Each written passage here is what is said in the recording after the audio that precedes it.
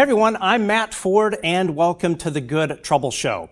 In just minutes on Capitol Hill, the House Committee on Oversight and Government Reform will hold a hearing titled Restoring Public Trust Through UAP Transparency and Whistleblower Protection. It's being led by the Task Force on the Declassification of Federal Secrets. I'm a little tongue-tied this morning. And it's chaired by Representative Anna Paulina Luna. Now, this isn't just about strange lights in the sky. It's actually about truth, accountability, and protecting whistleblowers who risk everything to tell the American people what's really going on. Now, also towards the end of the program, we have never before seen absolutely incredible footage of orbs, UAP orbs, operating right above the United States Capitol building. And this was just last night. Now, we are a one-man operation here. We rarely ever do sort of live streams here, so who knows what can happen. It's always an adventure. And then also, later in the program, it looks like we are going to have legendary News Nation journalist Ross Coulthart. He, of course, right now is doing his live stream of this incredible hearing on News Nation. We are a huge supporter of Ross and his work. So after he does his post show, he should be joining us as well. So today I'm joined by two great guests. I absolutely love these guys. So on the left of your screen, please welcome Vinnie Adams. He's the host of the Disclosure Team podcast, a leading voice in the UAP community, and he's been in the field investigating mysterious cases in Colombia and doing all sorts of great work on the UAP topic. Absolutely huge fan of this show. And on your right, please welcome JP Hague, an international attorney, dual qualified in England and Mauritius. I'm probably butchering that name right now, with deep expertise in law, governance, and compliance. Firstly, let's see if we can hear you guys. Please say hello. Hello, Matt. Good to see you. Hey, okay, JP, you there? All right, Good morning, Matt. All right, cool. So hopefully, so we're off to one great start. Audio's working there. So Vinnie, let's start with you. You and Dan Zetterstrom were, of course, the very first interview that I did, first two guests on the Good Trouble Show. And I still remember that first time, my first interview on this. I was so incredibly nervous. You guys were, are like UAP royalty. So you've been pretty darn busy at Disclosure Team. Tell the viewers at home about your show and some of the recent guests and who we may have be able to look forward to on your show. Yeah, firstly, thank you for having me. It's always great to do these congressional hearing shows with you. So I appreciate that. Yeah, Disclosure Team is always busy, regular weekly interviews. Recently, I've had Dr. Gary Nolan, and I've been branching out a little bit more, trying to speak to more experiences as well. I had Deborah Jordan-Corbell on recently. So, I'm finding talking to different people from different areas of the subject is really helping me kind of get that big picture understanding. So yeah, really good. Future guests, there's always so many in the pipeline. I think you know how it is. You send a million emails out. So I'm currently in that process at the moment of lining up the next few guests, but always exciting. And I'm sure there'll be some familiar faces and hopefully some unfamiliar faces too. Yeah, absolutely. Folks watching this program, if you are not a subscriber to Disclosure Team, we, of course, have them linked in the YouTube description. And Vinny's just an absolutely incredible journalist, investigator on the UAP topic, and has really wonderful guests. Now, on the right, JP. Now, you and I first met at a get-together at Lou Elizondo's home in Wyoming. Now, where in the world are you right now? That's right, Matt. And I have to say, you did butcher the name just a little bit. I'm in Mauritius, of course. Which is that as we get on well, we can say these kinds of things on air live. So yes, I'm based in the middle of the Indian Ocean, but much like Vinny, originally from the UK, where I began to experience some rather unusual things that we now call UAP. And it continued when I relocated here to Mauritius over 12 years ago now. So yeah, it's a good place to see activity. There's a lot of covert activity going on here, in my opinion, and it's a great place to be in the tropical sunshine. Excellent. And speaking of covert activity, everyone at home, if you are not following Chris Sharp at Liberation Times, he does just absolutely incredible journalism on the UAP topic. He is really, I think, one of the journalists that is just continues to produce an incredible amount of incredible journalism on the UAP topic. So folks at home, if you are not following Liberation Times, I believe it's liberationtimes.com, and yours truly just had a op-ed published on Liberation Times about some intimidation, physical intimidation, probably, some kind of covert thing the IC was running that happened to me after we published our article in the Daily Mail regarding the CIA Office of Global Access. I co-wrote that, of course, with Chris Sharp and Josh Boswell. So anyway, those of you that are not following the incredible work of Chris Sharp, you definitely are missing out.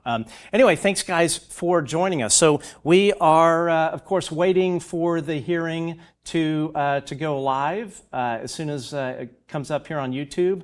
We'll immediately cut to it. So, Vinnie, are you optimistic about what we may see here? We have 5 witnesses here. Care to kind of walk us through a couple of those? Yeah, sure. I mean, like any congressional hearing, when it's in the public-facing sphere, I always temper my expectations because most people are aware that any classified or really serious information will be withheld and spoken about, in a skiff or in a private briefing or things like that.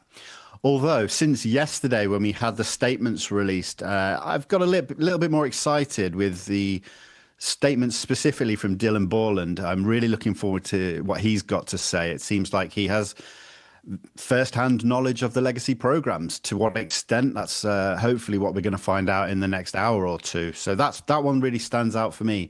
Also, Alexandro Wiggins, the guy who was, I think it was the USS Jackson, he was on board with this Tic Tac incident.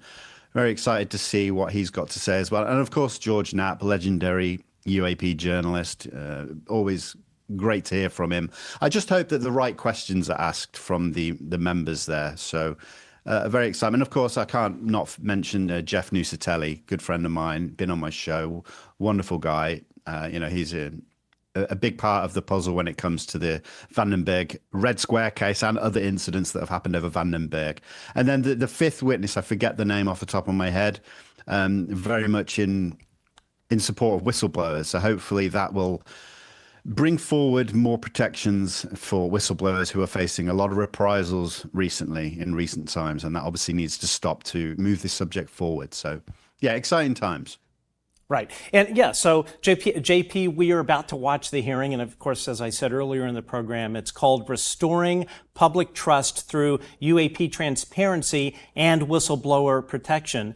And this, of course, is hosted by the Task Force on the Declassification of Federal Secrets by Congresswoman Anna Paulina Luna. So, JP, do you think the public trusts the American government when it comes to UAP transparency? And what is this whole whistleblower protection stuff about, and how does it relate to the UAP issue? Yeah, I think the U.S. government is a huge machine, and we have to be careful about what aspect of it that we're interacting with or talking about. And democracy is imperfect, and I think in the West we sometimes forget that. I mean, I'm based in the Southern Hemisphere, and I'm interacting with people from the East, and it's a different philosophy there. But we do expect a lot from our representatives. But what is the system that's more permanent and behind them? And it's often called the deep state. That's the real issue here. And of course, this massive coverall blanket, which we call national security, in the interests of national security. So it's a complex and a very finely balanced and delicate machine or cogs within the machine that are all interacting, and some aspects don't see others, and so on and so forth. But it's really a very complex thing. We have the true spirit of democracy being led here by Representative Luna, who ironically, we've just had the lunar eclipse 2 nights ago, and here we are with a Republican leader called Anna Paulina Luna. And so for me, this, in the spirit of the eclipse, it's about where is light going to be shed and where will the shadows be left behind, for a future time or a future date. So what I see here is a mixture of very interesting witnesses from the likes of the stalwart journalist George Knapp, who's really like, for me, the glue that's sort of bringing everything together with the people, the witnesses that he's interacted with over 3 decades or so. We have, some amazing military witnesses. And we also have an independent lobbyist or activist group on whistleblowing and protecting democracy, which is a really a good suggestion there that the committee brought in. And that's Joe Spillenberg, I believe. So he's a senior policy counsel. He's a lawyer like myself.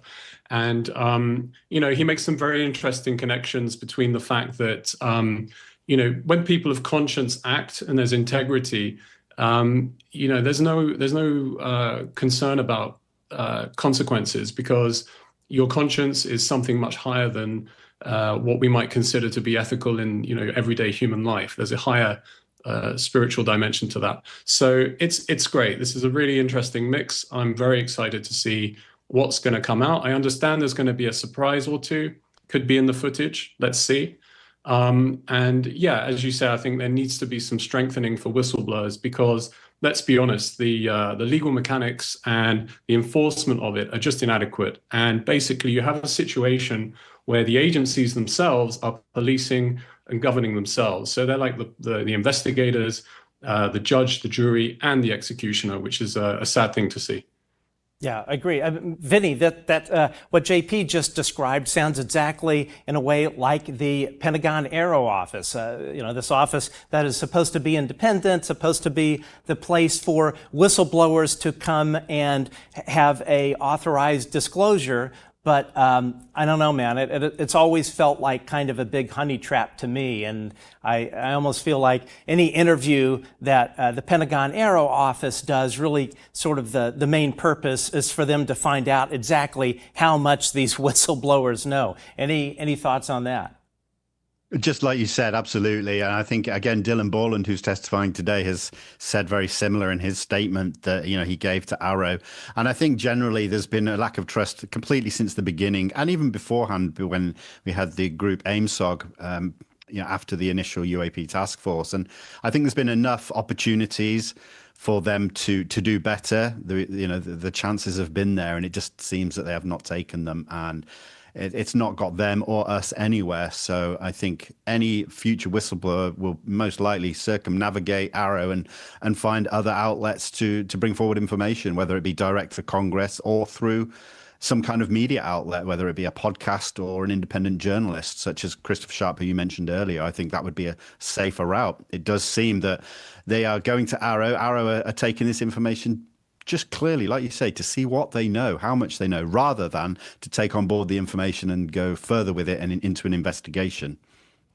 Yeah, and I think one of the interesting things that I believe has been occurring, that I think really relates to this whole AARO thing, is there has been, in my opinion, a strategic communications plan launched or hatched by the Pentagon, probably in coordination with the IC, that really began at the beginning of the year. And the reason I say that is, I think, back in late spring, early summer, you had this literal piece of garbage journalism in the Wall Street Journal by these two journalists, Aruna Viswanathan and Joel Schechtman.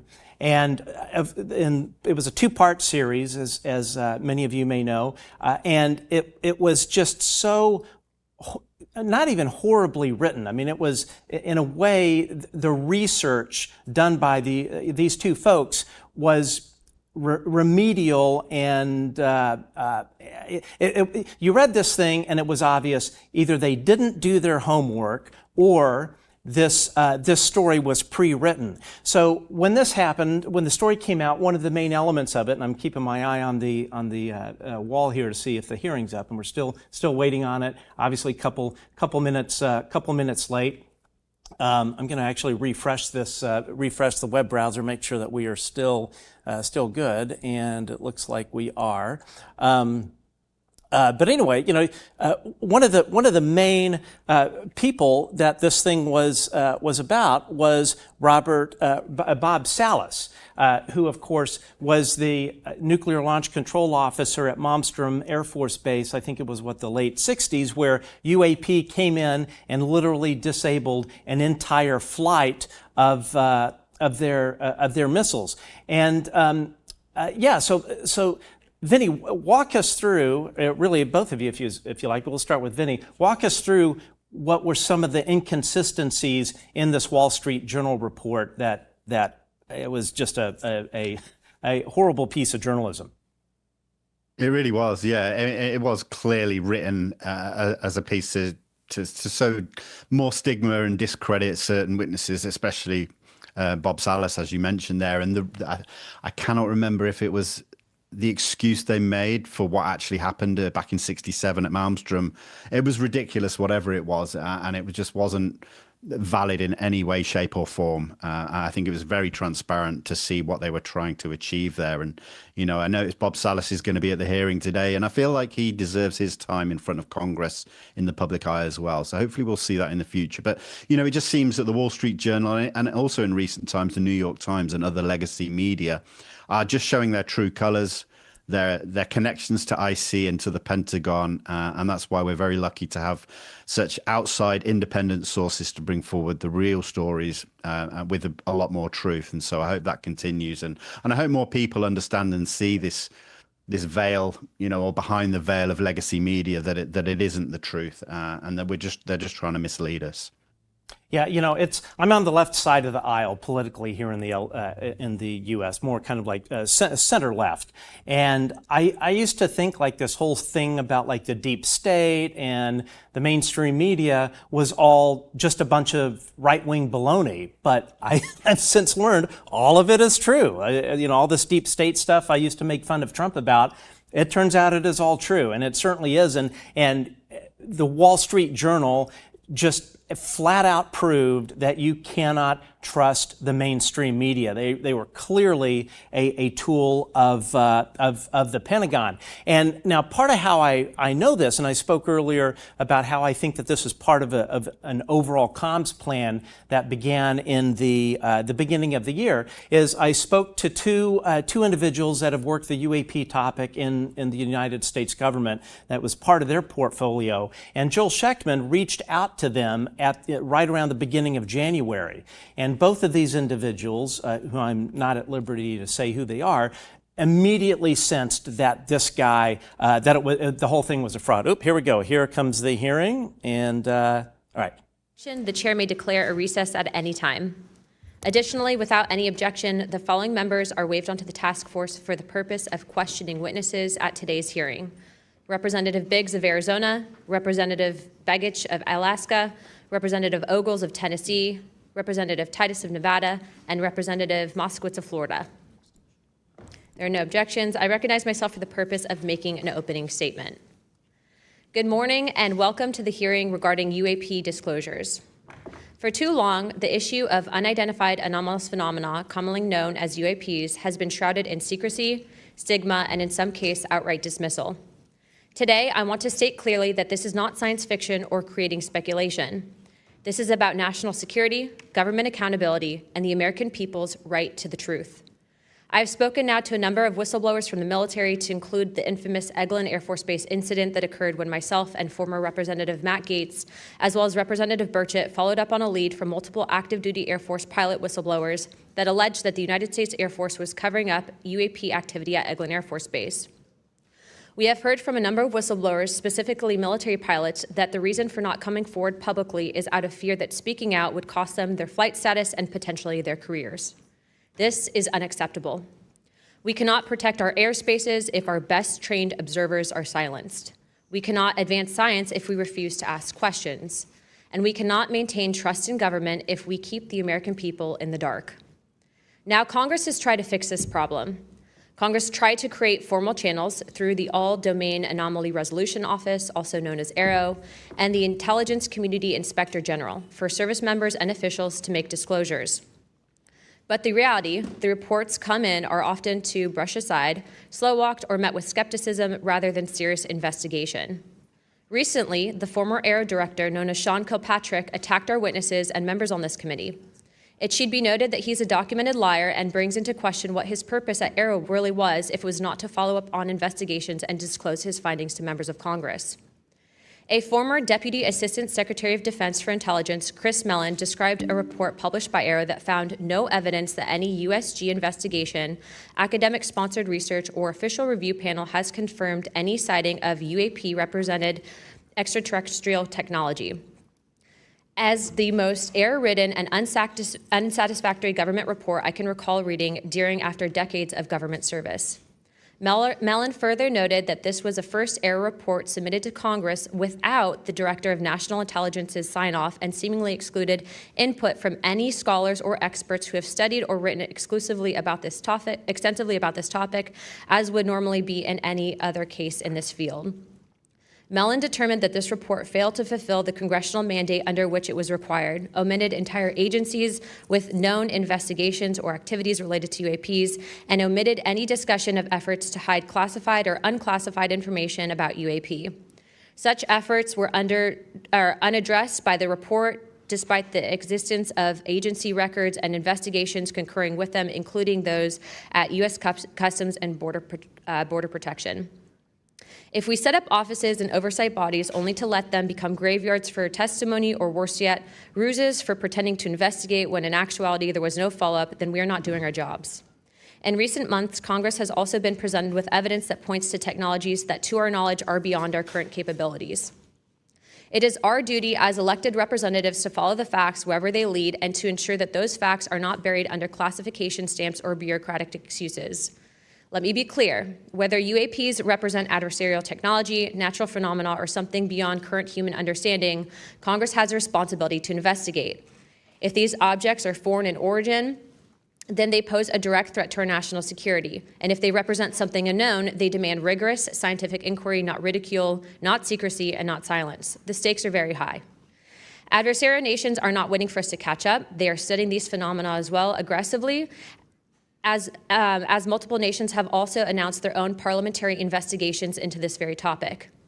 If we are to continue to hide information from ourselves, we risk strategic surprise. If we continue to ignore our pilots and service members, as well as countless government whistleblowers, we risk losing their trust. And if we continue to shield the truth from the public, we risk eroding the very foundation of democratic accountability. This is why this hearing matters. This is not about fueling speculation. This is about demanding the basic transparency from the Department of Defense and the intelligence community and other military contractors. It is about asking the questions every American has the right to ask. What do we know? What don't we know? And why in a free society are we being told so little?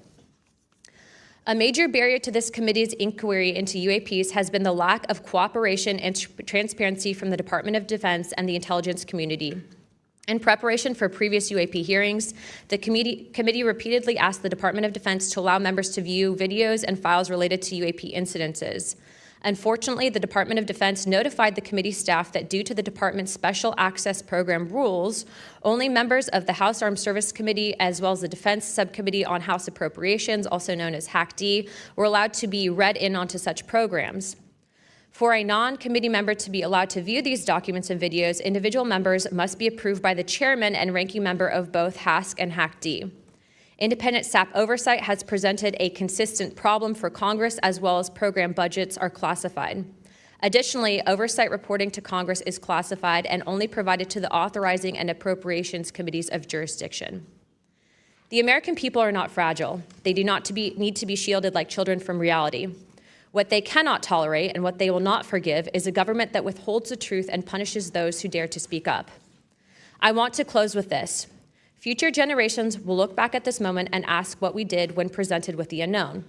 Did we look away, embarrassed or afraid, or did we pursue the truth with courage? I intend to be on the side of truth, transparency, and accountability, and I hope my colleagues on this task force will be able to do the same. To quote a few elected officials, Senator Schumer has stated, multiple credible sources allege a constitutional crisis over UFOs. Senator Rounds has stated that these are brilliant individuals and they are not making this stuff up. And our current Secretary of State, Marco Rubio, has stated very high clearances and high positions within our government in regards to these whistleblowers. Senator McConnell also described these whistleblowers as sane and credible. And the witnesses today are not alone. In fact, they're far from it. In fact, 34 senior military, government, and intelligence officials have broken their silence. This includes now Secretary of State Marco Rubio, Senator Rounds, Senator Gillibrand, General Jim Clapper, the former director of the government's UAP task force, the former head of aviation security for the White House National Security Council, the former Secretary of Defense, and many more. Again, to quote Secretary of State Rubio in an upcoming documentary known as The Age of Disclosure, even presidents have been operating on a need-to-know basis that begins to spin out of control. And to quote Senator Gillibrand, who also went public in this documentary, it's not acceptable to have secret parts of this government that no one ever sees. It's time for the fundamental truths of UAP to be revealed to our nation's leaders and the public. It's time for the U.S. government to exercise transparency. And with that, I yield to Ranking Member Crockett for the opening statement. Thank you so much, Madam Chair. At a time of increasing distrust in government, it is important for Congress to take action to restore the government's credibility. Bringing transparency to an issue of great public interest is a step toward doing just that. So I thank Chairwoman Luna for calling this bipartisan hearing to discuss Unidentified Anomalous Phenomena, or UAP, which is today's term for what was commonly known as UFOs, unidentified flying objects. And while some people think of flying saucers when they hear these terms, it is vital that we focus on the real-world impact of UAPs on critical infrastructure, civilian safety, and national security. There is good reason to believe that most UAPs have origins far closer to home. Currently, NASA has not found any evidence that any UAPs have an extraterrestrial origin.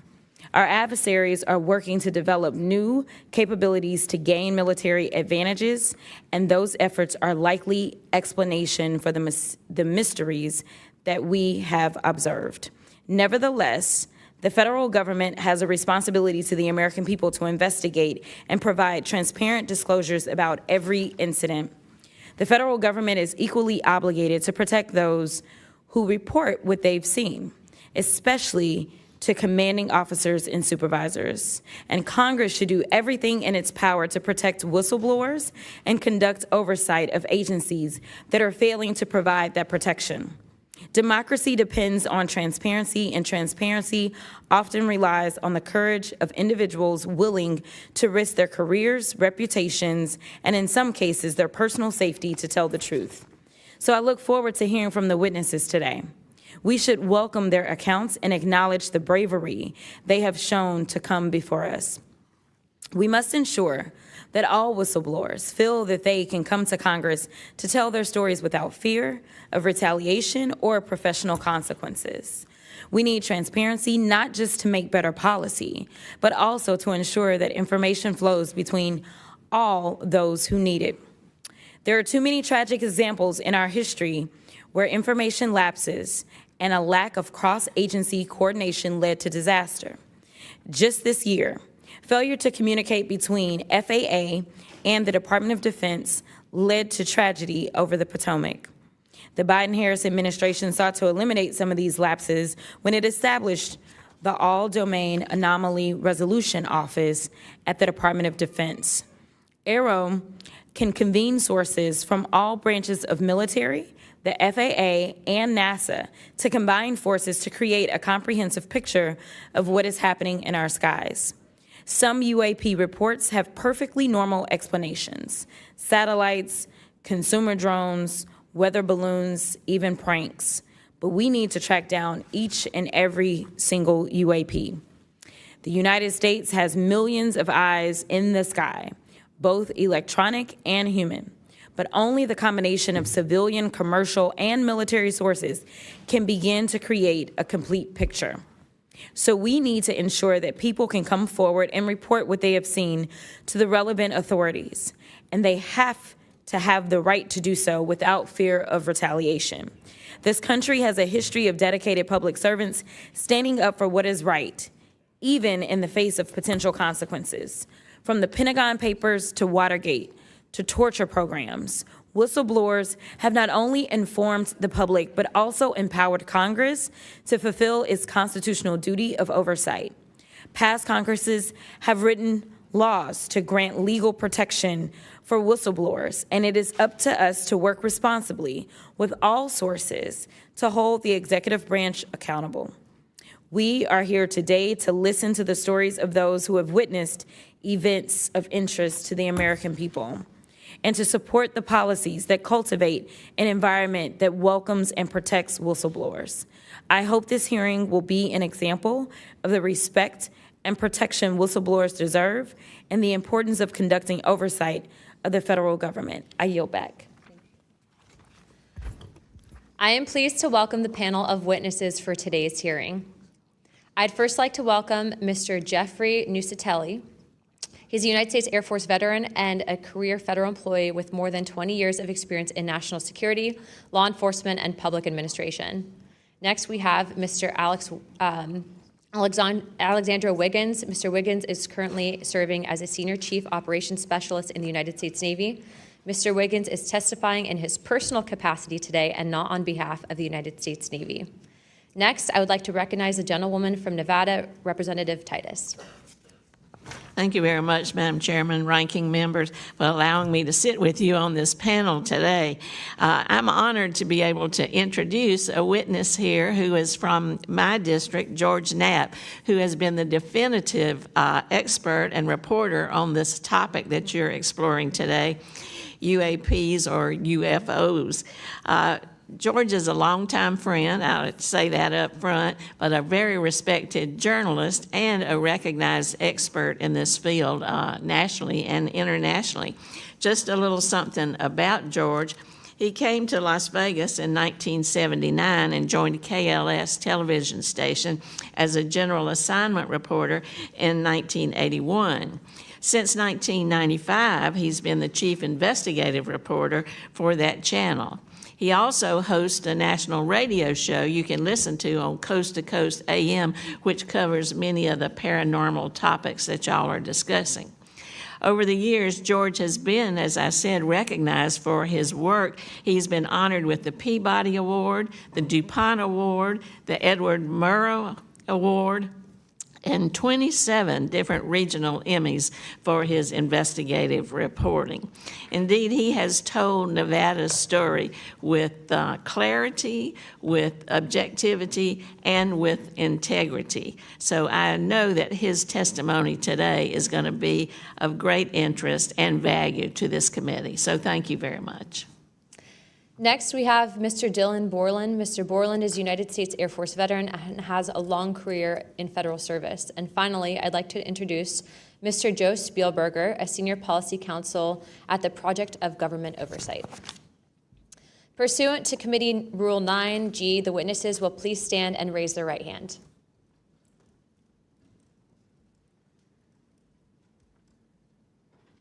Do you solemnly swear or affirm that the testimony that you're about to give is the truth, the whole truth, and the nothing but the truth, so help you God? Let the record show that the witnesses answered an affirmative. Thank you. You may take your seat. We appreciate you being here today, and I look forward to hearing your testimony. Let me remind the witnesses that we have read your written statements, and it will appear in full in the hearing record. Please limit your oral statements to 5 minutes, but I understand you have a lot to get through, so if it goes a little over, don't worry about it. As a reminder, please press the button on the microphone in front of you so that it is on and the members can hear you. When you begin to speak, the light in front of you will turn green. After 4 minutes, the light will turn yellow, and when the red light comes on, your 5 minutes have expired, and we will ask you to please wrap it up. I now recognize Mr. Nuccetelli for his opening statement. Good morning. Thank you, Chairwoman Luna, Ranking Member Crockett, and members of the task force for giving us the opportunity to testify today. My name is Jeffrey Nuccetelli. I'm a former military police officer with 16 years of active duty service in the U.S. Air Force. I'm here today because the American people have both the right and the responsibility to know the truth about unidentified aerial phenomenon. That truth remains hidden, classified and silenced by fear, retaliation, stigma, and confusion. Today, we are here to help break that silence. Between 2003 and 2005, 5 UAP incidents occurred at Vandenberg Air Force Base, home to the National Missile Defense Project, a top national security priority. At the time, we were conducting launches deemed by the National Reconnaissance Office as the most important in 25 years. These were historic launches. These facilities were vital, and they were repeatedly visited by UAP. Each incident was witnessed by multiple personnel, documented, investigated, and reported up the chain of command. We sent information up, but we got no guidance down on how to handle these events. I personally witnessed one of these events and investigated others as they occurred. 6 other service members have provided me with the information that I will share with you today. The incursions began on October 14, 2003, when Boeing contractors reported a massive glowing red square silently hovering over 2 missile defense sites. After several minutes, it drifted further east onto the base and vanished over the hills. This event, now known as the Vandenberg Red Square, was referenced by Representative Luna at the first hearing on this topic. Official Air Force records of this event are in possession by AARO and the FBI. Later that night, while I was on duty, security guards at a critical launch site reported a bright, fast-moving object over the ocean. I responded to the incident. Chaos ensued over the radio as the object approached rapidly. I heard my friends screaming, "It's coming right at us, it's coming right for us, and now it's right here." Moments later, I heard them say that it had shot off and was gone. When I arrived on scene, I talked to 5 shaken witnesses who described a massive triangular craft larger than a football field that hovered silently for about 45 seconds over their entry control point before shooting away at impossible speed. About a week later, another patrol reported a light over the ocean, behaving erratically. Believing it might be an unannounced aircraft, they declared an emergency, and an armed response force responded. Before the forces could arrive, the object descended and either landed or hovered on our flight line, and then took off again at impossible speed. The witnesses to this event were threatened and intimidated afterward. They were told to keep quiet and think about what they were reporting. After that, things did get quiet until about 2005, when another patrol reported a massive triangular craft larger than a C-130 silently floating over the installation. He watched it for a few minutes. It traveled west and disappeared into the night. And then I had my own encounter, again in 2005. I was off duty, sitting in my backyard with 2 other police officers when we noticed what first appeared to be a satellite in orbit, but it wasn't acting like a satellite. The light was strange, it was pulsing, and then it started to maneuver. It dropped in elevation. At times it would vanish from view and reappear in a different location in the sky, and eventually it reappeared 200 feet over my house. It was a 30-foot diameter sphere of light. My friends and I watched it for a moment, and then it gently accelerated and traveled up and disappeared into the stars. These events profoundly changed my life and the lives of my friends. We stand at a pivotal moment in history. The question is no longer whether these events are real, but whether we have the courage to face them. True leadership requires vision, a willingness to confront the unknown with transparency and resolve. So I ask the Congress to help we, the people, enact this vision. There are 3 goals. Fund independent research and treat UAP study with the same seriousness as we would any other scientific field. 2, end secrecy and overclassification. Transparency is the foundation of truth. Without it, witnesses like us are dismissed. 3, protect the witnesses. Many stayed silent out of fear for their careers, reputations, and the safety of their families. Protect them, and you will embolden others to join this cause. These phenomena challenge our deepest assumptions about reality, consciousness, and our place in the universe. Exploring them can unlock transformative breakthroughs in technology, biology, and human understanding. Let this be the moment when America chooses courage over fear, transparency over secrecy, and progress over stagnation. Let's show the world that our nation leads not only through strength, but through fearless pursuit of the truth. Thank you. Thank you, Mr. Nuccetelli.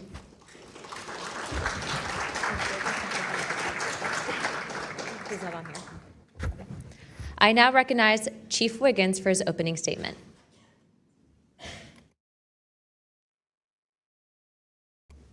Please press your button. Thank you. Good morning, Chairwoman Luna, Ranking Member Crockett, and members of the task force and the committee. Thank you for the opportunity to testify today. My name is Alexandro Wiggins. I'm an active duty U.S. Navy Operations Specialist, Senior Chief Petty Officer, father of 3, and dedicated American testifying today in my personal capacity. The views I share are my own, and I do not represent the official positions of the Department of the Navy or any subordinate organization.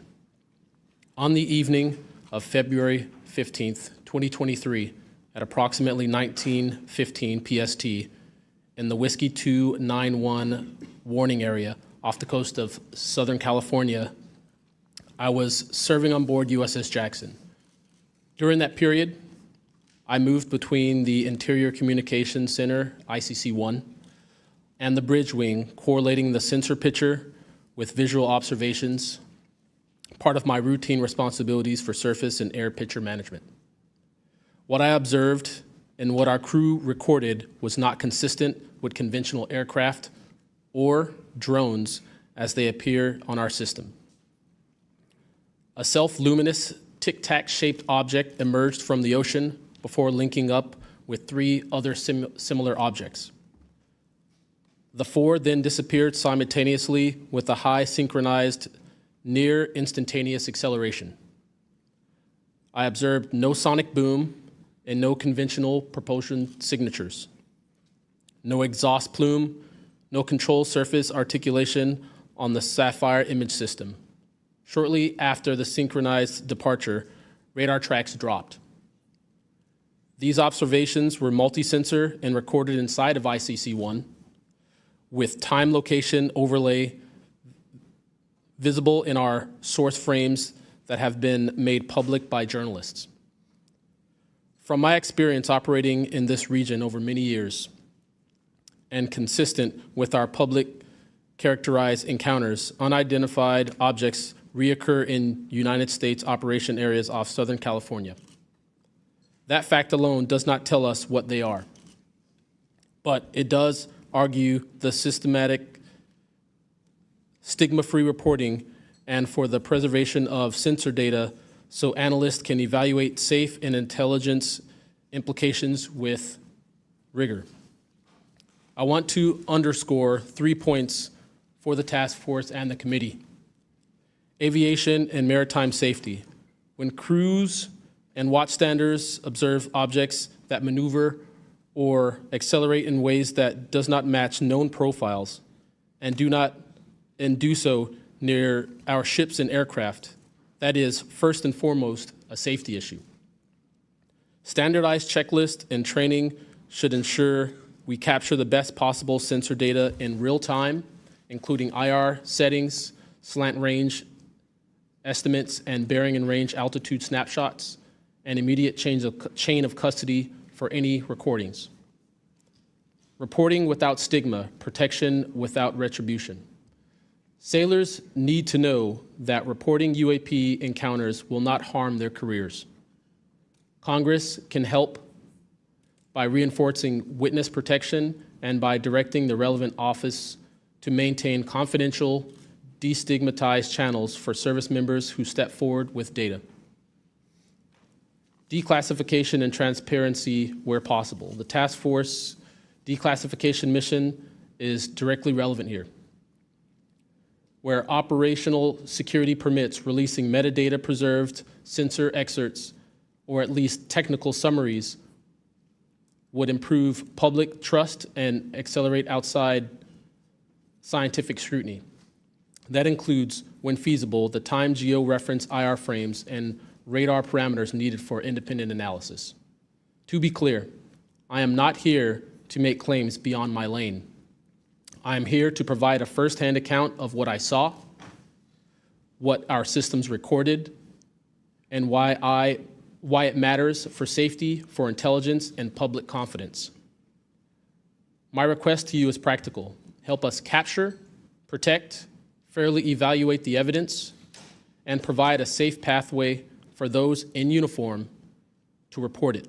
In closing, I want to thank the committee and the task force for holding this hearing and for placing this discussion in a forum where evidence can be examined carefully and openly.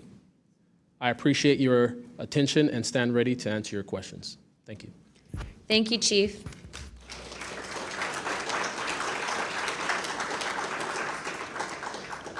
I now recognize Mr. Knapp for his opening statement. Good morning, Chairwoman Luna, Ranking Member, Ms. Crockett, and members of the task force. And Dina Titus, I just knew we were going to get you involved in this topic at one point. Great to see you here. I'm George Knapp, Chief Investigative Reporter at KLAS TV in Las Vegas. I began my pursuit of this weird mystery way back in 1987, and for 38 years, I've always approached this as a news story. It's not a matter of faith or belief. To me, it's a story, and it's an important one. I'm proud to be here alongside these witnesses today, men who have seen strange things and stepped forward to tell the world about it. Whistleblowers and witnesses who step up are routinely insulted, belittled, or worse. They risk their reputations, their careers, their clearances, their livelihoods, and sometimes much more than that, even their freedom. I know that one of the goals of the task force here is to figure out ways to protect whistleblowers and witnesses, and it's a tall order because so many of the things that happen to witnesses like these are extra legal. They're carried out by persons unknown, as Mr. Dave Grush, sitting up at the top of the room, knows all too well, including events in recent days that have happened to him.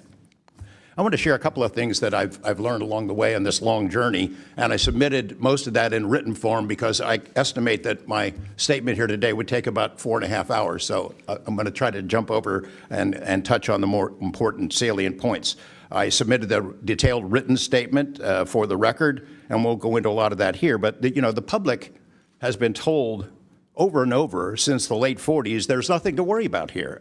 These mysterious craft seen by millions of people in the skies, in the oceans, over the land are not real. They're not a threat. The witnesses are wrong. They're crackpots.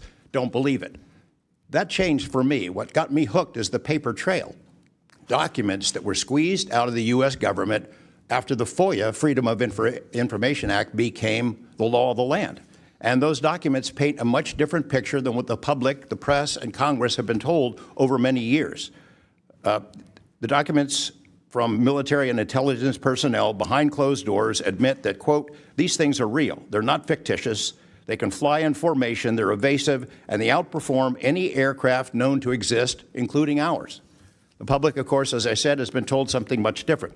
Back in 1989, I reported about a guy named Bob Lazar, who claimed that he worked at a facility dubbed S4 out in the Nevada desert, very near to Area 51. He said he was part of a reverse engineering program. He said there are alien craft that would be taken apart to figure out how they operated out there, and that was a pretty tall order. I had clearly taken a dive into the deep end of the pool there. But in the years since then, I've interviewed dozens of other people, and I've detailed what their testimony has been in the written statement. They include Senator Harry Reid, Senator Howard Cannon, also of Nevada, a guy named Al O'Donnell, who was the first general manager of EG&G in Nevada, which managed the Nevada test site, which blew up hundreds of nuclear weapons. There's a guy named Dr. James Lakatsky, who was a career scientist with the Defense Intelligence Agency, who was the guy who initiated a program called OSAP, Advanced Aerospace Weapons Systems Application Program, which is, as far as we know, the largest acknowledged UFO program ever funded by the U.S. government, which put together an amazing pile of information that members of this committee and the world most of which they have never seen. The DIA still hasn't released 95% of what was prepared by that program at a cost of millions and millions of dollars. The one name I do want to bring up in this session, though, is Robert Bigelow. So looking into the idea of crash retrievals and reverse engineering, while OSAP, that program, was active, the DIA's contractor, Robert Bigelow of Las Vegas, made a bold attempt to acquire physical proof of UFO crashes. It's been widely reported and suspected that Lockheed Martin is one of the contractors, the defense contractors, that has held this stuff, stored it away in secrecy, and tried to figure out how it works. I have confirmed on the record that Robert Bigelow and a trusted colleague from OSAP met with and negotiated with senior executives at Lockheed Martin and hammered out a deal wherein Bigelow's company, Bass, would receive a quantity of unusual material that had been stashed away and protected at a facility in California. That material was not made here. I want to move on now to the Russia files, because that was going to be sort of the central impetus of what I was going to talk to you about today. Back in the early 90s, I got into Russia, met with a number of their defense officials, Ministry of Defense and others, who confirmed for me that Russia had been doing the same thing the United States had been doing, that is, secretly studying UFOs while publicly saying something completely different. The documents and interviews that I obtained and have now shared with this task force show that the USSR launched what is almost certainly the largest UFO UAP investigation in the world. The first phase of that was an order was sent out to the entire USSR military empire that every unit, you see anything strange in the sky, a craft, an orb, something unusual, you had to gather all the evidence, collect testimony from the witnesses, look for physical evidence, and all of that information went into one program at the Ministry of Defense. Thousands and thousands of these reports came in. A lot of them were first routed to the KGB, but then back to another program that came after this collection effort called Thread 3. And Thread 3 was an analysis program. We have provided to the committee the documents of what they were trying to do, and essentially they were trying to build their own UFOs. They were using the information from their observations and studies to try to figure out that technology. The guy who was in charge of that program, Colonel Boris Sokolov, told me that their goal was to basically develop technology that would be superior to anything we had, based on what they learned from UFOs. Mr. Knapp, just in the name of time, Sure. to my understanding, did you have anything you wanted to submit for Congress to see in this committee? I have submitted those documents. Would you like to play any videos? Do you have a video that you would like to play? I don't think it's for me to play. No, that was for Alexander.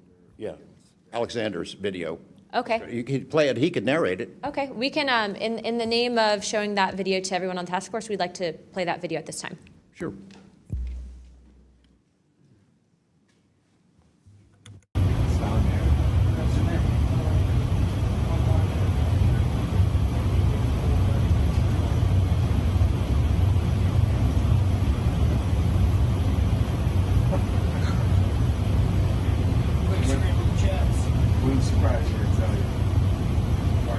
You call it the VVSS team.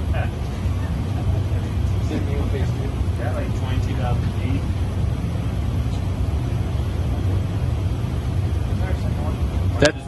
That shit took off earlier.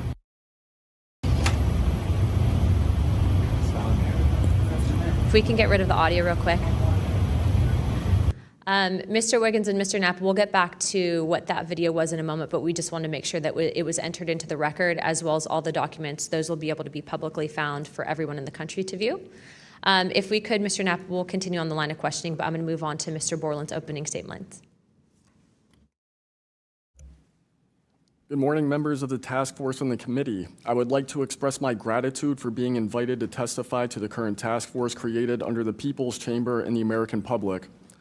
As an American citizen, veteran, and intelligence community professional, it is an honor and a privilege to serve under oath before you on behalf of our country. I speak for myself and no former agency or company I have been previously affiliated with. My name is Dylan Borland, a former 1N1 geospatial intelligence specialist for the United States Air Force in an active duty enlisted capacity from 2010 to 2013. I've also been employed with BAE Systems and Intrepid Solutions as a senior analyst expert in analyzing video, radar, and advanced electro-optical imagery for official identification of aerial order of battle, as well as naval and ground order of battle. I'm a federal whistleblower, having testified to both the ICIG and AARO with direct firsthand knowledge of and experience with craft and technologies that are not ours and are reportedly operating without congressional oversight. Because of my direct knowledge of the reality of certain legacy UAP programs, my professional career was deliberately obstructed, and I have endured sustained reprisals from government agencies for over a decade. From 2011 to 2013, I was stationed at Langley Air Force Base, Virginia, conducting 24-hour operations via manned and unmanned aerial vehicles for Special Operations Forces in the global war on terror. During the summer of 2012, my team was on standby for weather, and I returned to my barracks on base, and at approximately 01:30, I saw an approximately 100-foot equilateral triangle take off from near the NASA hangar on the base. The craft interfered with my telephone, did not have any sound, and the material it was made of appeared fluid or dynamic. I was under this triangular craft for a few minutes, and then it rapidly ascended to commercial jet level in seconds, displaying zero kinetic disturbance, sound, or wind displacement. Some years after that experience, I was further exposed to classified information from the UAP legacy crash-retrieval program through a sensitive position I held within a special access program. During this time, intelligence officers approached me in fear for their own careers, citing misconduct within these programs and similar retaliation that I was already enduring at this time. These issues include medical malpractice committed by Veterans Affairs staff, denial of work I performed while enlisted in the United States Air Force, forged and manipulated employment documents, workplace harassment, including colleagues being directed to not speak with me, manipulation of my security clearance by certain agencies, blocking, delaying, and ultimately removing my ability to be employed within the IC. The retaliation I face and the retaliation against individuals I know who worked in these programs is what convinced me in March 2023 to become a whistleblower. I came forward out of concern for people's lives and to ensure I did everything I could to let our elected representatives know the truth about what is really happening in the executive branch. At the end of March 2023, I agreed to meet with AARO following the suggestion of other federal officials believing it was what our nation required of me. I had reservations with AARO due to assessments they were reporting publicly at the time as a misrepresentation of the truth. Because of these concerns, I did not share sources and methods information in order to protect current and former federal personnel who had firsthand exposure to technologies of unknown origin. I did not want anyone to face further retaliation beyond what they had already endured. And unfortunately, a staff member ended up getting in some trouble because of that. After David Grush testified under oath in the summer of 2023 and provided historic disclosure, I was then asked to go to the ICIG and did so in August 2023. It was very clear early on during my intake interview, which was video recorded under oath, that the objective was to solely assess how much I know and not move forward with an investigation with new information I provided them. The aftermath of that IG complaint still troubles me to this day. Since my ICIG complaint, I've been prevented from resuming prior employment and can confirm I'm still blacklisted from certain agencies within the intelligence community. In addition, multiple agencies attempted phishing attacks to assess what I had divulged to the Inspector General, including being asked to disclose details of my ICIG complaint during a CI polygraph for a position unrelated to UFO UAP matters as recently as November 2024. As I sit before you today, I and many other whistleblowers have no job prospects, no foreseeable professional future, and a nation every single one of us came forward to defend. Numerous individuals have come forward in various ways to reveal the truth of the UAP reality as patriots and defenders of our nation. Yet many feel discarded, isolated, hopeless, separated from the country they serve. Efforts to rectify this situation for all whistleblowers have been difficult and troubling. And to my fellow whistleblowers and officials who know this information, I offer you my apology, something that I have never gotten, and I'm giving it to you. I swore an oath to the Constitution of the United States, an oath that demands truth and transparency for our democratic republic to function. Each day, these truths remain hidden from our citizens. Humanity drifts further from the principles our nation was founded to uphold. Each day, victims of crimes committed by agencies and companies maintaining this secrecy are denied justice as another day our Constitution is shredded. In 2023, Patriots provided this committee and the executive branch with undeniable proof of the UAP reality, and I commend your continued commitment. The future of humanity is one which we either travel to the stars or regress to the Stone Age with this technology. My career has been to deliver critical information to decision makers. Your role as elected by your representatives is to act on it. The time to act is now. Thank you.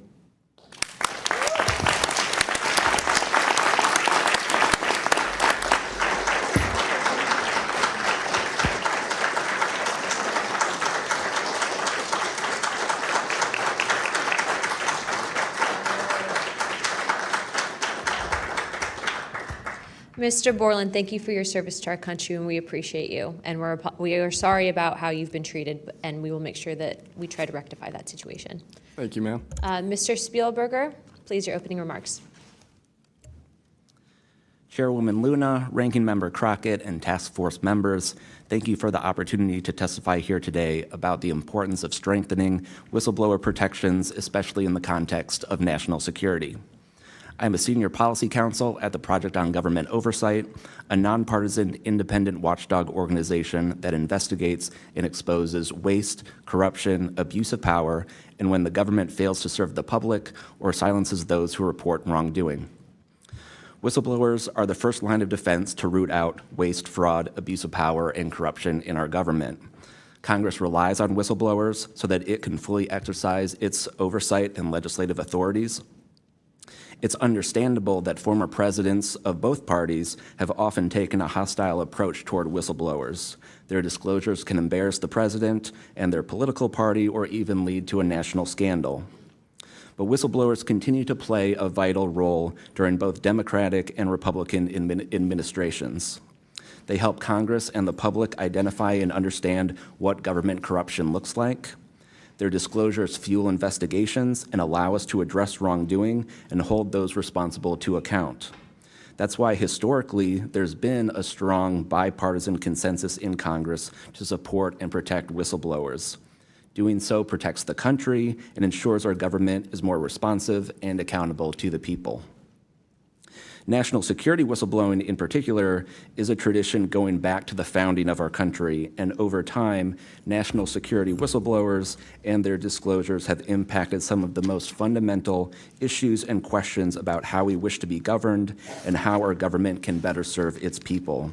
From the role the U.S. plays around the world to holding powerful actors accountable, government ethics and transparency, human rights and civil liberties, executive branch authority, First Amendment freedoms of speech and dissent, freedom of the press, and the public's interest and right to know. Despite this invaluable public service, blowing the whistle comes at great personal risk. Whistleblowers risk losing their jobs, careers, livelihoods, and reputations. They can face retaliatory investigations, lawsuits, and even serious criminal charges. And they can endure deep mental, emotional, and psychological harm. All of that risk to speak the truth, to ensure that agencies fulfill their core missions, and that they serve the best interests of the people. Those who retaliate against whistleblowers don't just violate their legal rights, they inflict real harm on our government and betray the public's trust. Targeting whistleblowers instead of the corruption they expose wastes agency resources and further allows that corruption to continue unaddressed. It can instill a chilling effect across an agency, fostering a climate of fear and distrust, quieting dissent and free speech, and deterring potential whistleblowers from coming forward in the future. Whistleblowers are often some of the most dedicated and principled public servants we have because of their willingness to put themselves on the line to do what's right. And Congress has historically supported them, again, on a bipartisan basis, but unfortunately, whistleblowing has increasingly become more politicized, with support for whistleblowers often hinging on which party is in power and which party is politically inconvenienced by the misconduct being exposed. But to be clear, targeting whistleblowers individually risks undermining whistleblowing, period. POGO advises members of Congress on both sides of the aisle to focus on the evidence, not the individual. We will always need whistleblowers to achieve the government that best serves its people, because when people of conscience, integrity, and good character refuse to speak up out of fear, complacency, or self-preservation, and leave corruption to fester behind closed doors, that is probably the most dangerous risk of all. If we are serious about increasing government transparency and restoring the public's trust, we need public servants committed to the truth.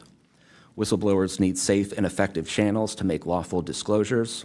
They need stronger protections against retaliation. And when they do face retaliation, they need a fair shot to be made whole. Congress has made strides to pass whistleblower legislation, and these laws need to be updated and expanded so that whistleblowers truly receive the protections they need, retaliators are held accountable, and we can achieve the type of government the people deserve. We strongly urge Congress to continue its historic tradition of championing the rights and protections of all whistleblowers. Thank you again for the opportunity to testify here this morning. POGO is committed to working with you and the Oversight Committee to address these critical issues. I look forward to any questions. Thank you, sir, very much. Additionally, without objection, the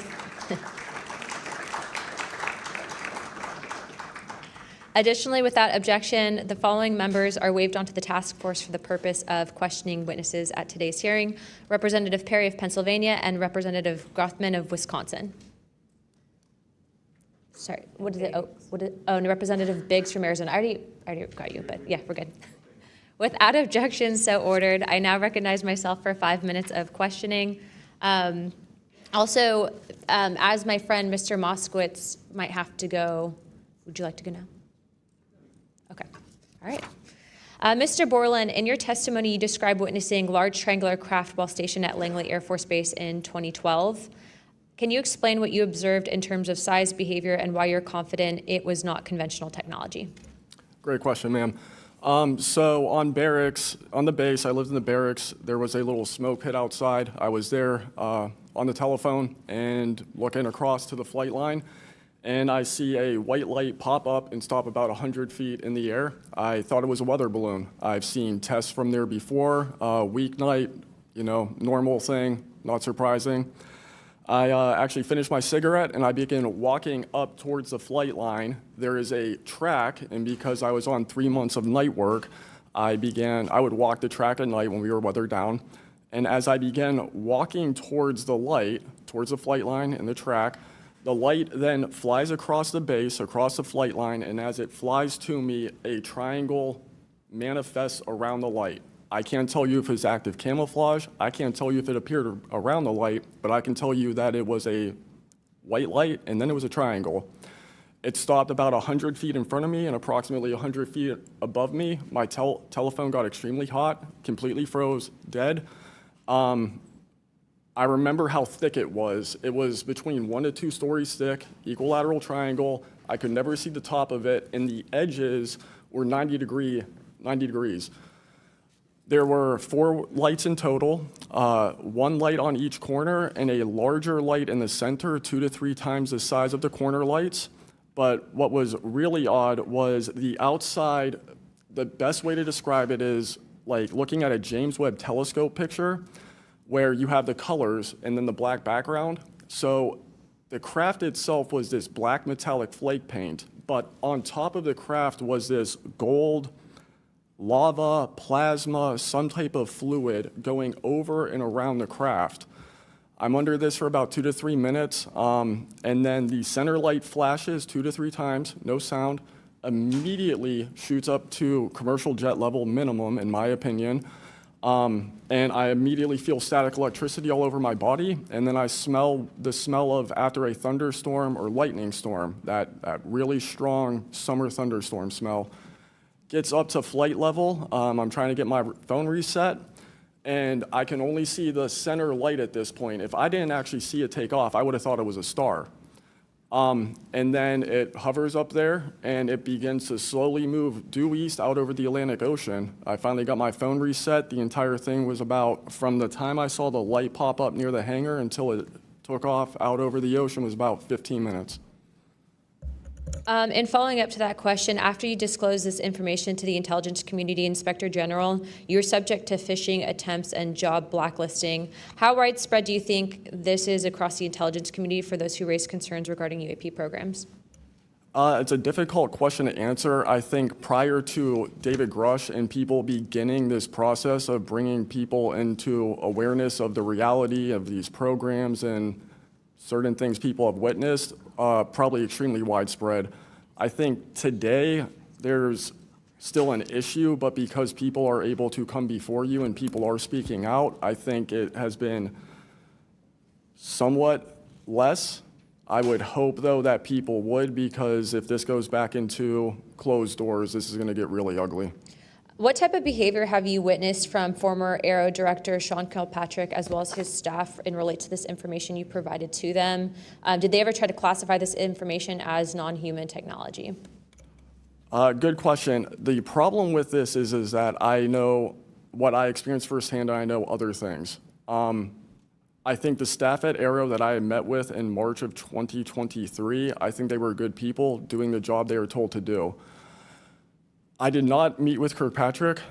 He was either not present or did not want to meet me that day. However, they did classify information about the reality of this subject, and it was very concerning because in my AARO MFR, they had actually referenced a former staff member that was the one who told me to go there, and they probably shouldn't have done that. And real quick before my time is up, and we might go to second round of questioning just so you're all aware, how important, given everything that you've seen and experienced, is the UAP Disclosure Act of 2025 in restoring both public accountability and trust? I think very important. I would hope, though, that the 7-year window could be shrunk, my opinion, but very important. The truth needs to be known. Thank you very much. I now recognize Jared Moskowitz of Florida. Thank you, Madam Chairwoman. Thank you for allowing me to wave on to the committee. I remember, the last committee when we had a bunch of former military personnel folks that either served on bases, were pilots, or were in different programs experiencing knowledge. It made me recognize that the narrative has changed, right? It's politically convenient for the government if you all weren't military folks in suits. It would be much better if you pulled up in Winnebagos and were wearing hats. And so the picture of this, because that's important for the American people and how you tell a story, what the message looks like, and who the messenger is. So this is now the second or third committee where we have former military folks with impeccable records, with information and knowledge. And it's definitely clear on a bipartisan basis that we have to protect our whistleblowers. There's no doubt. And in a day in which it's really hard to tell what's true or not from a political standpoint. And so I don't really know what is true. I don't know on this subject. But I do know when we're being lied to. And we are definitely being lied to. There's just no doubt about that. Mr. Wiggins, I want to talk to you. I find your background and testimony compelling. When you first saw what you were looking at, what were your first thoughts? My first thoughts were, I think everything that I was told and taught as a kid and as growing adult no longer, was applicable. If I'm able to see something that I thought defies gravity in such a way, then what else could be possible? That was my first thought. So did you think what you were looking at was a weapons program that you were unaware of, or did you think what you were looking at was obviously some extraterrestrial piece of technology? Neither one of those crossed my mind. It was just. How about now? What do you think it is now? I'm not the expert. I think it. I want to be as skeptical as everyone else and just hope to know the information. Anyone in the U.S. government tell you what you were looking at to try to dissuade you from what you thought it was? No. So no one was like, oh, there was some anomaly with the technology. No one from the government did that? No one. How do you think you were treated when you reported this information or have talked about, you know, the Tic Tac video is well out there. It's well reported. How were you treated? I've had no pushback at all. I haven't had anyone reach out to me or try to, you know, dissuade me in either direction, militarily speaking. So I was treated fair, and I appreciate the Navy itself with assisting me with coming here to being able to testify. That's good. So what do you think the American people should take away from watching your video, right? Because when we watch it, obviously, right, we've never seen anything like that. It defies what we know to be technologically possible. What are we supposed to think? Someone's lying about something. Someone's hiding something, right? That's not normal what you looked at. I think what the American people should think when seeing that video, along with others before me, is that there is something out there, and we should know as the people what it is. Right, and so let's eliminate possibilities. So they didn't come to you and say there was a technological error with what you were looking at. So we put that aside, right? They didn't say it was broken. So we look at that and we see something. So it's either a weapons program being reverse engineered by our governments or other governments, or it's nobody's government, and it's not from here. Those are it. You agree with that assessment? I agree. One or the other. Mr. Borland, when you first experienced what you were looking at, what did you do next? Like, what was your next step after it had passed and you were done? I actually kind of laughed to myself and said, okay, so this exists as well. Worked in enough programs, been exposed to enough that I was like, okay, so this is a real thing. I went back, walked the track, talked with a couple of my friends about it. I did talk with some of my coworkers, one in particular, which I thought was a joke, and it definitely wasn't, was like, you probably should never say this to anybody. And then what happened to me happened, so. What about you, Mr., how do you pronounce your last name? Nuccetelli. Nuccetelli. And sorry, I know I'm running out of time, Madam Chairwoman. So obviously your incident happened well before we could record things on cell phones and things of that nature, right? What did you do when you first experienced? Because what you saw, right, you saw it happen like right out of your base. Correct. So tell me what you did after you saw that. What was like your next move? And I want to hear what your experience was. My next move, I went into my house after it left. I made sure no one had been abducted, and I picked up the landline. I called the Security Forces Command Center. I reported it. I requested that they give me a call back and make notifications up the chain of command. I got a call back in about 15 minutes.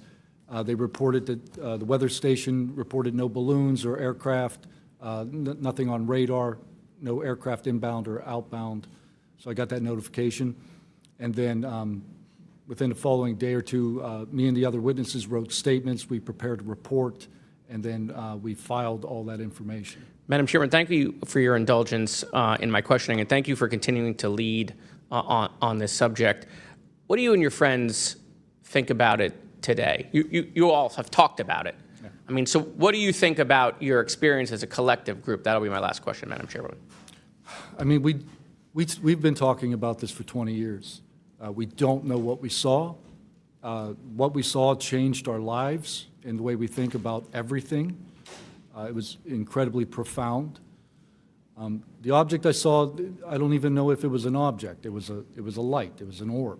It didn't look like a craft, but it did look solid. And that's what we talk about. We noticed the object, and this was a pattern across all the encounters. Someone would see a light. They would pay attention to the light. And then the object responds. It performs for you. And then they come down and they investigate you. So it's almost like they're curious. So that's the thing we primarily talk about. Why did it come after we noticed it? Maybe it noticed us after we noticed it. You're welcome. I now recognize Representative Mace for 5 minutes. Thank you, Madam Chair, and I want to thank all of our witnesses for being here today. Mr. Borland, I'd like to start with you and ask a few questions. Were there any other witnesses when you saw the equilateral triangle? Were there other witnesses that saw the same thing? Not to my knowledge, ma'am. At that point, the only people that would be awake is those of us that were doing operations for the GWAT and then security forces. So not to my knowledge. And do you think that, in your opinion, that the equilateral triangle was the U.S. government's technology? I did once upon a time, but knowing what I know now, I'll have to answer that question in a skiff probably. Well, my next question is, you teased us, so knowing what you know now means what? I know enough to know that if you want an answer to that question, go to AARO. They have the answer. Do you think it was a foreign government? I do not, no. And AARO is supposed to be disclosing. The last time I was in a skiff with AARO, they said they were going to be doing disclosures. Had they been doing much of that? I don't have an answer to you you. I don't know. I know what AARO reports publicly, and I know what I've been through. Yeah. And some of this stuff can be, I think, debunked, right? Sometimes there are weather balloons that look kind of a little funky, or drones or whatever, depending on the angle, direction, speed, et cetera. Are you scared for your safety? That's a complicated question. So being here today, if I say the wrong word, technically I can be charged with espionage. Espionage is a death penalty. Whistleblowers have faced it. John Kiriakou, for example. I am not scared for my physical safety in the sense of an agency or company coming to kill me, but I have no job. My career has been tarnished. You know, I'm unemployed, living off of unemployment for the next 3-4 weeks until that's gone.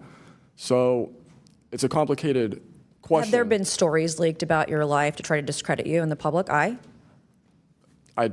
As of now, I don't know. We know they did that to Mr. Grush. I am aware. Yes, ma'am. They leaked his private medical information, horrific things. It is. Okay, you said in your testimony earlier with the chairwoman, you know other things. I guess that has to be mentioned in a skiff.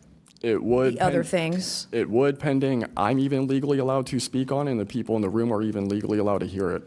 And is that, would we need to know the compartmentalized word, like what the code word is, or the name of the program, the special access program, in order to even hear it? You have to know the word, right? I would suggest, the name of it, right? I would suggest that to be asked to DNI Gabbard and work with her for that, because I can't give you the answer on what is the requirement. But this is what the U.S. government does, right? They compartmentalize the information. Only certain people know the name of the program, and if you don't know it, you can't get the information. If you don't have the name, you don't know what to ask for. Even when we're reviewing the budget, we go into a skiff, we look at DOD budget and the budget of black box programs, and we don't know what we're looking at because we don't know what these programs are.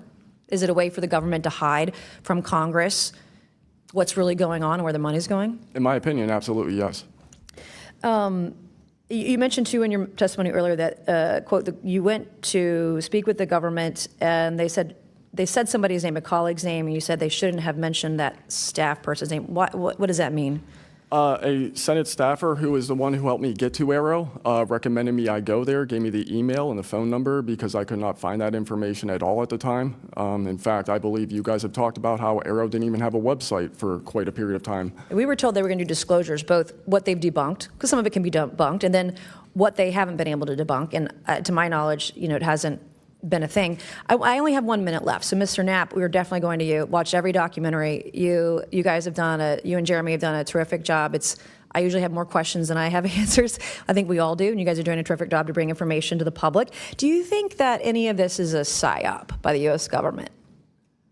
Entirely possible. I mean, our government and other governments have admitted that they've tried to use UFOs to cover secret projects. But I think they also do some reverse engineering of those claims. So years after people start seeing UFOs over Area 51, for example, they come up with the story, oh yeah, that was, we planted that story. So I read in a major newspaper just a couple of weeks ago, they planted this story. An Air Force colonel went out into the desert, went to a bar at Rachel, and gave them some fake UFO photos. And that's how the whole story about Area 51 started, which is preposterous. Yeah, and I didn't even get to the Crash-retrieval program stuff yet, Ms. Chairwoman. There's just so much. Okay, thank you so much for your time today. I wish we had more time. Thank you, Madam Chair.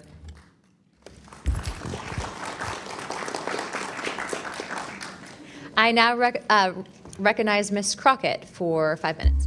Thank you so much, Madam Chair, and thank you so much to each of the witnesses that have come before us today.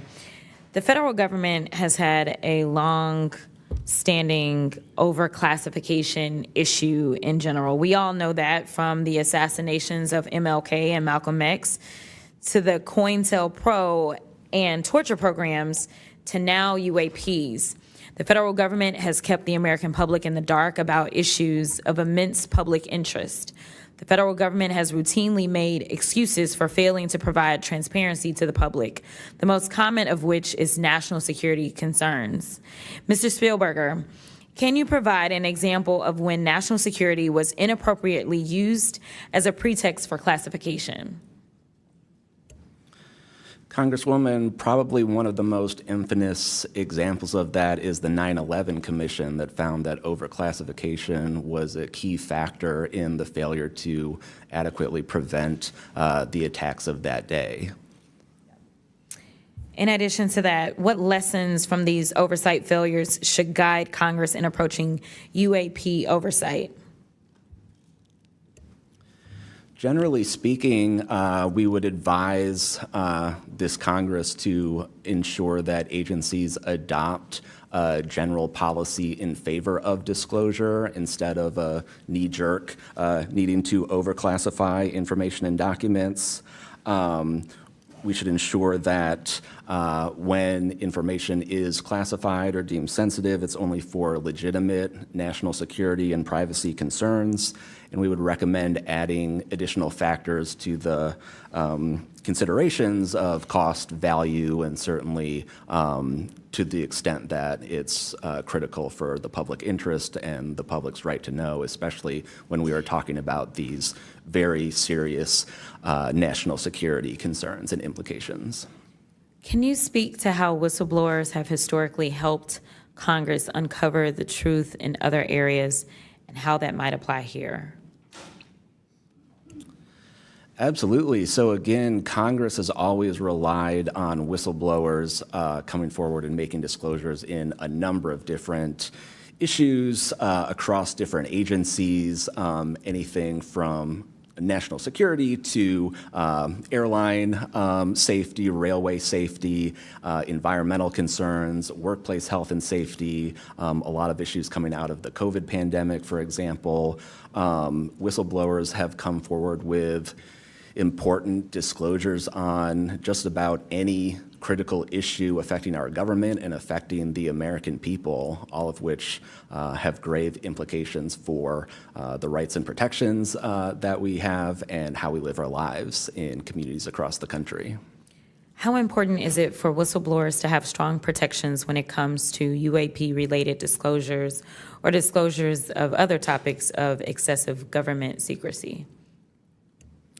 It's absolutely vital. This has been one of the disappointing failures of doing this work, of advocating for stronger whistleblower protections. We recognize the invaluable public service that brave whistleblowers play in coming forward, again, taking all of these risks that we've heard about just to speak the truth, to get important information out in the public consciousness, but they can only do so when we have safe and secure channels for reporting, when there is trust in the independence of agency watchdogs like inspectors general, like the Office of Special Counsel, like the Merit Systems Protection Board, that play critical roles in investigating whistleblower disclosures and enforcing the protections of whistleblowers. All of that is essential to allow whistleblowers to keep coming forward and playing these incredibly important public roles. Thank you so much. Let me just say this. People look at Congress, especially now, and they see a lack of unity. They don't see the ability for us to come together really on much of anything. I will say that I do applaud the chairwoman and the work of this committee because for once I feel like we are focusing on governing, which should be about transparency. The reality is that we cause more harm than good when we allow a lack of transparency to fester. It allows for all types of conspiracy theories instead of us actually making the investments that we need to make to get the information and actually provide it to the American people.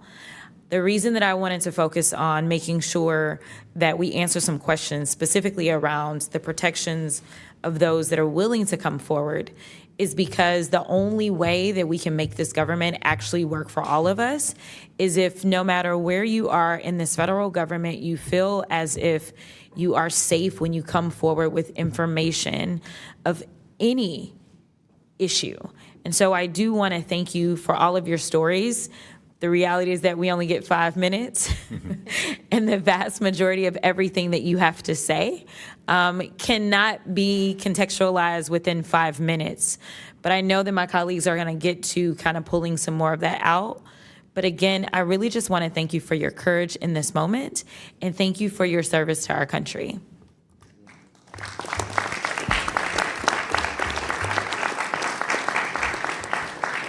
I now recognize Mr. Burchett from Tennessee for 5 minutes. Thank you, Chair Lady, and thank you, Ranking Member Crockett. I see a lot of friends out there, and I see a couple enemies, so I'll try to remember that. But it's a pleasure being here. I want to remind people, too, this thing is an ongoing deal. We're not going to get this overnight. We've been fighting this battle, some of y'all, for 30 years and maybe longer. I hope we just keep focused on what we're trying to get to is total disclosure. We get a little wrapped up in a lot of things, but the government has something and they need to turn it over to us. We pay their dadgum salary, you pay our salary, and you ought to get more out of us than you do. And that's what disgusts me about this whole thing. I think they're just trying to run the clock out on us, really. They'll poke us a little and they'll make jokes to us and try to pull us off the target, but I think we know where we're at, and that's why they're firing at us, because we are over the target. My first question is, Mr. Knapp, I recently introduced the UAP Whistleblower Protection Act to help provide whistleblower protection to federal personnel for disclosing the use of federal taxpayer funds to investigate UFOs. I still don't want to say UAPs. How can Congress further increase whistleblower protections? I think you got to unleash the dogs and go track down the money and where it goes, because a lot of this stuff has been moved out of government. Sure. As you know, Rep. Burchett, it's been given to private contractors who've stashed it away. They've had it for so long that there's nobody left inside government, or very few, who know where it is. And they do that to keep us from FOIA, sure. Correct? Yeah, it's to keep it from FOIA. And I think that the contractors who've had this stuff for a very long time set their own standards about who is allowed to know what. And it's a very small group that ever cracks that. I think Representative Luna has been looking at the use of classifications to hide things. I'm not sure that even this committee getting security clearances that should allow you to see this stuff would allow you to follow where it really goes. I worry about the people that are looking at it and don't even know what they're looking at. I mean, it's gone through so many, since Roswell, for instance. I mean, you think there's nobody even alive that was around any of that stuff. Yeah, so. I don't think they've made much progress from the people that I've talked to. I don't think they've made much progress in learning that technology. Might have made some, but you wonder, the implication is Tic Tac. Oh, yeah, that's ours. What flew over Washington, D.C. in '52, is that ours too? When are you going to break that out? You guys authorized tens of billions, hundreds of billions of dollars on weapon systems that can't do half of what we've seen UFOs do. So when do they break this out? If it's really a classified project, could change the world. I don't think they've made much progress, and I think they've been lying to us and to you and the rest of the world, and they're still doing it. Yes, sir, I agree with you. How did you manage to obtain the classified Russian UAP documents, and how did you get them back in the United States? Well, I met this Russian physicist who was in the United States lecturing. And I want to clarify that. I can't even take a thing of honey home on my airplane when I fly back to Tennessee. Yeah, So I did something pretty dumb. And I'm bitter about it, but go ahead. I did something kind of dumb. I met with these officials who, during that time period, glasnost, perestroika, the Russians were trying to open up to the world, and I saw it as a window of opportunity, and it was. And we were able to talk these folks into providing us information that otherwise we would never have seen. Some of that was classified. I found out that they only stamped the top pages of these documents that were classified, so I just removed them. I removed those pages, and I carried them out. And if they'd caught me, I'd be in a gulag still. Yeah. We'd be saying, what happened to George Knapp? Oh, yeah. What happened to the Russians that came forward to you in 1993, and were there any repercussions for them? Well, there were. The first thing that happened when I talked about this after getting back and going through the files and things and sifting through it, the Russian physicist who had helped us introduced all these people wrote back and said there was a huge eruption, that there was the real right, far autocratic forces that wanted a return of the USSR had really go after these guys. They described them as traitors. Nikolai Kapranov, the physicist friend of mine, said, look, if this had happened 5 years earlier, we would be in prison. If it had happened 10 years earlier, we would have been shot. Right. Luckily, at that point, Putin was not in power, but none of those people that we talked to on that trip in 1993 would ever talk to me again. I went back in 1996, and it was like I had the plague. I spoke to different people, but they were scared. And eventually, the story was spun where the Ministry of Defense officials who gave us this information were described as ufologists who said there was nothing really significant to these files. They didn't really find anything a big deal. And I can tell you, you'll see those files that I shared with you, they did find stuff. There was an incident in October of 1982 over an ICBM base where UFOs popped up, was observed over this base where the missiles are pointed at us, United States. These UFOs perform incredible maneuvers. They split apart, they fuse back together, they'd appear and disappear. And right at the end of this 4-hour period, the launch control codes for the ICBMs lit up. Something entered the correct codes. The missiles were fired up and ready to launch, and they could not shut it down. The Russian officers were panicking. The UFOs they disappeared. The launch control system goes back to normal. Colonel Sokolov and his team came in, took the thing apart, could not figure out what it was. It wasn't a power surge or EMPs or some of the baloney excuses that our country has given for similar events involving our nuclear missiles. They thought it was a message from wherever the UFOs were from. And that's a chilling thing. I mean, we were a couple of seconds away from World War III starting, and the UFOs were responsible for it. All right, I'm out of time, but real quick, who are the contractors that have this material, the corporations? Well, one of them is Lockheed. And I'll tell you, I mean, I'm not saying Lockheed's the bad guys. They're doing what they were asked to do. Sure. They have lied about this because that's what they're supposed to do. But Lockheed would be one. There's a list I can give you, Congressman. Some of the big ones, the usual suspects. Okay, thank you. Yield back, Chair Lady. Sorry for going over. It's all good. It's all George Knapp's fault. I now recognize Ms. Boebert for 5 minutes. Thank you, Madam Chair. Chief Wiggins, based on your training and operational experience, could the behavior that you witnessed, a transmedium object vanishing without a sound, be explained by any known technology that we possess or other governments possess? It cannot. No. And has any government agency debriefed you or any of your shipmates regarding the EO/IR and radar confirmed UAP encounter aboard USS Jackson? No one has, no, ma'am.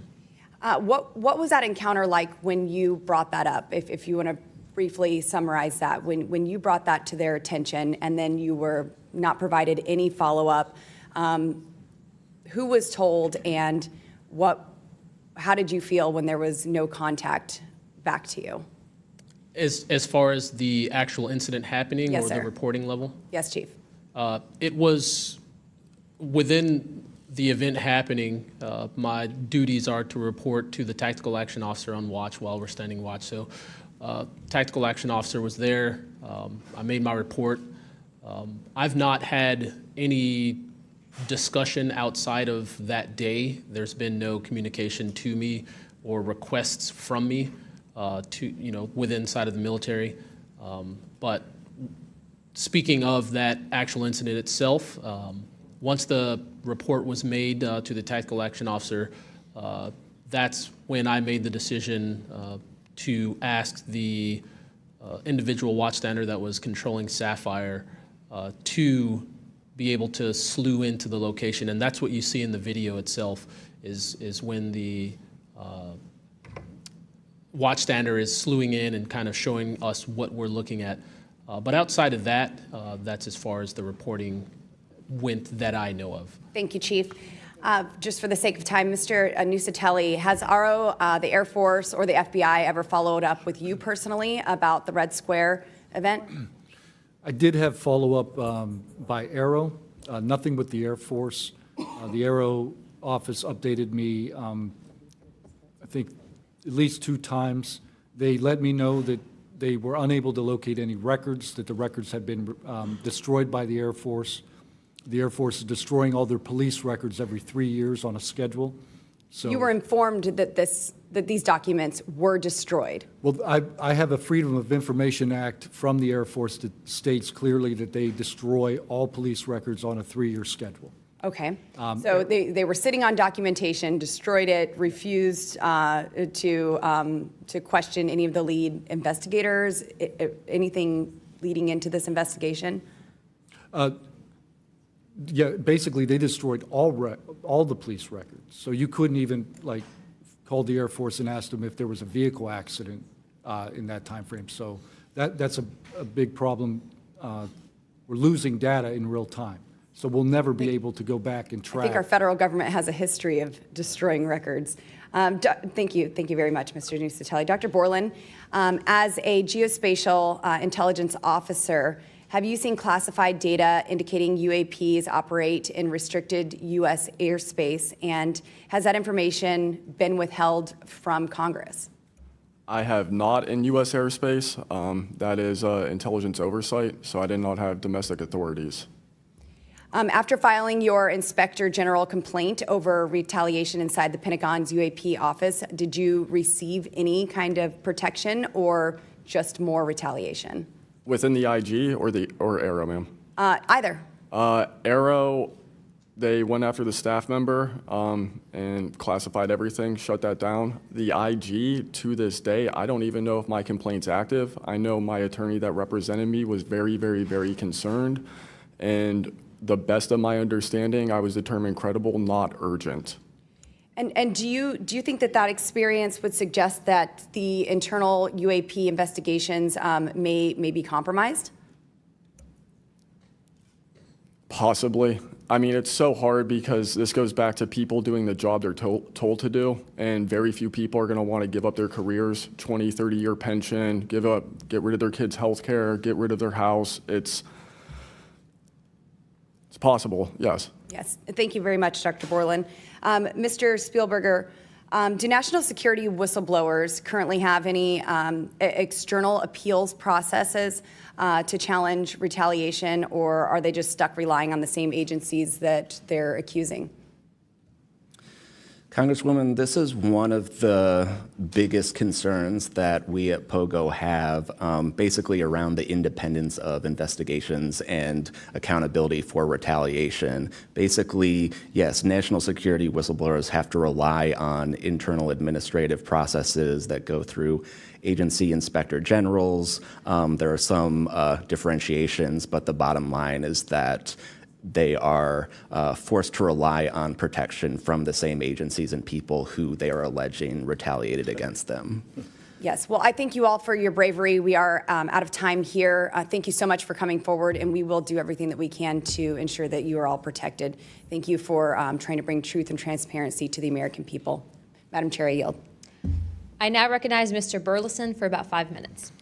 Thank you, everyone. It takes such great courage to come forward, and we acknowledge that, and I hope that you see that we are taking that seriously. And so very thankful for what you're doing today. I'm also very thankful for previous witnesses that have come forward. I see Matthew Brown in the audience. He courageously stepped forward and was as a witness. I encourage everybody to look and seek his testimony. I want to thank the people that came in our first hearing: Ryan Graves, David Grush, David Fravor. And in our second hearing, Admiral Gallaudet, Lou Elizondo, and Mr. Gold, and the many others that have come forward. We hear you, and it's time that we, enough is enough. It's time that we take action. Look, I'm not jumped to the conclusion that I believe that there are, aliens coming from another planet, but I'm open to that. And I think that it's our responsibility, especially when we're seeing that we have a government that is actively blocking information from us. Just last night, I tried to get an amendment onto the National Defense Authorization Act that fit in the germaneness of that bill to have UAP disclosure. And conveniently, it was named non-germane, mostly deemed by staff, not even an elected official. This is the kind of stuff that we repeatedly see. Last year, we were blocked by someone in House administration from being able to receive a full briefing from AARO. So not an elected official, but someone in staff blocked us. And I've had it. Enough is enough. I want to cue up a video that I've been given. And as before it starts, I'm going to describe, this was taken October 30th of 2024. This video is of an MQ-9 drone tracking an orb, or this object, off the coast of Yemen. You'll see that another MQ-9 launched a Hellfire missile. You cannot see that drone. And so I'm not going to explain it to you. You'll see exactly what it does.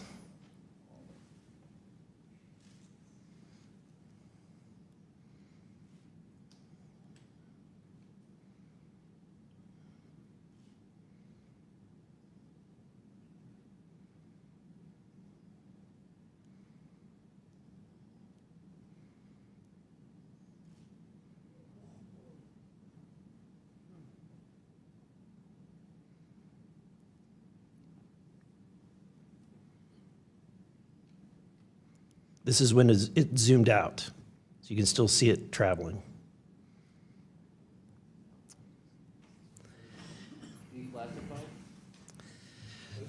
So, Mr. Knapp, do you have you heard about events like this occurring? And what information might you have?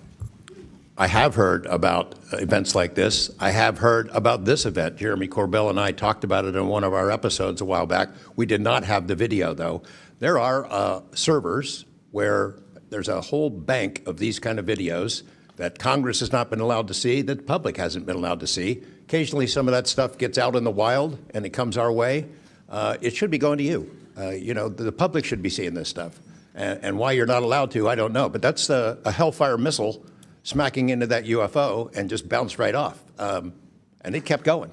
It kept going, and it looks like the debris was taken with it. Yeah, what the hell is that? What again, flies like that? Again, I'm not going to speculate what it is, but the question is, why are we being blocked from this information consistently? I want to ask this just question. How in the world, this is the document, I want to enter this in for the record if it hasn't already been entered, Madam Chair. The document that you provided on thread 3, this is a huge file. How in the world did you smuggle this out of Russia? Carefully. In your socks? I don't think I want to be really specific about it because I might have to go back there and get some more sometime. Although, no, that'd be crazy to do that. Well, I took the top pages off that were stamped with a security signature, and I carried them out on my person. But the rest of them I just threw in my suitcase and threw some caviar in there as a distraction as well, and hoped for the best. Otherwise, I'd be a citizen of Siberia right now. And you had you reported James Lakatsky came to you with government possession of NHI craft and how they ultimately gained entry. Can you testify to the veracity of that claim? Dr. Lakatsky is an honorable man who served most of his career with the DIA, a very trusted, high-level rocket scientist and intelligence analyst who inspired the OSAP program, as I said earlier. And in full disclosure, I've co-written 2 books with him. He dropped this on myself and our other co-author out of the blue. And it took 14 months for us to get DOPSR approval for him to release 2 sentences on that. He said this craft, we had managed to get inside of it. It had no wings, no rotor, no tail. It had no fuel tanks. They didn't know how it flew or how it was operated. It clearly looked like it was aerodynamic, but he would not go further. He's a by-the-book guy, and until he gets clearance to say more about that, I don't think we're going to hear much more. But it's not ours. It wasn't ours. We didn't make it. We didn't know who made it and how it was built and how it operated. We've got at least one, and I don't know. I think that's enough confirmation that we do have recovered disks and materials. Lastly, Mr. Borland, in the classified realm, have you been exposed to undeniable confirmation of NHI technology? And then my second question is Base Systems involved in any way with reverse engineering exploitation of non-human intelligence craft? Yeah, we're gonna have to have a conversation this Skip for that. Whether I'm legally even allowed to answer that, and whether you're even allowed to hear it, sir. Okay. Again, you can sense our frustration. And so I just want to thank you for coming forward. We will continue to fight because, look, this is about making sure that this government belongs to the people and restoring the republic the way it was intended to be. Madam Chair, I also have further witnesses of courageous individuals. It was given to me by Dr. Stephen Greer, including Michael Herrera and his testimony. We have Roderick Castle and his testimony, Randy Anderson, his testimony, Stephen Digna, and others, 3 others, all saying similar things to what the witnesses today have said, and I would like to enter that into the record as well. No objection. Thank you. I now recognize Representative Lee for 5 minutes. Thank you, Madam Chair. I think we need to make sure that we don't get distracted by sensational stories only of unidentified anomalous phenomena and lose track of what the core of this hearing is about. This is all a perfect example of why whistleblowers are so important and why it's so important that we step up and protect them. With Trump, RFK Jr., EPA Administrator Lee Zeldin, and others committed to dismantling government and firing professionals who do dare to speak out against the threats this administration's disastrous policies create, we have to focus on protecting all whistleblowers, not only the ones who are reporting on UAP. I'd like to thank the whistleblowers who have agreed to come before the committee today and speak their truth. This administration's claims to care about waste, fraud, and abuse, and so often it is the whistleblowers who care and who are the tip of the sword fighting against the real waste, fraud, and abuse. One study found that whistleblowers expose fraud at more than twice the rate of third-party auditors. So, Mr. Spielberger, what are some of the best examples of whistleblowers exposing fraud and abuse in the federal government? Thank you, Congresswoman. Again, whistleblowers have played such a vital role across so many different issues. One prominent example goes back to the 2014 VA waitlist scandal. Pogo actually played a very instrumental role coordinating with Iraq and Afghanistan Veterans of America. At that time, we received tips and whistleblower disclosures from over 800 different individuals talking about the VA subjecting veterans to extensive wait times in order to get the basic standard of care that they deserve. It's certainly prolonged serious illnesses, even contributing to hastened deaths, and we were able to help shed more light on that issue, which I think just emphasizes the importance, even outside of the national security context. We are often still talking about serious issues and even life and death concerns. And unfortunately, whistleblowing can lead to serious repercussions and retaliation, especially in this vindictive and lawless administration. Mr. Spielberger, in the past, what kinds of retaliation have they faced, and what are we seeing today under the Trump administration? So we've started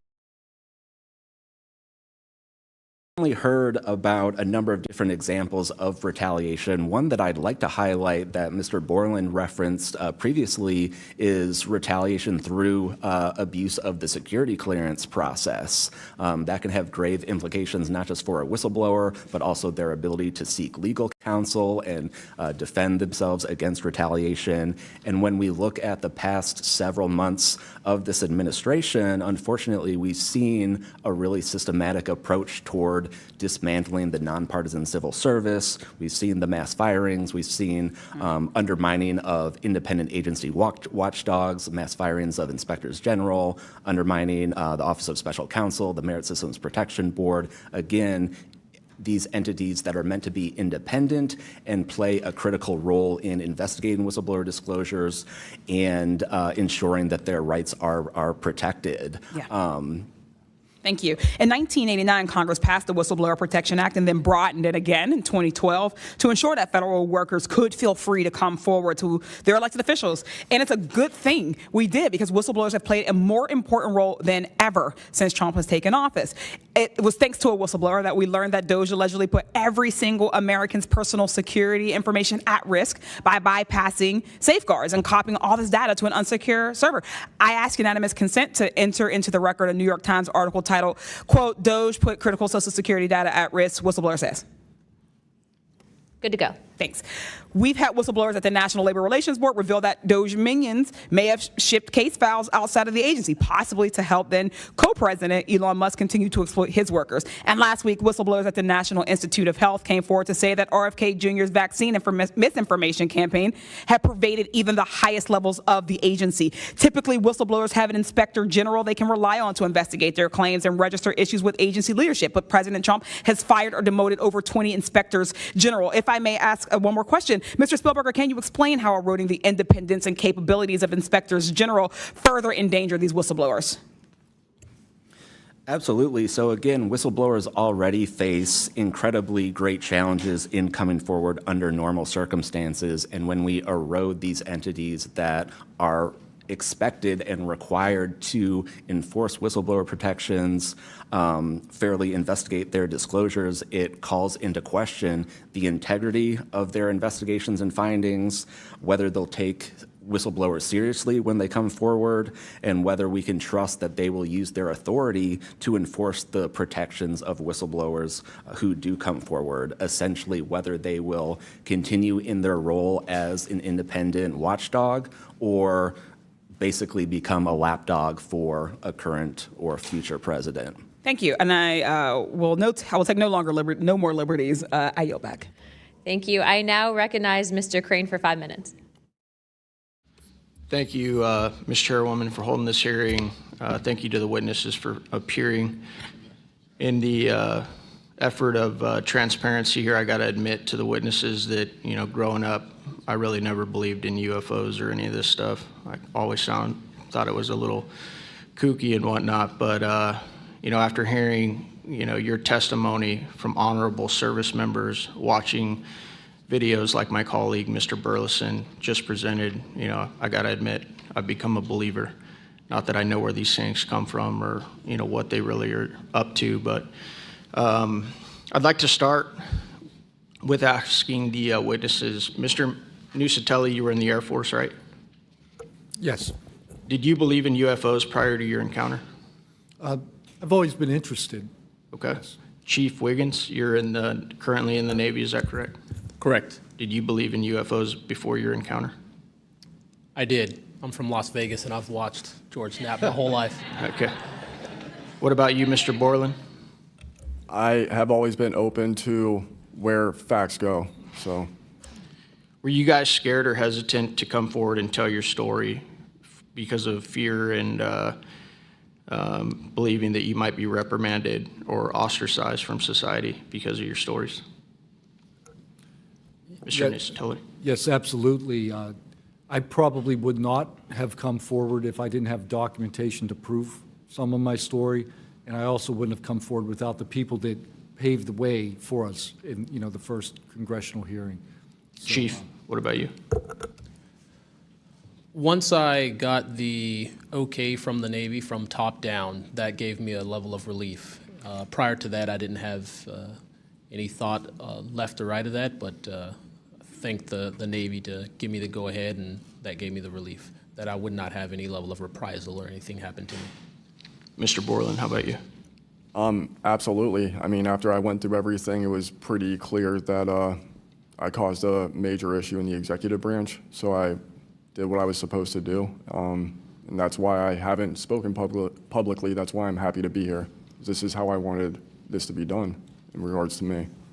Mr. Borland, why do you think that you faced reprimand and discipline for your effort to come forward and be transparent about what you saw?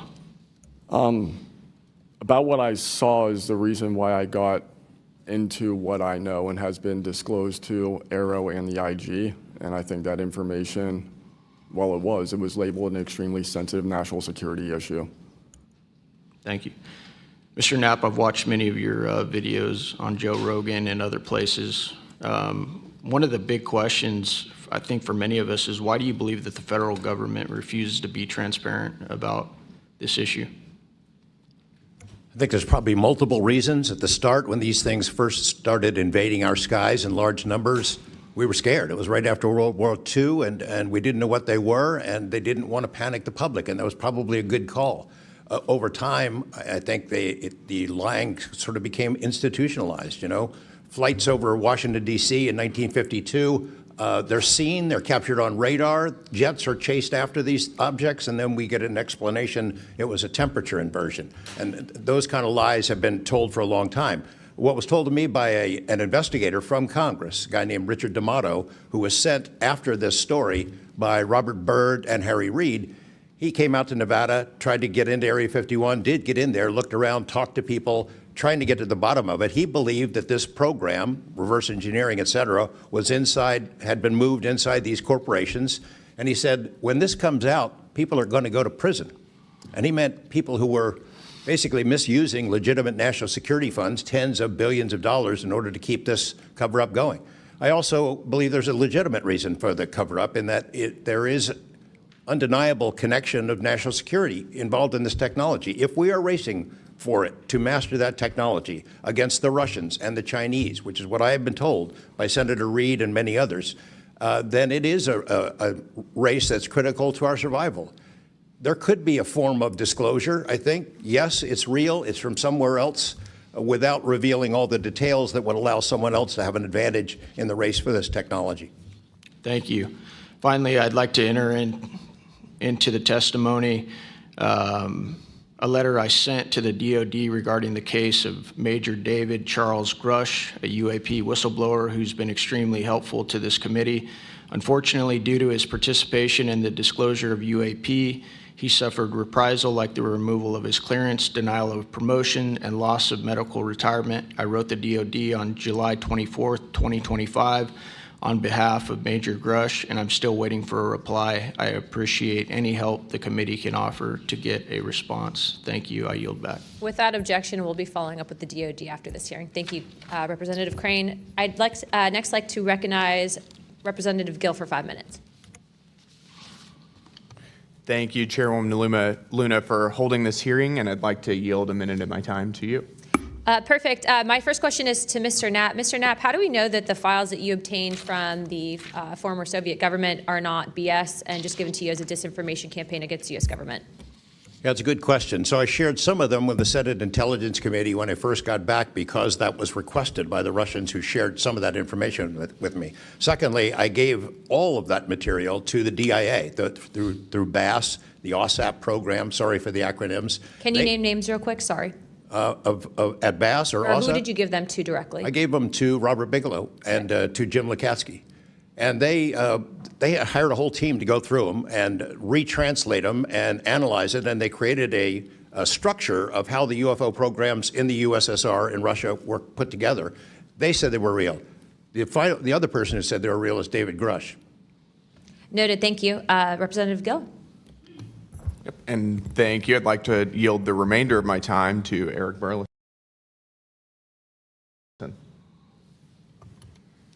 Thank you, Representative Gill.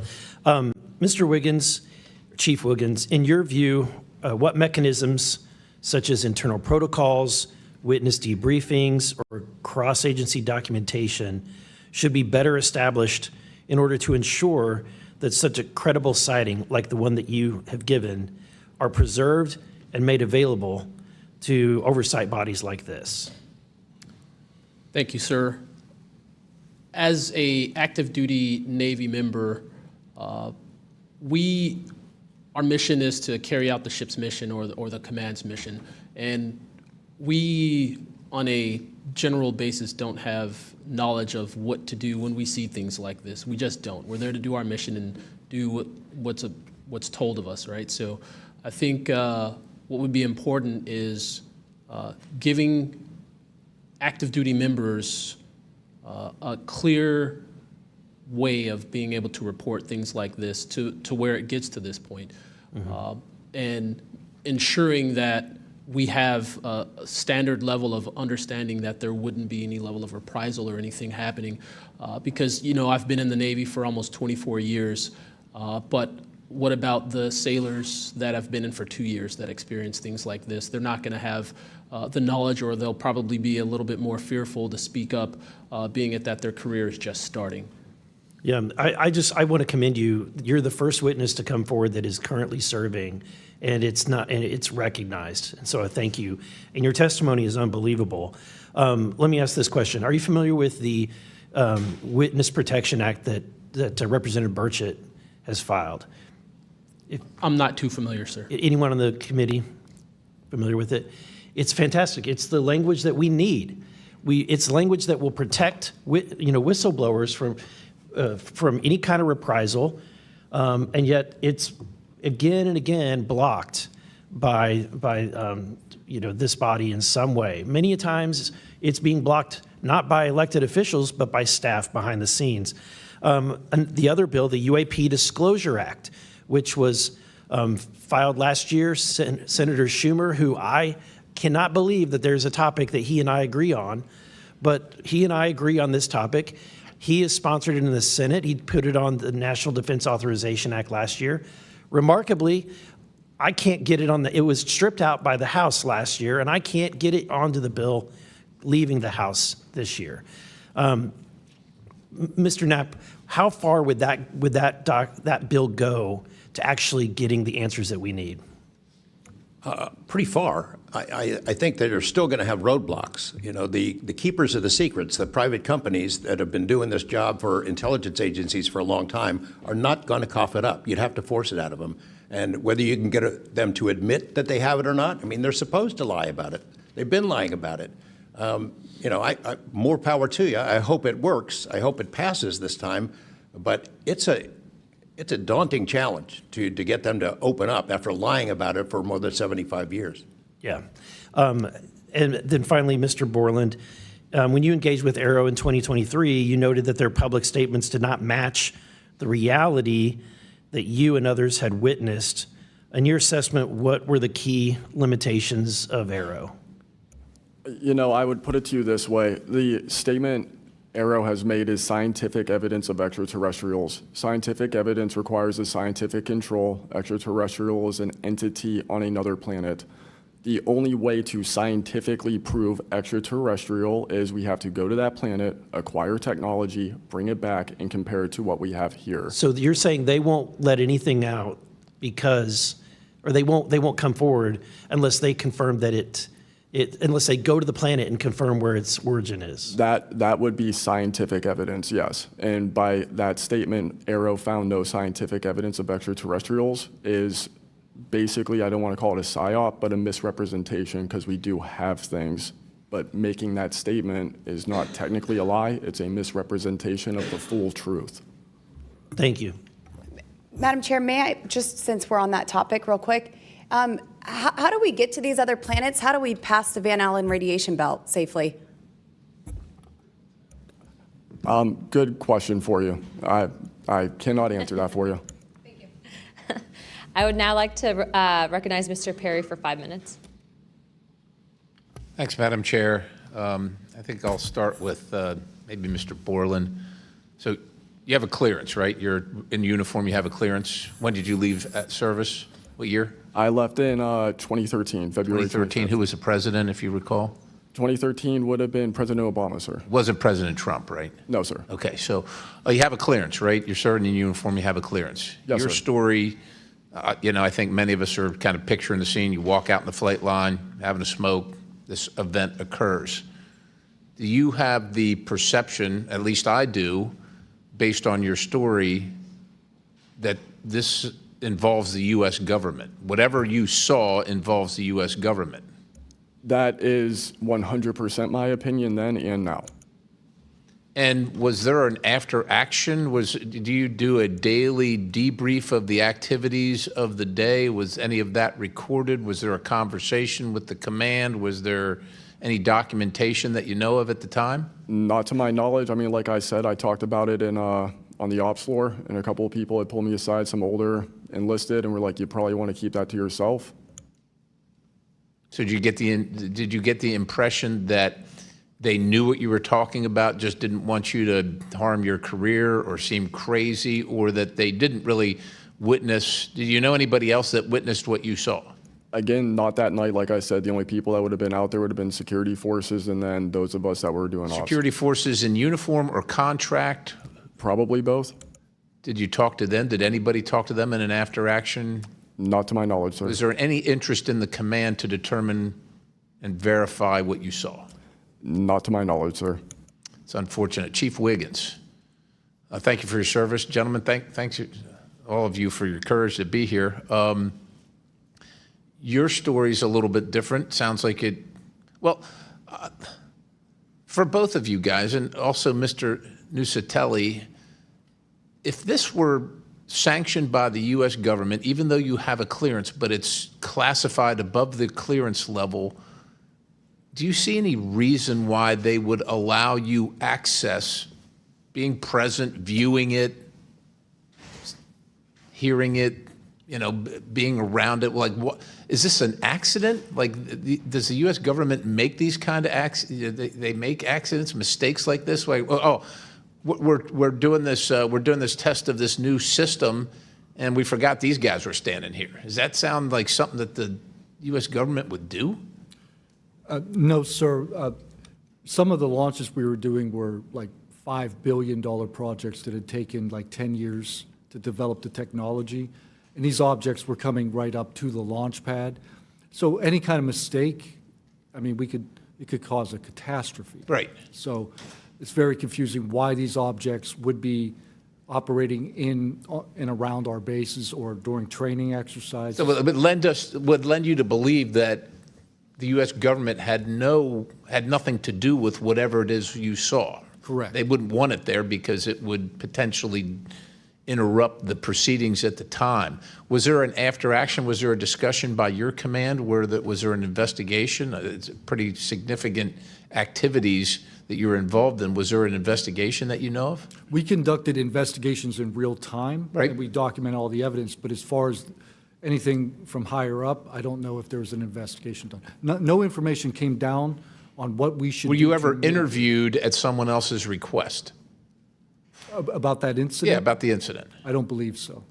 Do you think you find that odd? If something happens, you're around multi-million, maybe billion-dollar operations and launches of national security interests, very sensitive. There's an anomaly in the operation.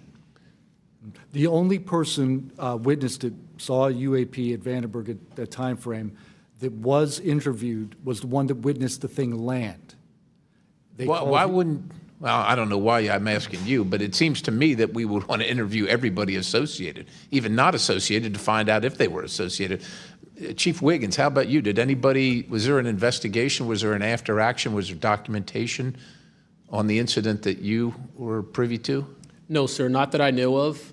And in my previous experience as an operations specialist, all operations that I've been a part of have been deliberate. So yeah, they're and deliberate operations. After the operation, you conduct an after-action review, or that's what the Army calls it. I don't know what I imagine the Navy has something similar to determine your weaknesses, your successes. Do you do that in regard to this incident?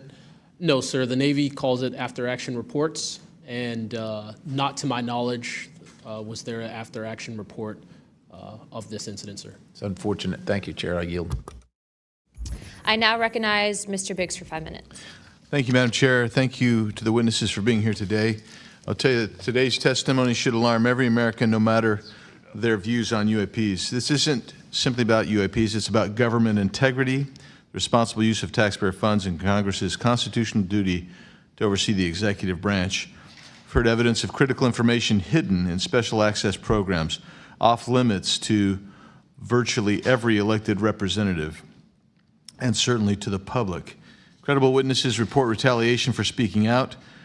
These are clear attempts to silence those who are exposing the truth.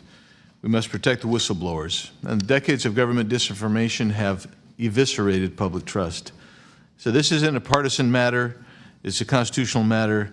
And when you talk about the VAs, Mr. Spielberger, and all the problems that they had, the hub of that was Phoenix. And they went after the whistleblowers there. And that was under the Obama administration. So it doesn't matter which administration, which party, both parties have got to come clean, particularly on this. So if the government thinks it can hide the truth and punish those who speak out, Congress has to keep pushing until the facts, whatever they are, wherever they lead, come to light. I'm going to go to you, Mr. Knapp, first. You've interviewed numerous UAP whistleblowers over the years. Question is, how do you verify their claims before deciding they're credible enough to report on?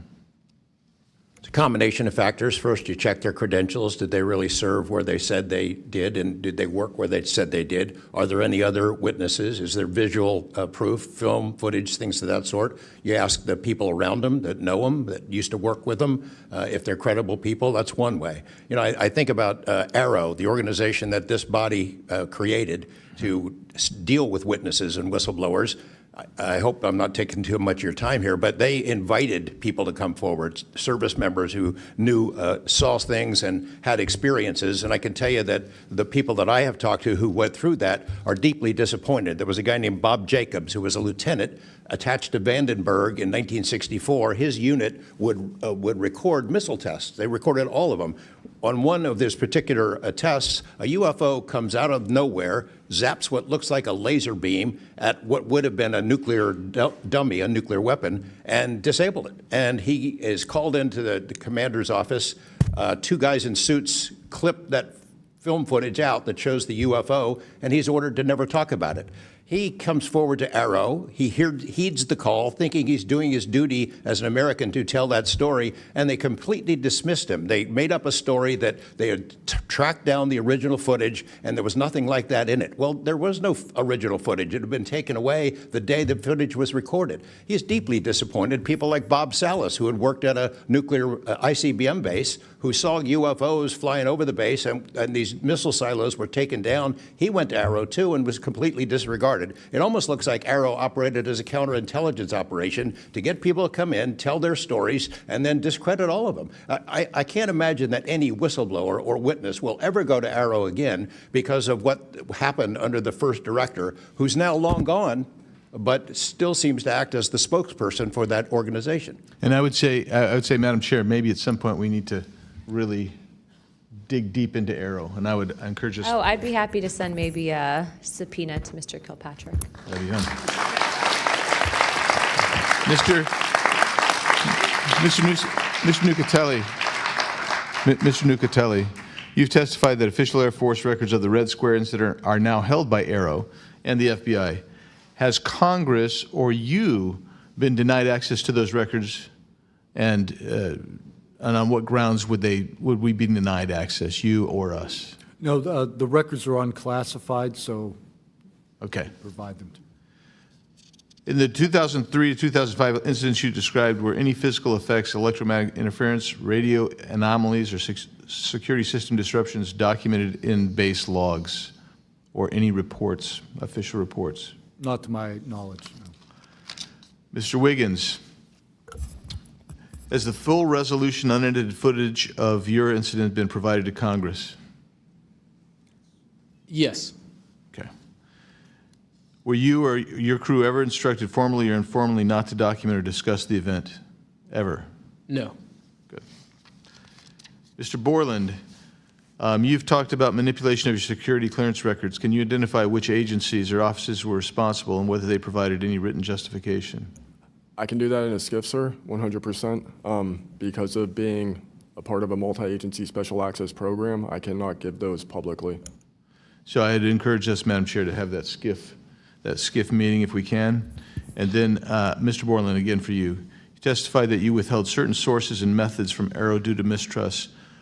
Can you give us some specifics that led you to believe they were misrepresenting the truth?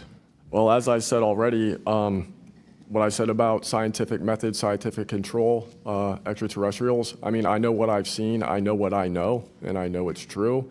So any agency that's going to go public and try and manipulate the public perception of this subject in such a way that is negative when I know the truth about it is why I had extreme reservations with it, and also what I've been through and other whistleblowers and people in the know about this subject have been through. So, Madam Chair, thank you for letting me wave on. I think the key thing there you talked about was manipulation of message, manipulation of narrative. That is really the problem with this entire the system that we've seen since you've started these wonderful hearings, Madam Chair, and I thank you so much. Thank you, Representative Biggs. The chair would now like to recognize Mr. Begich for 5 minutes. Thank you, Madam Chair.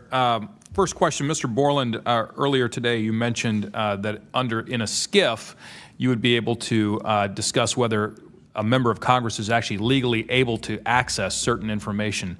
Under what authority would a member of Congress be restricted from accessing information on this topic, even within a skiff? I would suggest reaching out to Director Gabbard and speaking with her about that. I'm hopeful that this goes back to the executive branch and who even has authority. Unfortunately, I can't give you a 100% solid answer because I don't even have that knowledge.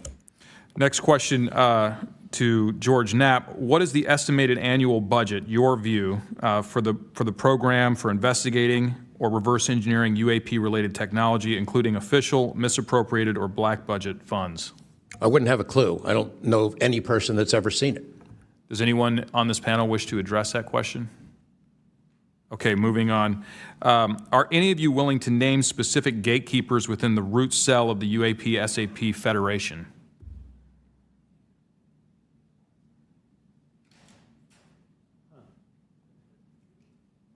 You mean specific people and contractors that have dealt with this and kept the secret? Specific individuals. Well, one of them was named Dr. James Ryder at Lockheed. But, you know, again, to emphasize, I don't fault these contractors for doing what they were asked to do by our government. They're supposed to lie if people ask about it. And the intelligence agencies who gave this stuff to them, CIA, I think primarily, told them to keep it quiet, and they've done that. And I suspect that they'd like an off-ramp, that they'd like some help with figuring out this technology at some point. And this is, again, available to anyone, is there a security classification guide for UAP or NHI?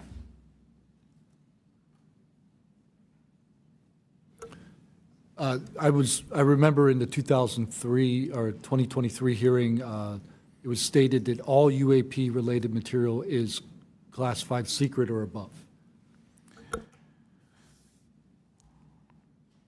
I have a name for you. Go ahead. Glenn Gaffney, CIA. Glenn Gaffney, CIA. Another question for you, Mr. Knapp. What is, in your view, having investigated this issue for so many years, what is the long game with respect to disclosure of this information to the public? Because with the advent of essentially a video camera and a high megapixel phone in everybody's pocket, at some point, this information is going to be impossible to withhold from the public. What do you think is the long game here? Well, the secret's out. I mean, how many videos have there been already? You know, videos that are leaked from within the military and intelligence agencies and contractors and sensor platforms. It's out there. But they have the high ground. The people that don't want us to take it seriously dismiss it, discredit the witnesses, come up with a cover story. I mean, it's been out there a long time. The public senses that it's real, and the people in authority dismiss them. It's a game that's been going on a long time, and I don't think they're ever going to release it. I think that there's an attitude among the people that have been involved in this for a long time that the public doesn't deserve to know, and that the public probably can't handle it, but they can. Final question, again, this one's open to anyone who'd like to answer it. Describe your understanding of the org chart or lines of control within the executive branch with respect to these topics.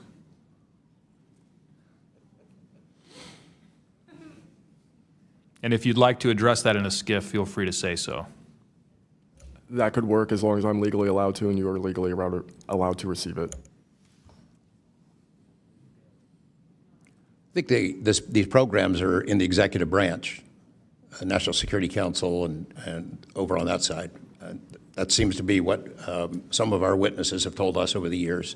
So you can, Congress can file all kinds of requests. The FOIAs can be filed with the Department of Defense, Department of War now, and they can honestly say, well, we don't have it, because they don't have it.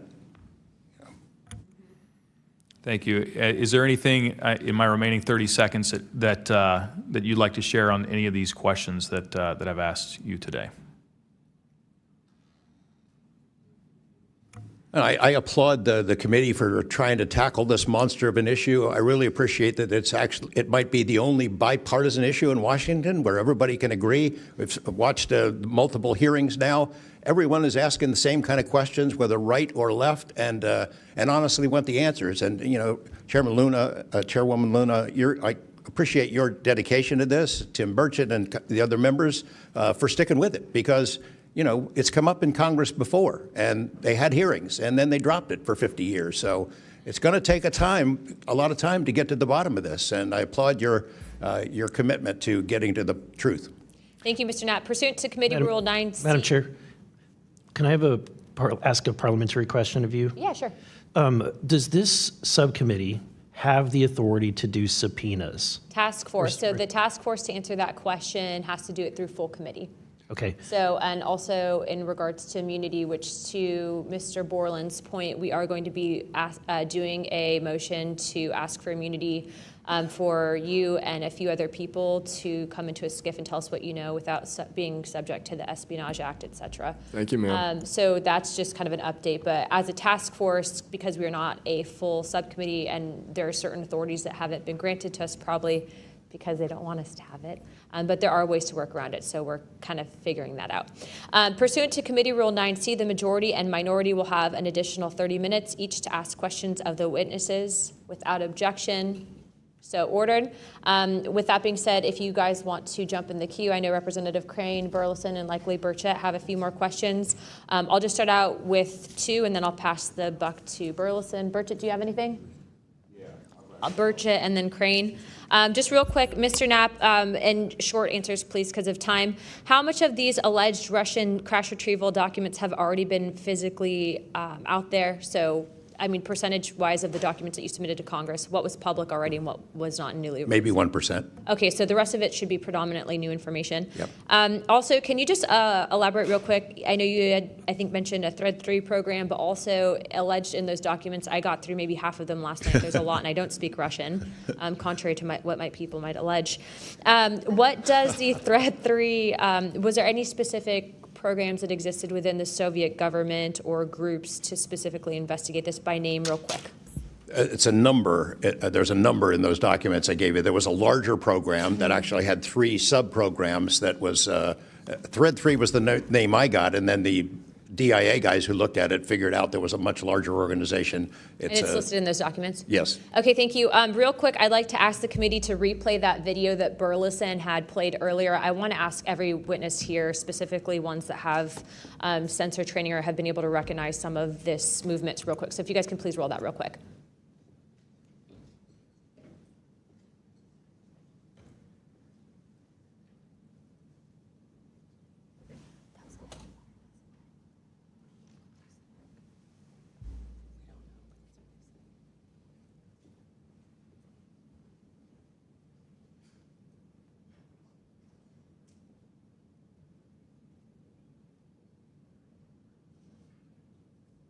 Okay, while this is still rolling, Mr. Nuccetelli, real quick yes or no answers. Are you aware of anything in the government, United States government arsenal that can split a Hellfire missile like this? No. And do whatever blob thing it did and then keep going? Nothing? Nothing. All right, how about you, Chief Wiggins? Nothing to my knowledge, ma'am. Okay, and how about you, Mr. Borland? I prefer to answer that in a skiff. Okay, does this video scare you guys? Yes or no? Yes. Wiggins? Yes. Nat? I had a different reaction. I was really happy that it got out. Thanks for providing Curiosity that, kills the Congressman. cat. All right, Mr. Borland? Yes, for Okay. All right, that is the end of my questioning. I'd like to now recognize Mr. Crane. Thank you. Chief, I was on a ship for a little bit. I was a gunner's mate on the USS Gettysburg for a couple of years. My question to you is, when you had your encounter and you saw it on the screen, you were in the CIC, is that correct? That's correct. On an LCS ship, the CIC is on the bridge, so it's called ICC-1, but yes, same. Did a bunch of the other folks in the CIC come and check out what you were looking at? Yes, we all did. The tactical action officer, myself, the RCO, and two others that were on watch. We were all in the same space, so we were all looking at the Sapphire screen all at the same time. Because in the other couple instances with the witnesses, you guys just saw it by yourself, is that correct? Mr. Borland, you saw it by yourself? For me, yes, sir. Mr. Nuccetelli, you saw this by yourself? No, there were multiple witnesses in every case at Vandenberg. Okay. So, Chief, did that spread like wildfire throughout the ship in the next day or two, what you guys had seen? No, sir, it didn't spread throughout the ship, but it spread throughout ICC-1 conversation. As you do your turnover, we talk about it, but it didn't go further than just the watchstanders that stood watch on the bridge and in ICC-1. So it did move around there throughout a few days. I'm kind of surprised. Stuff usually spreads around the ship pretty fast. Why do you think the rest of your fellow sailors on the boat didn't hear about it? Potentially uninterest, possibly, with engineers or combat systems like yourself, don't make their way up to the bridge enough to get within sight of the circle of talk about the incident. Was it hard for you to get permission from the Navy to bring that video? I myself didn't bring the video. I just saw the video. When I saw the video, I got in touch with Admiral Gallaudet. That's how I wind up knowing about the video itself when I first talked to the Admiral. And you can hear my voice at the back end of the video, and I was like, hey, that's my voice, and I wanted to talk about it. How long did that encounter take place, Chief? So the encounter itself, from the time I recognized on my radar to the time after the video ends, was probably about 5 to 7 minutes. What speed was the object moving at? When I first witnessed off the port bridge wing the object moving out of the water, what I thought was originally just a light on the water, something on the horizon, and surfacing and going into the air, I then knew it was an air contact. But as an air controller myself, I started thinking and going through kind of like my checklist in my mind. Could it be a helo? But it's not blinking lights. So I then realized this is something I've never seen before. So the speed itself, just going from the horizon to about maybe 4,000 feet in the air, was very slow, slowly rising. And then it sped up. I'm not an expert at knowing specific speeds of aircraft just by visual eye, but I would say probably 1-2 Mach instantly into the rest of the formation. I didn't notice visually with my own eyes the other 3 objects until I went back to my radar and also utilized Sapphire to see that, in fact, there were 4 total. And then again, when they all left after a certain amount of time, it was nearly instantaneous. So you spotted it visually first, Chief, and then went back to your radar, or did you guys spot it on radar first? Radar first, because that was my watch station. And then you went out to the port bridge wing, is that correct? Correct, to verify what I saw on my radar. What range was it at, Chief, when you were able to see it visibly? I would say about 7 nautical miles, 7 to 8 nautical miles of a light from the ship. Wow. Thank you. I yield back. I now recognize Mr. Burleson. Thank you, Madam Chair. Mr. Chief Wiggins, you said that it emerged from the ocean. Is that right? Yes, sir. And before it did, it was glowing. It was a glowing object under the water. That part I couldn't tell because it was nighttime at 1915 approximately, and it was also at a distance. So it's very hard to tell the difference between something on the horizon and something surfacing from the water. My personal thoughts after seeing what I saw is that it did in fact come from the water, but I don't have visual evidence showing exactly, that it did in fact come from the water. But I had to go through my process of elimination and try to figure out, was this a ship on the horizon just showing its lights at night? But to see it surface, then it made me question, okay, where did this come from? If it's flying and it's not a drone or anything like that, where was its origin? Where did it start? Mm-hmm. Mr. Knapp, in your testimony and in this document, you detail an event that happened in Russia where their nuclear missiles were activated, and we were close to a World War III at that time, which is startling to hear. It's also good to know that as we have investigated the JFK files as well, that we're learning that that there was a document that was sent between Russia. There was an agreement between Russia and the United States that if they were to see some unidentified objects over sensitive sites, that they would report it to each other. Are you familiar with that document?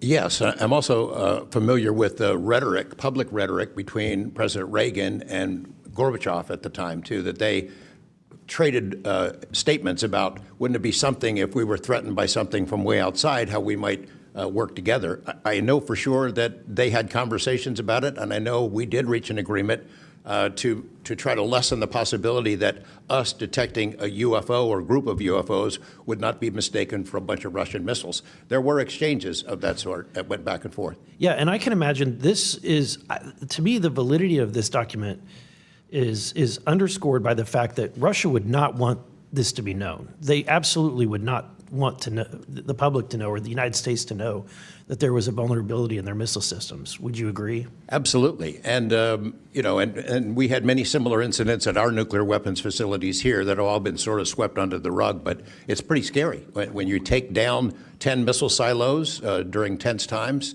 and you don't have a better explanation for it than it was a special test of security mechanisms or using EMPs, which is a preposterous explanation. Real quick, we're going to cut to Mr. Ogles. He just got back. So we're in a special kind of lightning round, so 5 minutes, and then we'll go back to our line of questioning. Thank you, Madam Chair. At this point, I think it's clear from the hearing that there's advanced technologies that are taking place in our airspace. The question is, and I posed it in one of the previous hearings, is it ours, is it theirs, or is it otherworldly?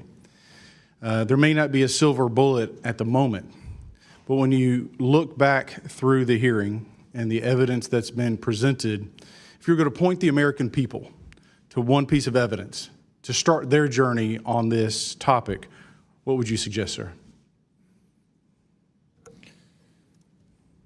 One piece of evidence,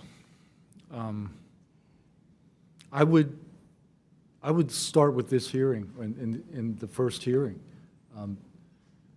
There is no evidence. But is there a specific, exactly, but is there a specific evidence or footage or document that you think lends extreme credibility to what we're discussing today?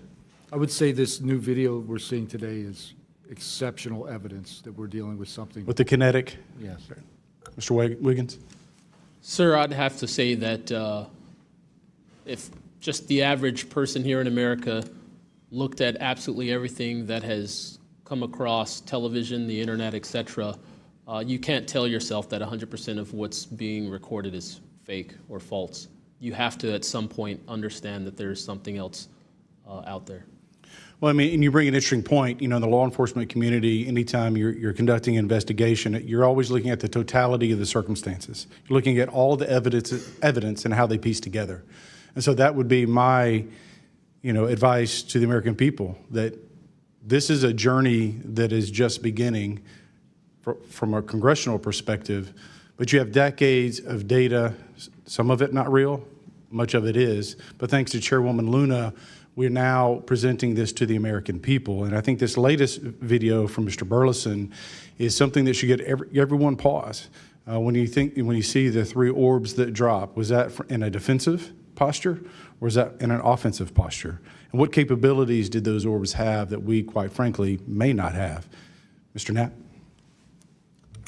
As I mentioned at the beginning of my remarks, what hooked me on the story was the paper trail, these documents that shouldn't exist. We've been told for decades, over and over, there's nothing to it. It's not a threat. You can go about your business. And then when FOIA becomes the law of the land, thousands of pages to the contrary leak out. There's a memo by General Nathan Twining in 1947 when the country was being overflown by dozens of UFOs, hundreds of UFOs, in which he said, look, this is not visionary or fictitious, it's real. These things are craft. They're not ours. They outperform anything we've got. I mean, if you follow the paper trail of documents that they wrote before the military got wise and realized that FOIA really exists and changed their tune and not put things in writing, it spells it out pretty clearly. I'll go refer back to Russia. One incident I did not mention to Representative Burleson is Colonel Sokolov in that Ministry of Defense program said there were 40 incidents where Russian warplanes were sent to intercept UFOs. And they were ordered to fire on them. And for the most part, the UFOs would zip away. 3 of the pilots, though, did fire at these things. Those 3 planes stalled out, crashed. 2 of those pilots died. And after that, the Russians changed the standing order. If you see a UFO, leave them alone. No country in the world wants to say and admit that these objects are flying around in our airspace and there's nothing we can do about it. I mean, who wants to say that? The U.S. certainly doesn't, and the Russians didn't either. And I've got to be almost out of time, but Mr. Borland, then you, sir, real quickly. Yeah, to be honest with you, I think Bob Lazar, and not for the reasons that most would talk about, mainly because Bob Lazar was immediately discredited. They said he never worked where he worked. They said he never did what he did. But yet Bob Lazar showed up with a bunch of friends and a video camera and was filming these test flights in the middle of the desert. So clearly he knew something. Madam Chairman, if I'm out of time, I yield back. Thank you very much, Representative Ogles. I'd like to go back now on our lightning round of questioning to Representative Burchett and then Burleson. Burchett, always number 1. That's what I should be. Number 1 in your heart, number 435 on the chart. That's me.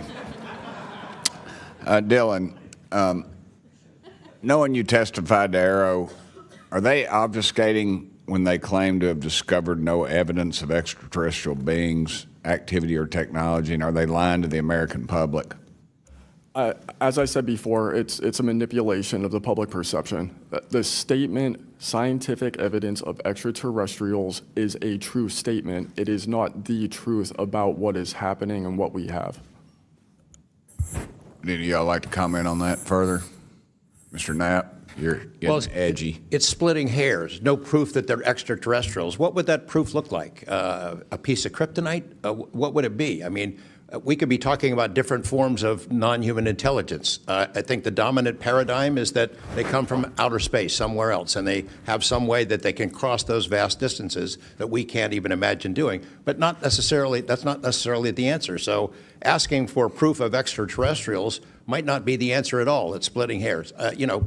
We don't know where they're from. I don't know anyone who knows the answer for sure. They call them aliens just as a placekeeper kind of a word, but no one in all these programs who've studied this stuff for years, people with much bigger brains than mine, knows the answer for sure. I've talked to Navy folks that some of the deep sea areas, they think there might be something there that they're here, and I don't know when they got here. Another point that needs to be made is every time, we say we're going to back engineer or whatever you want to call it, these craft, I always say it'd be like if you took I ride motorcycles, but if you took like an Indian or a Harley to the people that came over here on the Mayflower, they'd see a bright shiny object, they might polish it, they might get it started. I doubt they could. They couldn't work on it. They couldn't put fuel. They wouldn't be able to have the capability of putting fuel in it. I just think that's we're scratching at something that we don't have any knowledge of, and that's why it's just taken so dadgum long. But they do know first one that cracks that code, it's over. I mean, it's energy, it's power, it's everything. And I worry too that in the wrong hands that they do that, they keep it from the rest of us because they're so invested in whatever energy sources we have here that their billionaire buddies are going to profit, and they can't retool because they know once it's out on the internet, it's over. And so I think there's a lot of things going after, and I think that's why the move to discredit folks is so rapid too. I think, they point to them and they put the dogs on them, and it disgusts me. There's a price to be paid for that too. The Russians and Chinese are trying to figure this out as well, but they don't have the same kind of stigma. They tell their best scientists and engineers, get in there and work on it. And they've been doing it for a very long time, might have a head start on us. Here, we don't have our best scientists and engineers working on it because they've been told it's nonsense. The stigma is very real for people like that. I agree. Yield back, Chair Lady. Thank you. I'd now like to recognize Representative Burleson. Mr.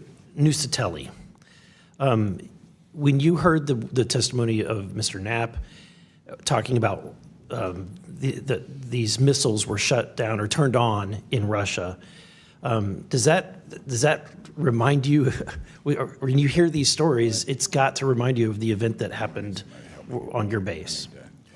Absolutely. There are many accounts of incursions of this type taking place. I believe in the 60s we had a similar incursion in New England, and same thing happened. There were these objects coming over the base at low altitude, 200 feet over the base security police, and they were scrambling fighters, and then the objects would just fly off, and that went on for weeks. So the historical record has laid out that there's a pattern, that our installations are visited by these craft. They come in and do whatever they're doing, and then they leave. And we don't know how to respond. We don't know how to protect the installation. So that's why we're here. When you first heard, and we're having to report on these incidents that were being witnessed by other individuals, did you believe them? Did you yourself believe it would be true until you saw it? Yeah, these are people I've worked with for years, deployed with. I was in some of the weddings. These are people that I worked with every day of my life. Usually when the events were occurring, we were all together. There'd be 40, 60, 100 people on duty during these encounters. Really? Yeah. All seeing it at the same time? Yes, these encounters were playing out while we were on duty, and we were responding and investigating in real time as they occurred. And as you said, the importance of your operation was highly important because they said it's the most important in 25 years, the research that you were conducting. For that particular launch, we had 500 Air Force police officers guarding the launch. 500 people. It was that critical. Wow. But had this thing showed up, we wouldn't have been able to do anything to prevent it showing up. Real quickly, can you just re-describe size and whether or not you heard anything? It was how big, wise? The two square objects were at least as large as a football field. The second encounter, they think it was much larger than a football field. We're talking like flying buildings. The object I saw was about 30 feet in diameter. And to confirm, you were not the only person that saw this. Correct. I think I was also told that there was also reports of this in a police blotter in the area.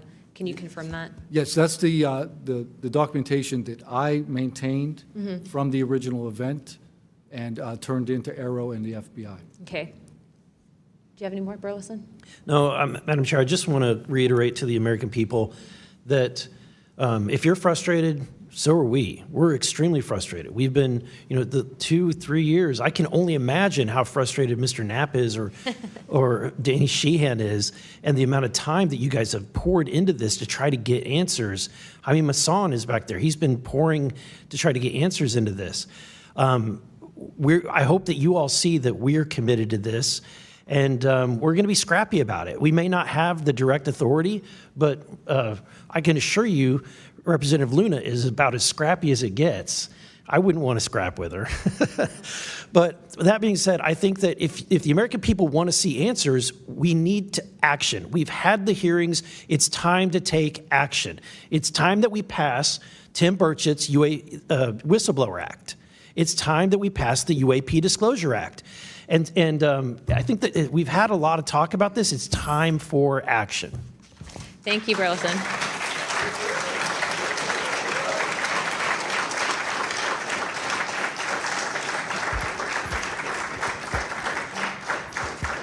I would now like to yield 30 minutes to Representative Crockett. I'll reserve. Thank you. In closing, I want to thank our witnesses once again for their testimony today. I now yield to Ranking Member Crockett for closing remarks. I'll pass. No, I just want to say thank you so much to each and every one of you for being here today, for staying committed to this, and for your courage.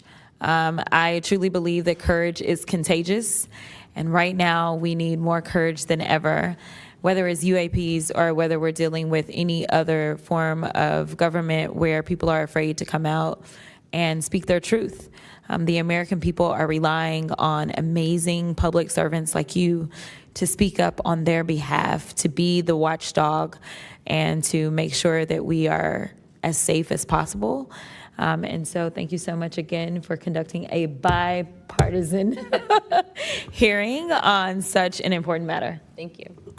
I'd now like to recognize myself for some closing remarks. This is obviously something that doesn't just affect everyone in this room. I can tell you that specifically for where I represent in Pinellas County, Tampa Bay, and Florida as a whole, there's many sightings, many questions, people reporting this, but I'm not the only one. I was also told by Representative Biggs, as well as our great representative from Alaska, that these are not isolated instances, and so it does give us reasoning to provide investigative inquiry into these topics. But also too, I would also like Mr. Spielberger, if you could actually review and see if your organization would endorse the Whistleblower Protection Act that Representative Burchett has.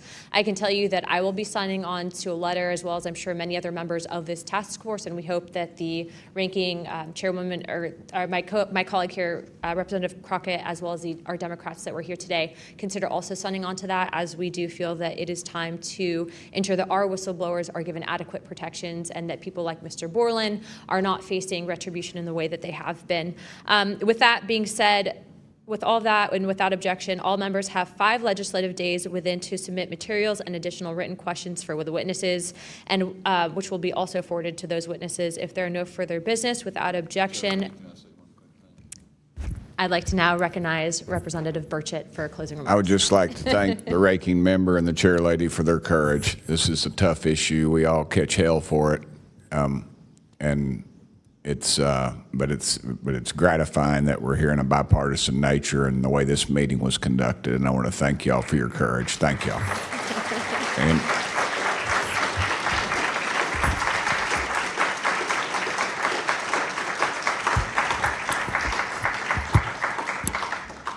without objection, the task force stands adjourned.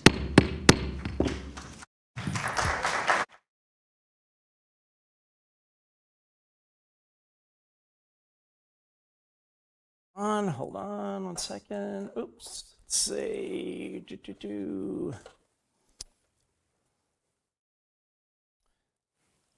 Check. Okay, I think I'm on here. Let's see. We'll get everyone else unmuted. Let's see. Vinnie, are you back with us?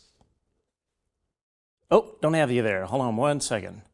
Gonna do this. Okay, Vinnie, let's try now.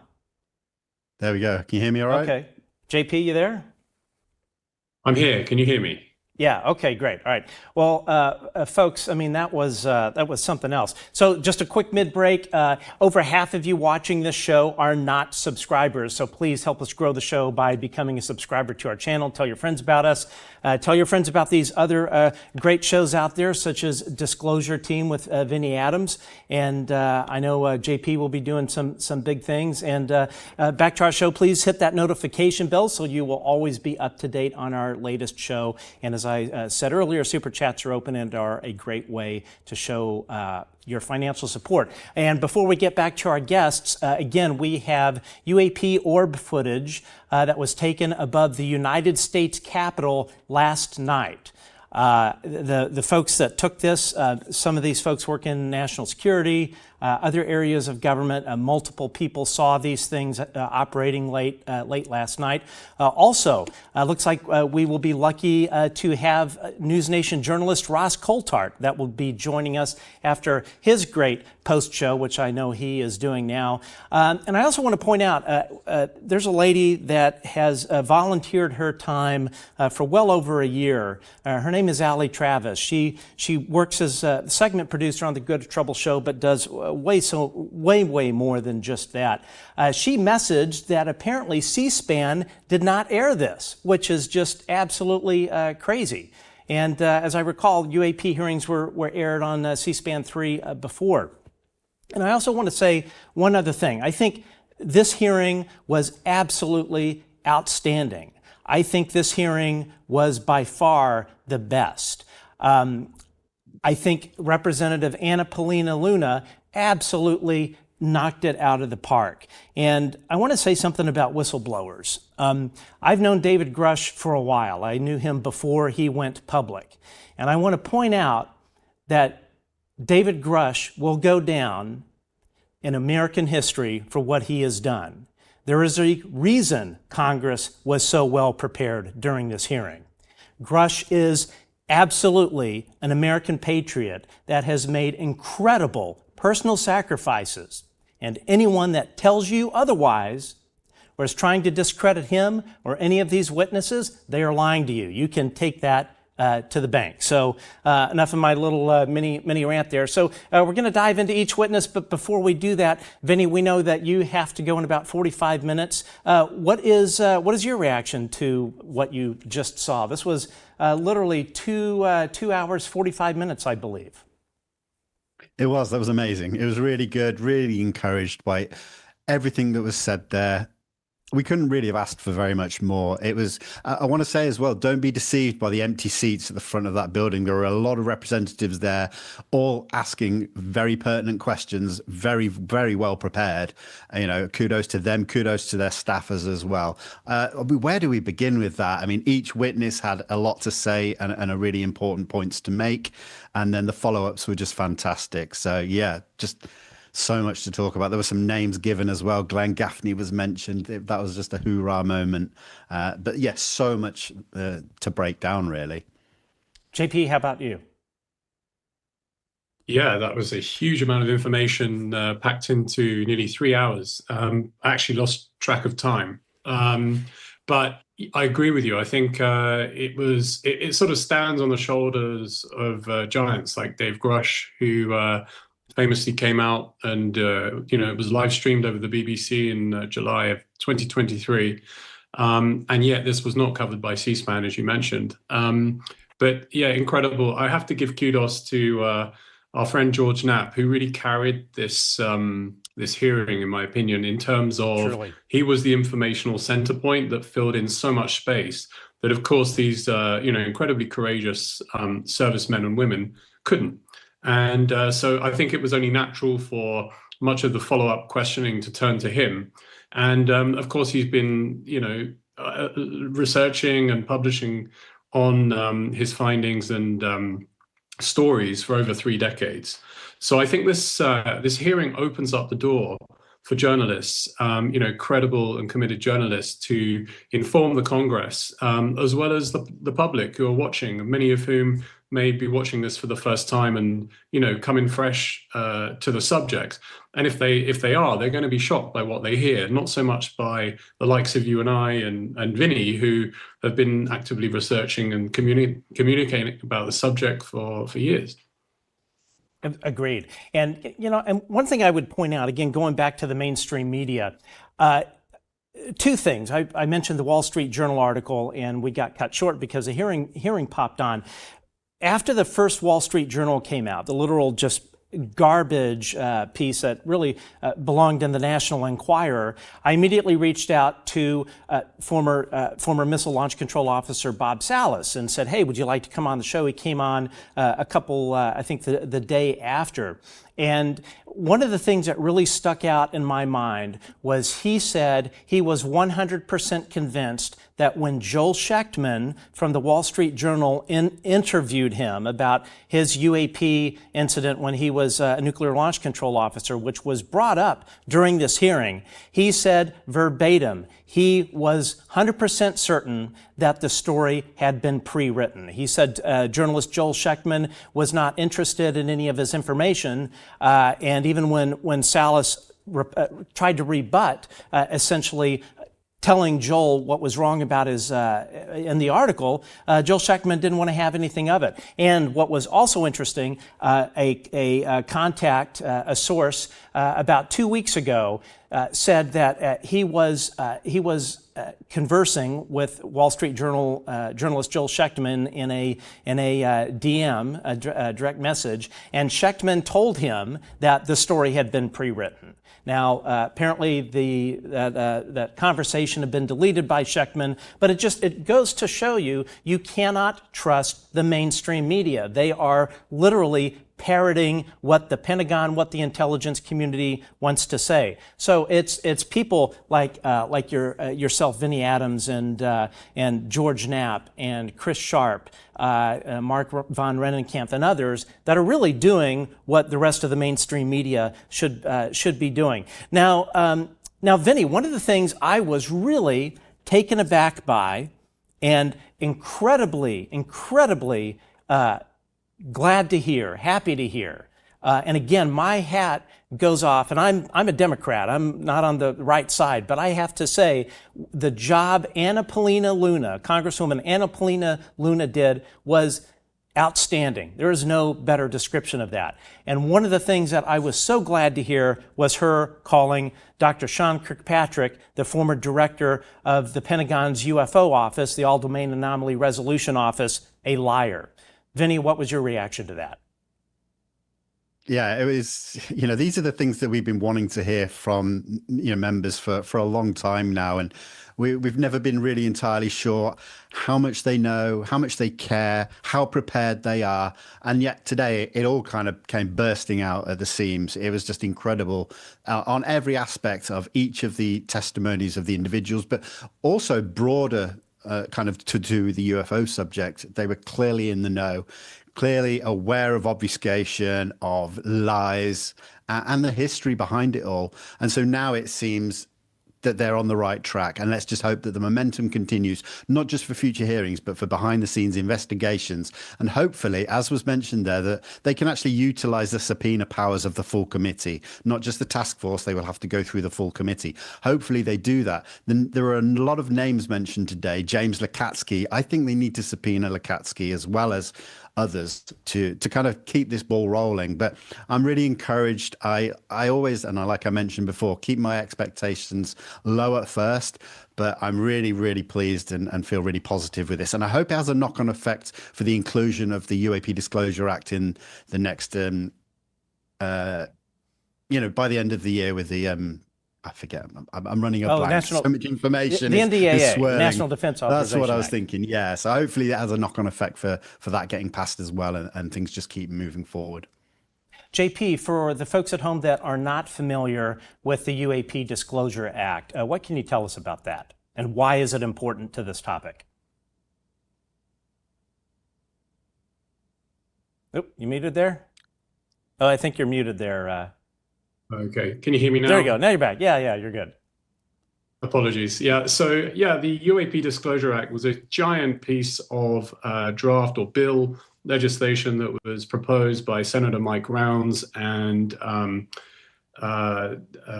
Schumer of the Democrat Party. And basically what was amazing was that they sort of put forward this legislation with urgency, and it sets out various major overhauls to the disclosure efforts that are being made. It requires greater transparency in terms of a board of 9 experts from civilian life, including scientists and historians from memory. And, they would be charged to brief the White House and basically rationally prepare certain disclosures for approval into the public domain in the spirit of democracy. It was controversial to some extent in terms of, you have another group of people that can decide what is released and what may not be released or proposed, let's say. And there was another element to it that was also somewhat controversial, and that was the area of what's called eminent domain, which we would call in the UK something like compulsory purchase orders, or the sort of sequestration by the state of public or private property for, in the interest of a democratic society.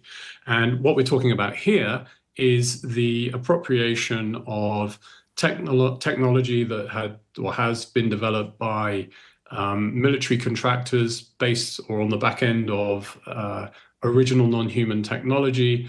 And it sort of brings into question the idea of, intellectual property rights and remuneration from that when private contractors or military contractors have invested their own time and resources into doing their work on behalf of the US government for various reasons. And I think it's a myriad.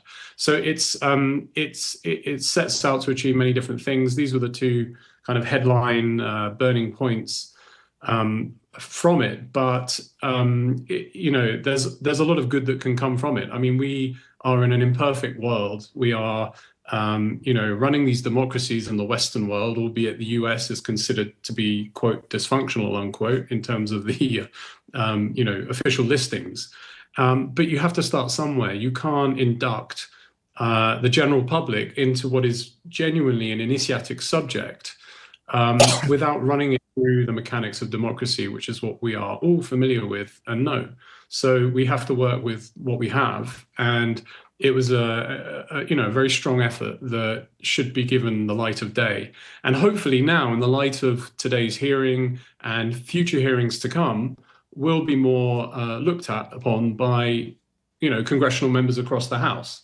So let's hope for the best with that. I also want to add, there was an interesting segue that was made in the hearing by one or two of the congressional representatives, and that was the Burchett bill, which looks at increasing witness or whistleblower protections as and when they need to, whistleblow or raise the alarm bells on issues that they consider to be illegal or anti-constitutional within the confines of the Department of Defense or within the military contractor world, which is often seen as a way to avoid being subject to Freedom of Information Act requests and so on and so forth. So there was plenty there for the legislature to get their grips, into their claws into.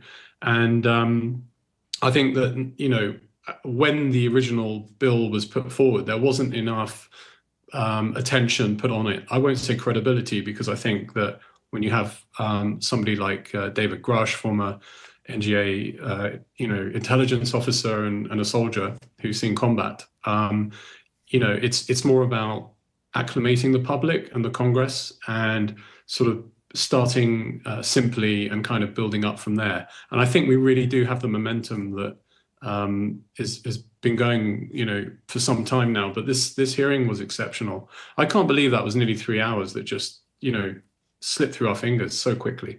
Yeah, it was absolutely incredible. And folks at home, I think I have it in the YouTube description, but if I do not, I will place it in there. But the UAP Disclosure Act was submitted by Senators Chuck Schumer and Ranking Member Mike Rounds and Kirsten Gillibrand.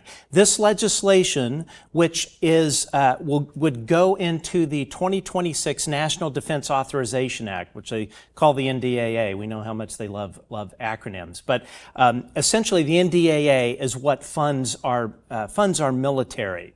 This legislation, which is absolutely critical to keep this ball moving forward, this march towards finally coming clean with the American public. The legislation is over 60 pages long. 60 pages of federal legislation on UFOs, UAP. It uses the phrase non-human intelligence over 20 times, which is absolutely profound. So think about it this way. You have 3 of the most powerful United States senators that sit on both the Senate Armed Services Committee and the Senate Intelligence Committee. And what I can tell you is for people in Congress to be able to view the entire classified picture of how this UAP issue has been hidden, they have to be on both committees, because half of this whole UAP national problem, national security problem, sits in the intelligence side, and then it also sits on the armed services side, on the Pentagon side. But as you mentioned, one of the things that is important is this eminent domain clause, and essentially what it does is it federally mandates that any defense contractor that has vehicles or biological materials of non-human origin, and let me emphasize that again, non-human origin, materials, vehicles, or biologics, that they must be returned to the federal government. Because as I believe it was George Knapp that mentioned earlier, the stuff has been hidden for so long and gone down through so many generations that our government kind of doesn't know where some of this stuff is hidden, because it sits in defense contractors. Anyway, I will make sure in the YouTube description there is a website. I believe it is www.uapda.org. If that's not it, it'll be in there. But there is a petition for anyone watching this show to sign the petition, and that petition goes to your lawmaker and essentially says, you know what, we're done with the lies. It's time to rip off the Band-Aid. It's time to level with the public about our true pecking order in the universe. I'll just say it that way. Vinnie, let's come back to you. So, again, I just was blown away by how well, and really in a very bipartisan way, Congresswoman Anna Paulina Luna handled this. And I must say, I was a bit disappointed with the Democratic side, Representative Jasmine Crockett. What are your thoughts on that?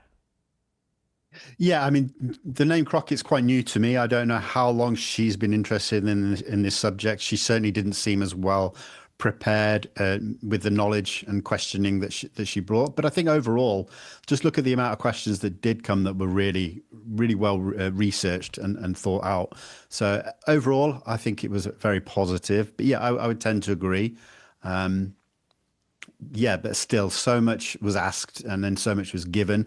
There were obviously moments of reservation, specifically from Dylan Borland, who I think clearly wanted to say a lot more, but he felt, I think, like he was treading on that fine line between what he could say. He even stated at one point that he was worried about the Espionage Act. And I think this is what will help with the further whistleblower protections. And I think having Joe Spielberger there to talk about whistleblowers and the importance going forward was really helpful as well. But yeah, that was the thing with Dylan Borland. He had this sighting, which he gave it in great description of what he saw, but also that he had this knowledge of UAP legacy programs that, would clearly be need to spoken about in a SCIF, given the right clearances on both sides. JP, is the current legislation on the books regarding protection of federal whistleblowers, in particular focused on the UAP issue, is it sufficient? What is lacking? Yeah, I mean, I think this legislation needs a lot of backing and sponsorship from both houses, and it's, I think the best witness on this, bringing up the testimony of mine, was Joe Spielberger, the senior policy counsel from Project on Government Oversight, and he talked about this regime of fear and complacency. And this need for self-preservation, because the machinery is just not there to support these whistleblowers. And in his testimony, he talks about an independent body and procedure that's needed, which is outside of the intelligence community. And in his testimony, he even refers to a Supreme Court case from the 80s. And it says that, the overall broad situation is that these agencies have a carte blanche, decision-making ability, and whenever it comes to security clearance adjudications or whistleblowing issues. And that's just not good enough when you are, you're a career military serviceman or contractor. You have a sense of duty towards, your country, and a sense of sacrifice, this integrity, this sense of integrity and conscience that that Joe Spielberger talks about in his testimony. And you need to raise standards. There is this overarching issue within the whistleblower domain where human rights issues are at stake and are being overlooked, because in the civilian world, the standard is much more friendlier towards whistleblowers, and there's more accountability. And at the moment, my understanding is, and I think he touched on this in his testimony, is that DOD, Pentagon cases do not require the Pentagon to show that they would have acted in this or in a given manner, regardless of the fact that they are in this military context. So they need to be held more accountable. There's a human rights issue.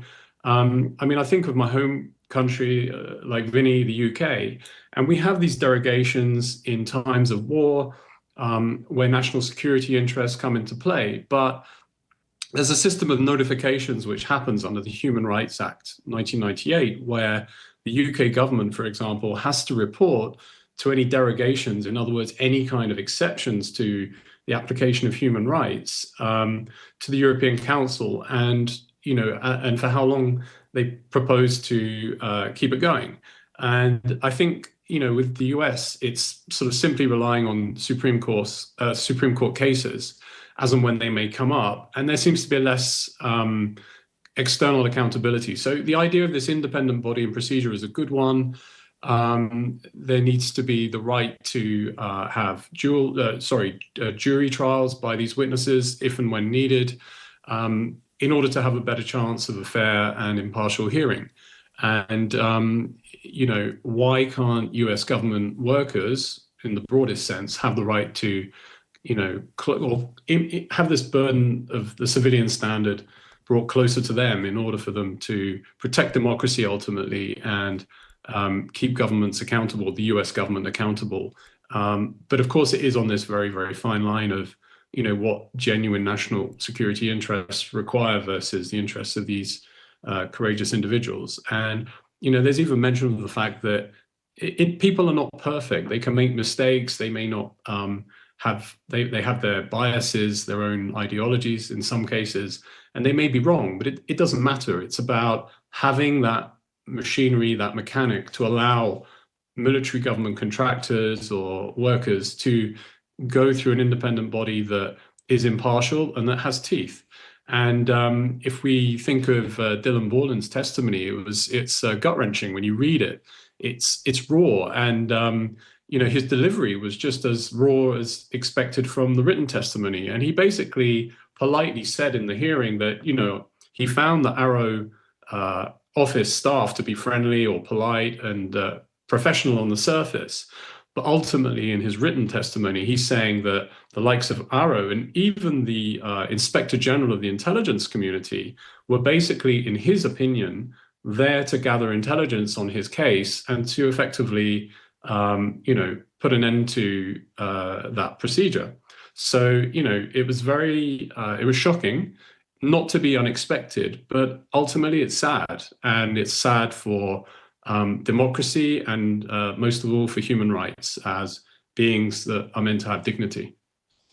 Yeah, I can tell you that a source, this was a while back, informed me, and I believe it was the DOD IG was leaking whistleblower information.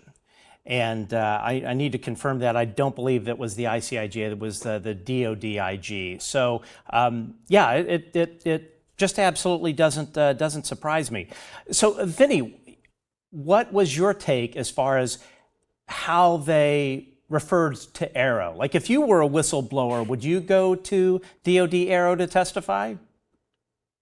No, absolutely not. And, it's not just this hearing that we've heard negative, AARO spoken about in a negative way. I've spoken to enough people who have gone to AARO, some saying that they had, a good conversations with AARO, but there were things that were just out of sorts, that conversations weren't necessarily always being recorded, that notes were being taken. And when we're talking about such sensitive and highly important information, you think that they'd be taken a lot more seriously. And so, yeah, I think like we said before the hearing happened, I think AARO has had enough chances to kind of right the wrongs that they began in their early days, which is understandable sometimes with new organizations with limited staff, limited funding maybe at first as well. There's kind of a time where they may be given to kind of get things right, and it just hasn't happened. And I don't think it's going to happen at all now going forward, no matter who you put in charge of it. I think I kind of had some hopes that Kozlowski might turn things around, but nothing's been shown as yet.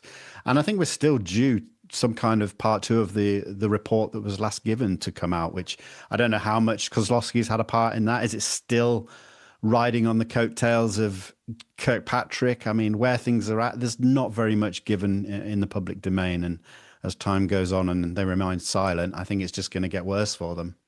Yeah, I would agree with that. And the thing that I would point out about AARO is now I have as well heard really great things about Kozlowski, as opposed to Kirkpatrick, which I heard nothing good about him prior to him being publicly announced to be the head of AARO. But the important thing to remember is that these folks are going to do what the folks up the chain of command say. And at the end of the day, they don't want to lose their retirement, their the pension, all that kind of stuff. So they're going to follow the marching orders. And I think, especially in regards to AARO, and this actually touches back to this communications plan that I believe which was hatched by the Pentagon and the IC at the beginning of the year. I think this communications plan has a few goals, and this utilized the Wall Street Journal article, the 2-part article.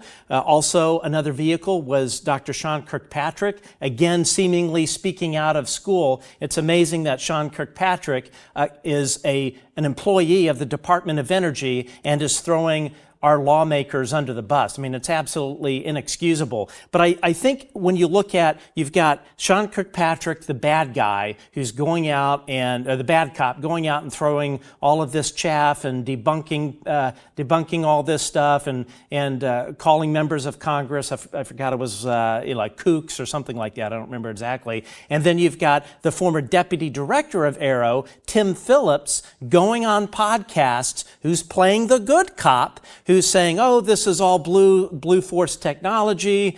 We happen to have ships the size of a Klingon battle cruiser, which says to me, okay, if this guy is talking about the nation's crown jewels of Blue Force tech, why is he not in Leavenworth right now, Tim Phillips, for leaking classified information? Which says what? This is exactly what the Pentagon told him to go out and do.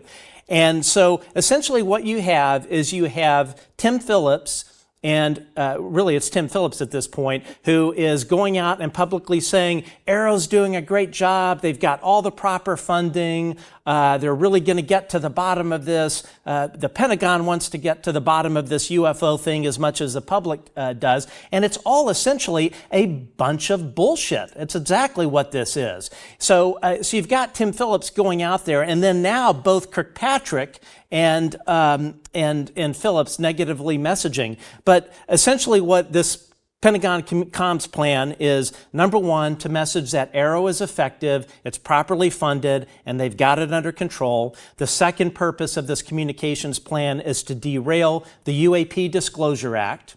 The third part of this communications plan is to essentially do what can be done to disband the FBI task force group that's looking into the UAP issue.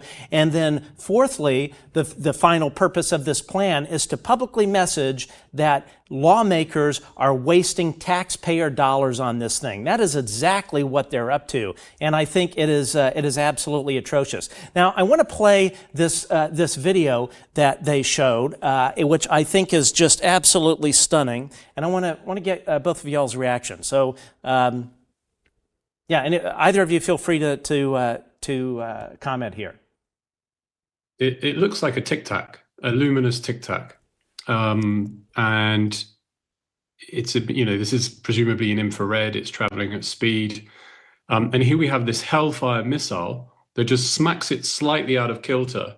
But I think that the debris, and it's continuing intact, but the debris seems to be from the missile and not the object, if it is a Tic Tac. It certainly seems to be. I would say some of that Tic Tac shape is probably glare as well, though. I think it is more likely to be more of a spherical object. I could be wrong. I'm not an analyst, but it'd be interesting to see the conversation on this video when analysis is done. As we know, there's quite a few people in the community that will do that, both in the debunker side of things and other areas, let's say. So I think it'll be an interesting conversation. But yeah, I mean, it's pretty impressive that they got this out in the hearing today.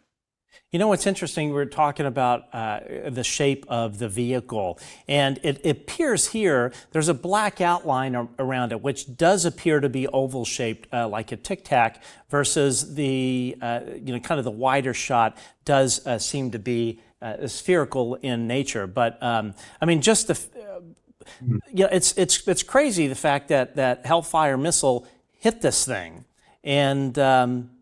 Yeah, and again, this is the the wide shot here, but it's really, in a way, I mean, do you guys think that this is as impactful or more or less than the original Tic Tac videos that were released with the New York Times 2017 article?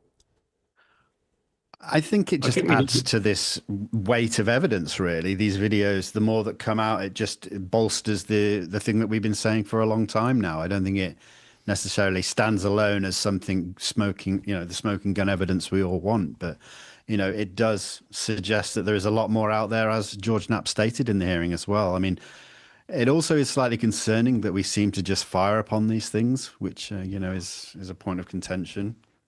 Yeah, I remember Ryan Graves saying it's kind of not a smart idea to fire at things that you don't know what their capability or what their capabilities are or their intent. I don't know, JP, what do you think about that? Probably not a good idea, right? Obviously, terrible idea, and it kind of defines the problem with us as human beings, and the sort of our levels of intelligence, to be honest, as who we are, and the message it sends to whoever or whatever is operating them. It may be that there are Tic Tac type vehicles that have been reproduced from original type Tic Tac vehicles. We really don't know. I mean, if you look at the original footage from 2004 onwards, they seem to have these kinds of, and I've thought about this, there are these protruding type pitot tubes that aircraft would have in order to determine airspeed, angle of attack, that kind of thing.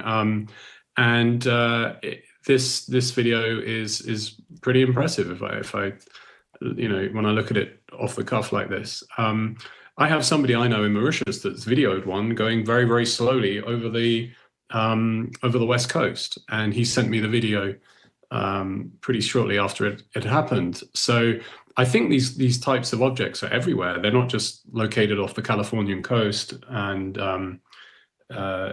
it's not just the US phenomena, which is why Vinnie and I are here, but it's interesting, and they are clearly immune to our sort of advanced missile weaponry that huge amounts, if not billions, have been invested into. I mean, one of the witnesses was Jeffrey Nuccetelli was on duty during a missile type testing program, and this massive red square just appears over the base from a NASA hangar, I believe. So it's amazing, and it's so far beyond conventional type objects or nuts and bolts type craft. They're geometric, some of them. But when he describes the square, it's almost slightly three-dimensional. It reminds me of the Flatland novel from the 19th century, which talks about this idea of other dimensional objects appearing exactly like this if they were coming from another dimensional space into our space, and how there would be this warped perception of how we would perceive them.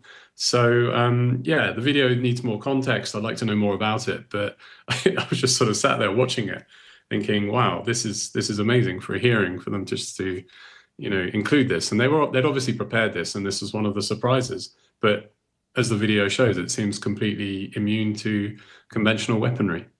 Yeah, I mean, which is truly frightening. And of course, that was one of the questions asked of the witnesses was, is this frightening? Does this scare you? And I think with the exception of George Knapp, who was more intrigued by it. I love George. George has been on the show, and I've been fortunate to be on Coast to Coast with him as his guest. But yeah, I mean, it really is frightening. I want to just take a real quick moment here. We had a couple folks that have donated super chats.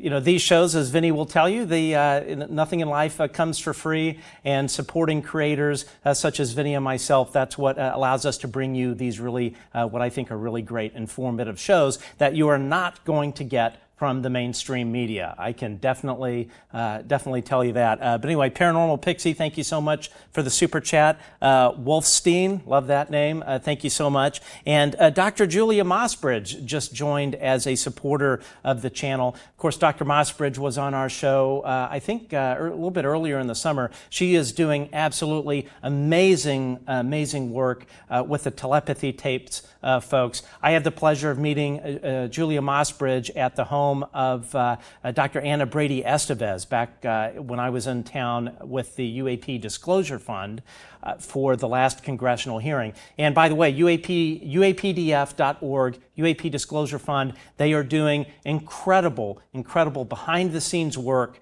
supporting legislation on UAP transparency. It is high time that this stuff comes out. And here in a minute too, and I know we'll show this here in a second because I know Vinnie, you need to go in about 15 minutes. We're going to show this footage that I was given late last night of UAP/orbs operating above the United States Capitol building late last night. That I think is really something else. So back to you, Vinnie. Were there any other highlights or things that really stuck out to you that you thought were eye-opening or encouraging to see? And were there any witnesses, or let me ask it this way, are there witnesses in the next hearing that you think should be called as opposed to journalists or some of these folks? What is the next big step as far as what we should see in a congressional hearing?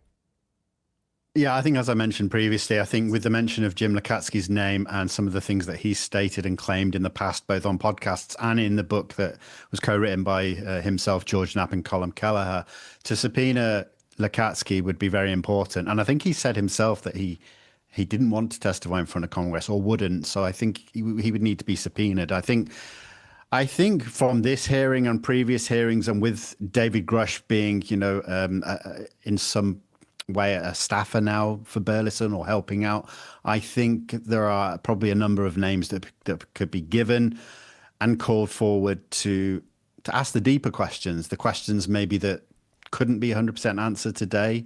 I think that would be the natural progression that I would like to see. I'm all for military personnel and military witnesses coming forward. I think Alexandro Wiggins and Jeff Nuccetelli, very important individuals with some incredible stories and information to give, which can certainly be investigated further.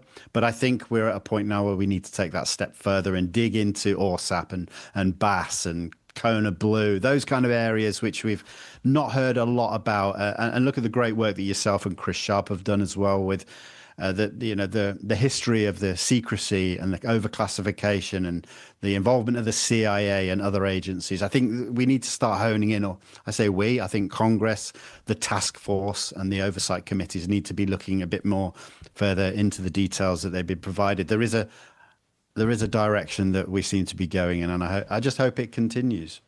I do as well. So, JP, you are an attorney. You know law. I don't. I don't even pretend to know law. But my question to you is regarding Dr. Sean Kirkpatrick. So I believe it was Congresswoman Luna who said we need to subpoena this guy and put him under oath in front of the committee. do you know, one thing I have heard that a part of what is in the security classification guide regarding UAP or waived or unacknowledged special access programs and controlled access programs, what is in that security classification guide specifically tells the person that signs it that if they are publicly asked about anything related to the program, they are legally allowed to lie under oath. Have you ever heard of such a thing? I heard this from one source, so I have no idea if it's true. Because the question would be, if you bring Dr. Sean Kirkpatrick up and Anna Paulina Luna specifically stated that he has been caught on the record lying in a public way, do we run the risk if they do subpoena him, put him under oath, and put him on the stand, that he does have some kind of legal loophole to lie to protect whatever special access program or controlled access programs are? Any thoughts on that from a legal perspective?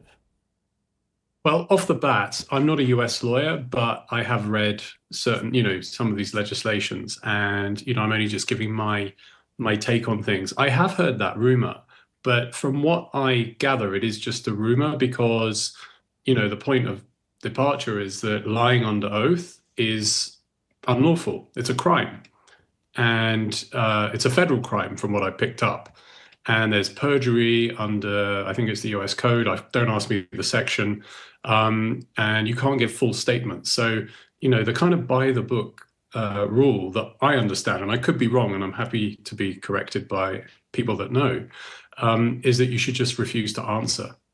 But within, the practice of the intelligence community on, within civilian life, lying is just part and parcel of the trade or tradecraft. But under oath is, as I understand it, technically perjury. So you risk going to jail. So we could see how the witnesses were handling this. They just, obviously they're there for positive reasons and they're pro-disclosure and they have suffered. So, they just said, look, I need to know that you have the legal or the clearance authority to receive the information and that it matches the level of clearance that I have in order to give it to you. So that's my understanding. I may be wrong. But in terms of, putting the right people under pressure, both positive and negative, and I think, we put poor Dr. Sean Kirkpatrick in the negative box because he has been caught lying. And, I think some of the memes coming out of the Good Trouble show would attest to that. Yeah, I'd say so. No comments. But I'd like to see other people subpoenaed, such as, General Neil McCasland or Admiral Tom Wilson, James Lakatsky, which was originally in George Knapp's written testimony, but he was cut off because of timekeeping. And fortunately, Representative Burleson had the presence of mind to elicit that from George's evidence, because he realized he didn't have the time to put this very juicy prime potential witness who can give evidence, even though he may be uncomfortable, to come forward perhaps in a future hearing. And, let's remind ourselves of what James T. Lakatsky said. And it was, I took the quote from his interview with George Knapp back in October, I think, of 2023, something like that. And he said that the US is in possession of an unknown, a craft of unknown origin, and has successfully gained access to its interior. He then went on to say that the craft has a streamlined configuration suitable for aerodynamic flight, but no intakes, no exhaust, no wings, or control surfaces. In fact, it appears not to have an engine, fuel tanks, or fuel. What was the purpose of this craft? And then when he was asked or pushed whether he'd actually been inside this craft, he said, I can't answer that. And then he just declined to speak after. So, I mean, that's incredible. We have a potential another, direct witness to these events, which, let's remind ourselves also of this, is that this is the first hearing where we've had direct experiences of UAP phenomena inside the Congress giving testimony. And I thought the interaction worked really well. There's another thing I wanted to touch on. George Knapp gave some really candid information about his time in Russia, which was incredible. Back in '93, he could just stuff some documents in a bag or under his shirt with some caviar tins and get the documents out of the country. But I'm not sure he'd be able to do that now. And he basically referred to a physicist that he got to know and who'd helped him, and others that were silenced. But it made me remember a sort of strange one-off interview that I think was on RT Arabia or Arabic, where you have the former and the last commander-in-chief of the Russian admiral of the Soviet Navy, and I think it was 1978 or 85 to 1990, 91 kind of period. And he gave personal testimony to this as well. I mean, he said that, he was a captain of a submarine, and he said that we had hundreds of official reports of UAP over naval equipment, ships, submarines, but he actually had, and he said, a glowing disc above his submarine. And these were positions in the Caribbean and the Atlantic from memory, something like that.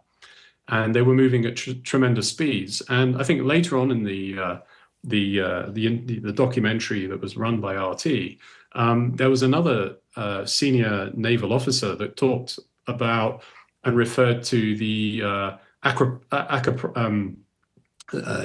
putative events that happened with Admiral Byrd when he had an expedition back in the late or mid 40s to Antarctica and, supposedly encountered discs. And he said, yeah, I'm not surprised to hear that because that's what we in the Russian Navy have experienced firsthand. So I thought of that as well. It's something that could have been added perhaps, but, it was an incredible amount of information that came forward. So again, congrats to George and all the others, but for really kind of carrying this hearing and providing so much information. One final point, I think for future hearings, it would be good for perhaps less congressmen and women to appear and sort of give cedence to those with more knowledge on the subject so that the questions are a little bit more focused and time is used more efficiently. I mean, that's the only kind of criticism I have of the Democratic team posing the questions. Yeah, I think that's a very, very, very fair point. We're going to play this video here in a second, but Vinnie, I understand that you need to go here in a couple of minutes. So how can the folks at home find the Disclosure team, and what is your next show, and what great guest do you have in store? I've actually got nothing lined up now going forward. I will have something in the next couple of days to announce. But yeah, people can find me at Disclosure Team on Instagram, Twitter, and YouTube. Very familiar black and white logo. But I just want to say thank you, Matt, JP. Good to speak with you. I appreciate it. And overall positives from today. And I look forward to speaking with you both soon. Awesome, great. Well, Vinnie, thanks. Thanks for joining us. So you can just sign off of Zoom there, and so we're gonna look at this footage. He's gonna be frozen there. His mime skills are strong. So as we teased on the show earlier, there was what I think is a pretty significant orb sighting above the Capitol building last night. Now, part of this group that filmed this. It was a former program director at the National Science Foundation and founder at American Deep Tech, Anna Estevez. Chris Bledsoe was there, intelligence analyst Sarah Gam. And the folks that did not want to be publicly sort of acknowledged, I asked Anna Estevez exactly who the other people were, and she said, quote, these were high-level leaders in space, tech, energy, biotech, government, and they were there in a personal capacity, not there in any sort of official capacity, and folks involved with communications. These were people, as she noted, were people that have led interagency national-level strategies in the United States government. There were deep technology and institutional investors, a farmer, observational scientist, and an MD and a PhD. So So essentially what I'm saying is that these are not just some tourists off the street.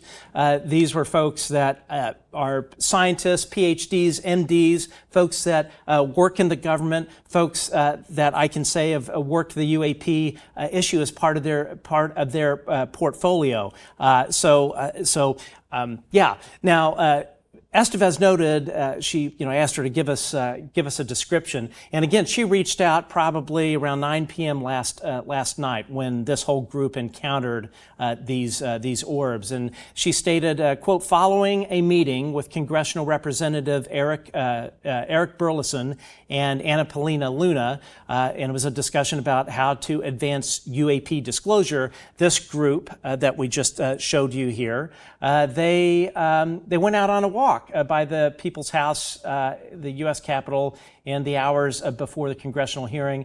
I think this was probably around 10:30 p.m. last night. The group was exercising, as she stated, their constitutional rights and freedoms, worship, speech, and peaceful assembly, when the orbs appeared over the Capitol. Apparently they were all kind of in group prayer and poof.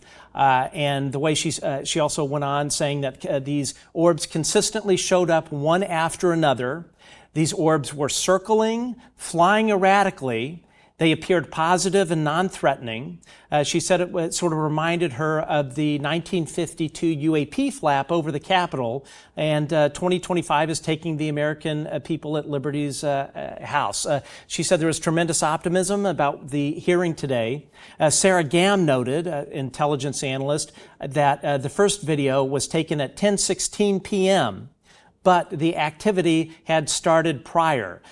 She stated that they were white in color, constantly appearing and then vanishing, only to appear again as it made large figure eights over and around the Capitol. There was also one that came out which was gold, yellow, orangish, that had a wide tail of light, the way that comets do in cartoons was the analysis that she used, where you could see a path of light all at one time. I've actually seen this myself at my home. One of these, I would describe it exactly the same way about a month and a half ago.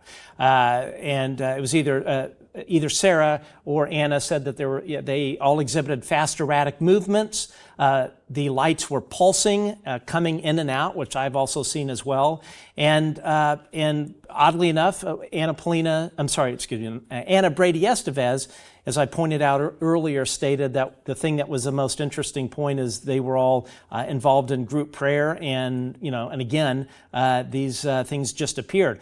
And I want to emphasize again, these are people that have worked or continue to work in the government, in government science, national security, and intelligence. Estevez herself, she's managed the National Science Foundation's national space and energy commercial portfolios.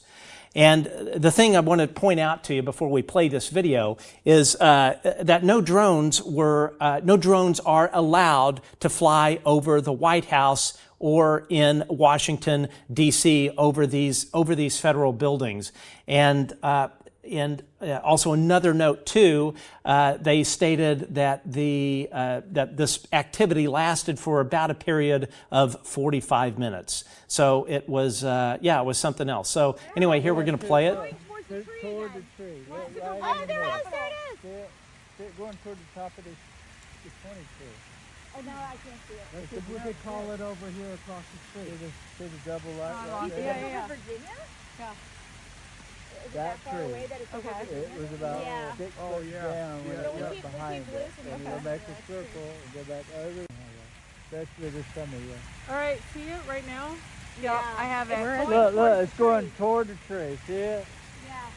That's going to make a left turn, and it's going back that way. What color is it? White. It seems white. It's like making a figure eight. But it's far away. Now that it's just staying elusive. Okay, so this tree right in front of the Capitol is tree number 2. This is number 3. Yeah. Or let's make that tree 0, 1, 2. Yeah, it's making big circles around it. I lost it. And they wouldn't be allowed to fly it. It's going towards tree number 1 now, and it's going around. Yeah, yeah, wow. It's coming back over the top. Look at that. Wow. Yeah. Praise be to God. Wow. Up there, you can see That's about the tip right. Oh my gosh, it stopped. It stopped? Now it's going again. No, it's circling. Yeah, it's circling. I saw the wrong. I was looking at the star. That was my bad.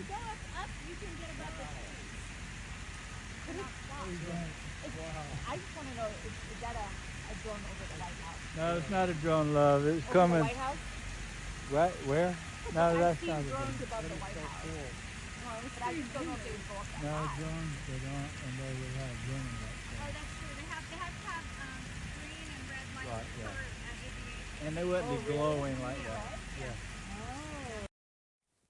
Now, what I have here is I took the video, I slowed it down and put an embossing effect on it.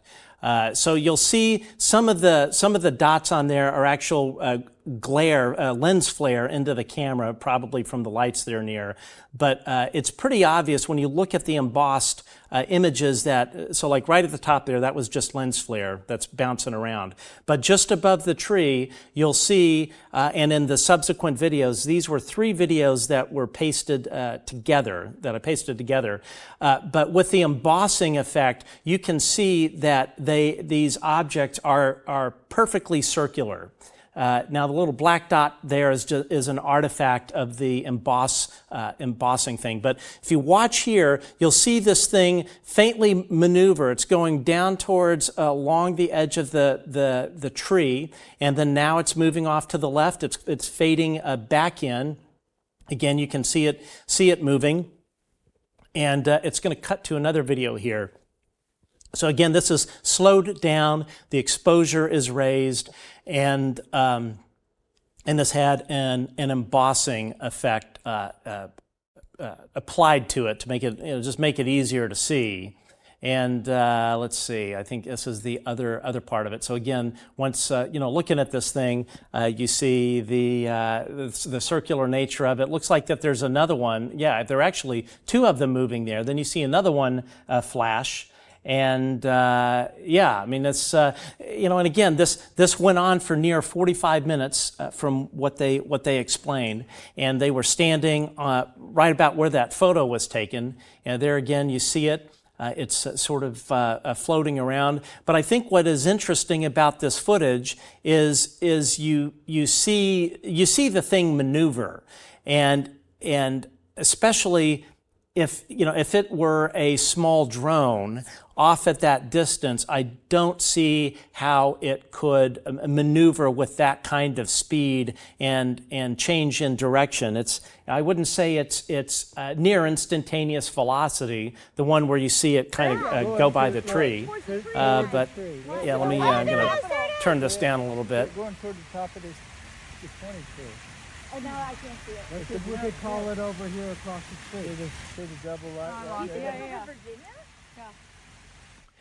And again, these are folks that work in the government, have worked in the government. You have an image intelligence analyst, that Sarah Gam, who knows exactly what she's looking at and what she speaks of. So this is right over the Capitol building of the United States, and I think it's something else. Now, of course, anytime you air footage like anything like this, you're going to have people that are going to be impressed. You're going to have people that are going to be a little bit let down. And JP, what are your thoughts? And again, this is not vetted, but this came from people that really know what they're doing, because this is kind of part of what they do in government in terms of intel, science, and defense. JP, any thoughts? Yeah, no, that's right, Matt. I mean, I see this type of activity phenomena very often, and I've just given up recording it because it's never going to be conclusive or good enough for some people. And to be honest, it's not about proving to anybody what may or may not be real, but it's interesting. And I see this kind of these lights or spherical activity very often over here in Mauritius, and there is often a coincidence with events or relevant things that are happening in your personal life or your professional life, and it seems very fitting that they should be gathered together as a group just in front of Capitol Hill, and then these lights or objects or whatever they are show up. And yeah, you're right, Matt. It reminds us of the July 1952 flyby that happened, and that was famous, and there was sort of like triangular formations of these lights. But I'm also drawn to the fact that our friend Dr. Beatriz Villarroel has found a connection between that 1952 or July 52 flyover and these so-called transients that appear on astronomical plates that are inexplicable. In other words, they're 1 minute, and then 30 minutes later, they're no longer there on the next plate recording or photograph that's been taken. So it's Washington, D.C. has a history of this, and so does the Kremlin over in Russia. And of course, Russia was treated by the witness journalist George Knapp earlier this morning over in Washington. So it's a nice coincidence, or synchronicity, even if ever there was one. Yeah, I would agree. And as I've mentioned on the show before, I have seen these things myself many times. They've appeared above my home well over probably now about a dozen times. And we actually just got a message from Ross. He said, "Hi Matt, I'm sorry mate, I'm so brain dead. I've got to be up in 2 hours for a Cuomo who's doing a pre-record. So apologies, won't be able to make it. It's 3:40 in the morning in Australia where I am." And Ross, absolutely no worries. I know how that goes. And I think I failed when I was listing other journalists. I think I failed to mention Ross as one of the other handful of journalists that are actually doing good work in this space. But again, one thing I want to point out with this video is this wasn't like viewed by one or two people. This entire group experienced these orbs. This entire group experienced these orbs, and totally something else. But anyway, so JP, it's late where you're at as well, right? Yeah, it's getting on. It's nearly 10 p.m. over here over in Mauritius. My brain stopped functioning, as you could probably hear. It's been a long day.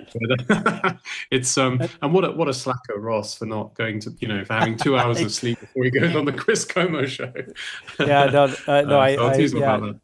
Yeah, exactly. Yeah, no, I got up here to the studio at 3 a.m. and left last night at like 10 p.m. So I'm kind of running. Thank you, Matt. You're fantastic. Your energy is amazing, and your commitment. I know you have a very demanding job in Hollywood, and you came off a flight to do the show and the coverage, which even the mainstream media in some quarters are not covering. So, hats off to you.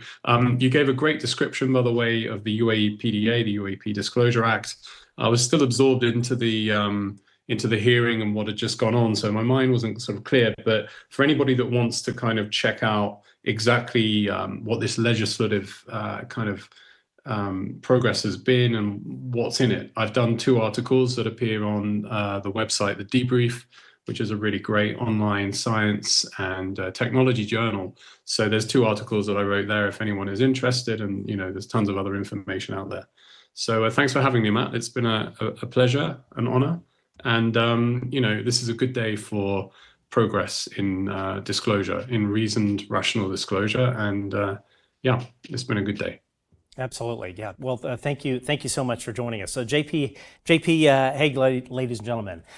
So awesome. Well, thanks for joining us, and have a good sleep. I want to read a couple of things to all of you that I think will hopefully bring home why this particular topic is so important, the issue of UAP transparency and holding members of the government, this 50-ish or so senior executive service folks that are currently managing and hiding all of this from Congress and engaging in really what is an illegal disinformation operation. You're seeing that from Dr. Sean Kirkpatrick. You're seeing it from Tim Phillips, would be my guess. You're seeing it from the debunkers, which I believe strongly are part of this. So about 3 years ago, Chris Sharp and Josh Boswell and I wrote an article for the Daily Mail where we discussed and described in very fine detail exactly how the crash recovery operation is run out of the CIA's Directorate of Science and Technology with a program under DS&T called the Office of Global Access. Now, AARO is the legally authorized recipient of classified information regarding UAP programs. In other words, they state that if you worked for a government contractor or the government and you were part of a classified UAP special access program or controlled access program and had signed a National Security Non-Disclosure Act, that you could go to AARO and testify. So AARO, Dr. Sean Kirkpatrick, was publicly saying that if you are a whistleblower, if you are a UAP whistleblower and you have information to share, come into the Pentagon AARO office. You have a place to make a protected disclosure. We have your back. We want to get to the bottom of this as much as you do. Now, there was let me back up a bit. So if you're a former government worker that assigned an NDA that was part of any of these classified programs, as I think all of you at home listened to during this testimony, that there is clear fear of these witnesses of inadvertently making what is called an unauthorized disclosure. In other words, they make a public statement that is not cleared for them to make, that would be in violation of their national non-disclosure NDA. And so you'll hear people say, oh, well, so-and-so, David Grush should just get up and spill all of the classified information he knows about UAP. And folks at home, the consequences are severe. Number one, you risk a loss of your pension. You lose your security clearance. Your security clearance at a minimum is flagged, which means that when you exit the government and you are trying to find a job working for a federal contractor with your clearance, so Lockheed Martin is looking for somebody, but you have to have a TSSCI clearance. So that clearance that the government paid for and adjudicated is your golden ticket. You lose that, there's a monetary fine, and what's worse, the most important thing is, really next to the most important thing, is time in Leavenworth prison for disclosing classified information. Now, the folks that sign NDAs that are related to the 1954 Atomic Energy Act, the price of disclosing, making an unauthorized disclosure of classified information that is under the DOE, Department of Energy, 1954 Atomic Energy Act, and 50% of the UAP issue is classified in the DOE under the 1954 Atomic Energy Act, under what's called Transclassified Foreign Nuclear Information Restricted Data and Previously Restricted Data.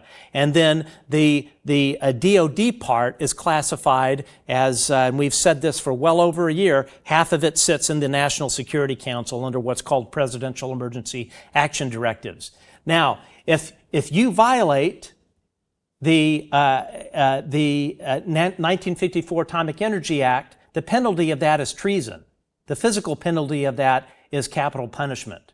So these folks are not going to jeopardize their livelihood, jeopardize their family, and certainly jeopardize their life to take one for the team, so to speak. So backing up to AARO. So AARO is publicly messaging to these whistleblowers that have signed these ironclad NDAs, come in, tell us what you know, you'll be safe there. Now, what we found out was AARO is not safe. AARO is if you go and you disclose to AARO, you are putting yourself in legal jeopardy and worse. Now, during the last hearing, I submitted a letter to Congress that was entered into the congressional record. The name Glenn Gaffney came up earlier. Glenn Gaffney was you can kind of read between the lines, because I'm going to read the statement that is now part of the congressional record that was from me. Okay, the statement reads, written statement of Matthew Ford for the U.S. House Committee on Oversight and Accountability, Subcommittees on Cybersecurity, Information Technology, and Government Information, and National Security, the Border, and Foreign Affairs. Unidentified Anomalous Phenomena Exposing the Truth. Again, I submitted this to Congress on November 18th of 2024. And this is what is in the congressional record that I wrote. Chairwoman Mace, Chairman Grothman, Ranking Members Connolly and Garcia, and members of the committee. I am Matthew Ford, an American journalist and host of the Good Trouble Show podcast. Today, I'm introducing damning information regarding the former director of the All-Domain Anomaly Resolution Office, or AARO, Dr. Sean Kirkpatrick. I am a patriot who cares deeply about our nation's security, but above all, I care about the truth. In November of last year, journalists Christopher Sharp, Josh Boswell, and I published a story in the Daily Mail exposing, for the first time, the CIA's Directorate of Science and Technology's Office of Global Access and its classified UAP crash recovery program. Last weekend, Christopher Sharp published a follow-up article in the Liberation Times providing further detail on how the CIA's Directorate of Science and Technology operates its UAP-related crash recovery and reverse engineering programs through the Office of Global Access and the CIA's Counter-Proliferation Mission Center. The acronym for that is WCPMC. I continue on in my letter to Congress. The head of the Directorate of Science and Technology serves as the primary gatekeeper of the entire UAP Deep Legacy program. Again, the CIA director, the head of the CIA's Directorate of Science and Technology serves as the primary gatekeeper to the entire UAP Deep Legacy program, overseeing operations such as detection of UAPs through classified platforms, recovery operations, disbursement of recovered craft to government agencies and private defense contractors, and protection of derived off-world technologies. My sources have alleged that this name that I had to redact, the former head of the Directorate of Science and Technology, is one of those gatekeepers.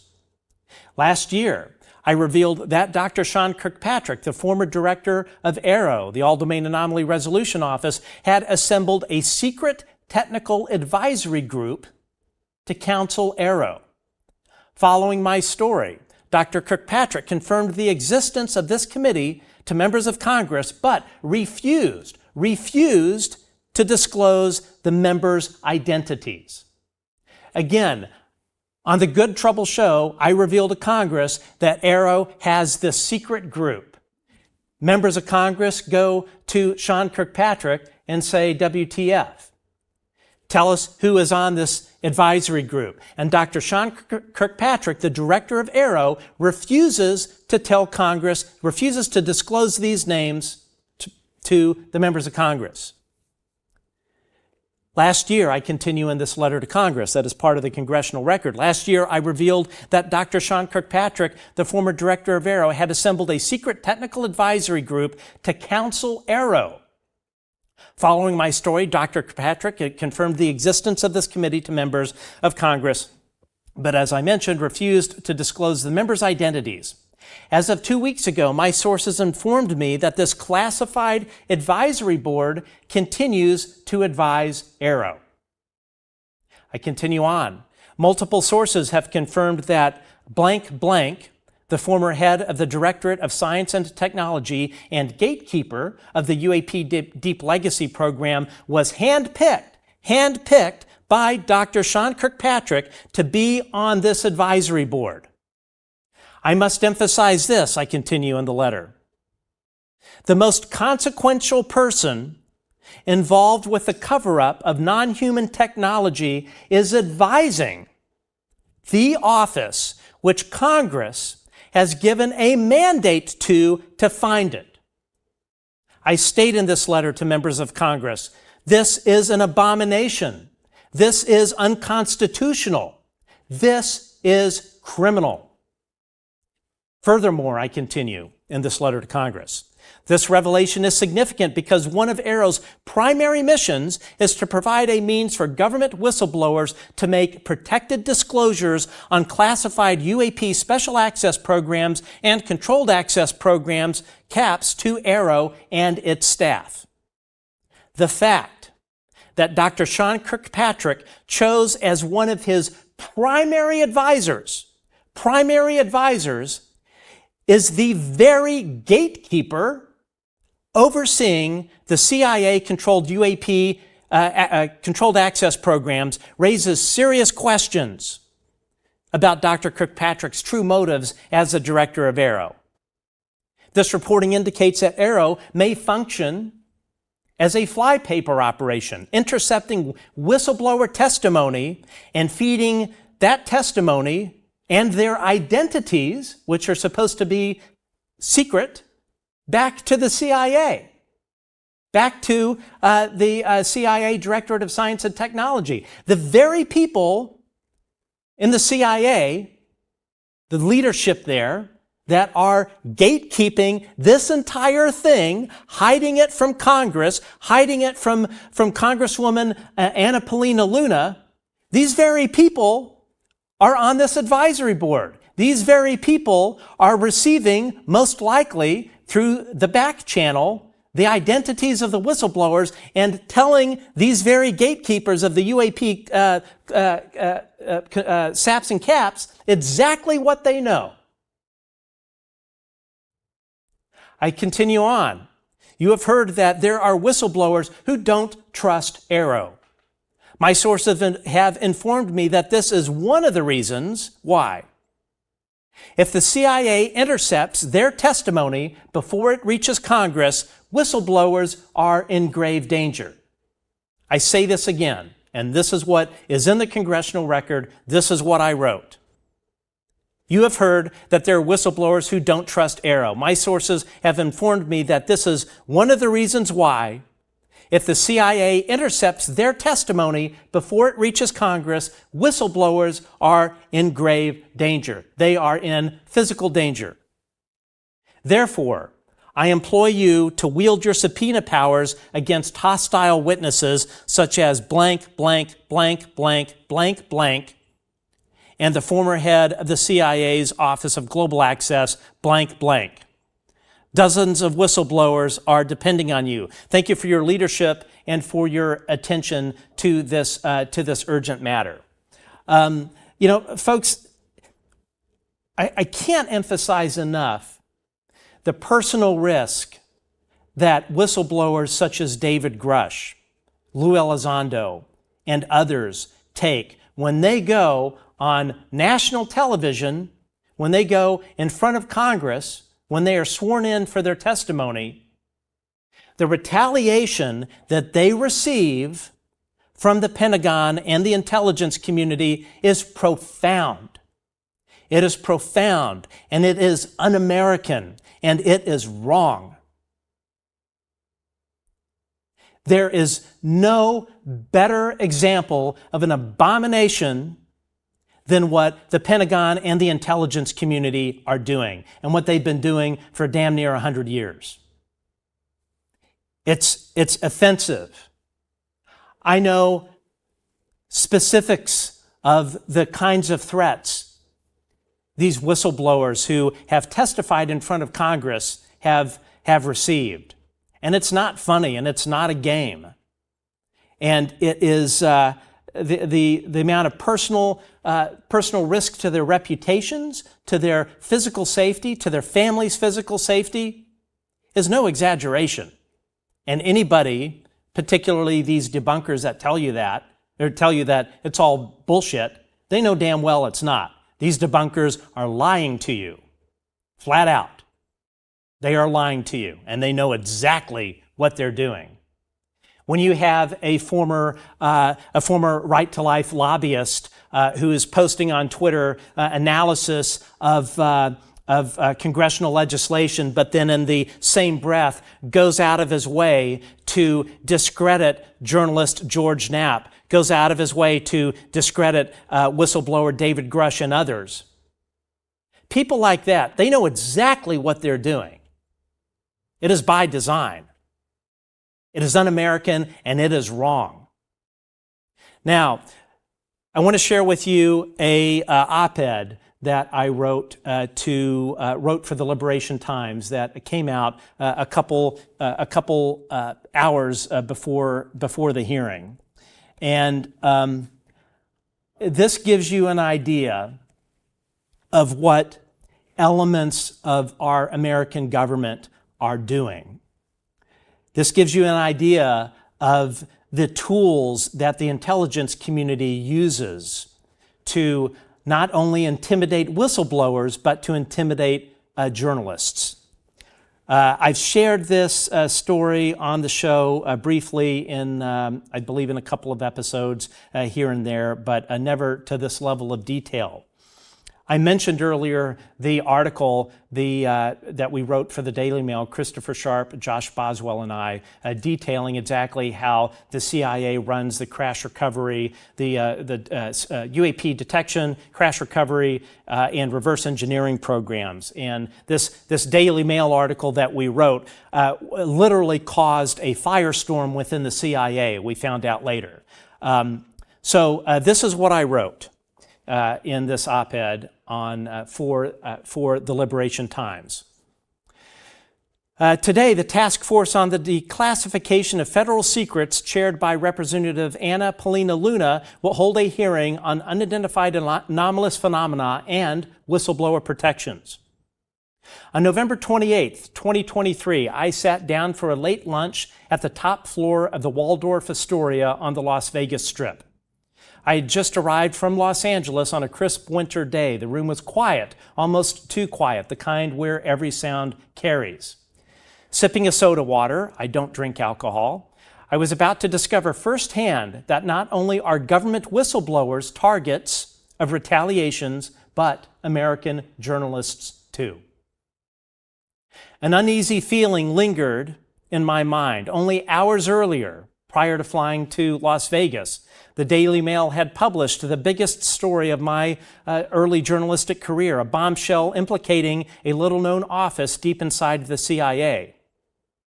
That morning, during a call with my co-authors, Josh Boswell of the Daily Mail and Christopher Sharp of the Liberation Times, a trusted confidant with deep ties to the intelligence community warned us the article would set off a firestorm. The CIA, this person said, would be desperate to uncover how we had obtained our information and to identify our sources. Sharp had initiated the reporting, and I contributed contacts I had cultivated in the defense and intelligence communities. Boswell carried the story to publication and added layers of detail based on corroboration from his sources.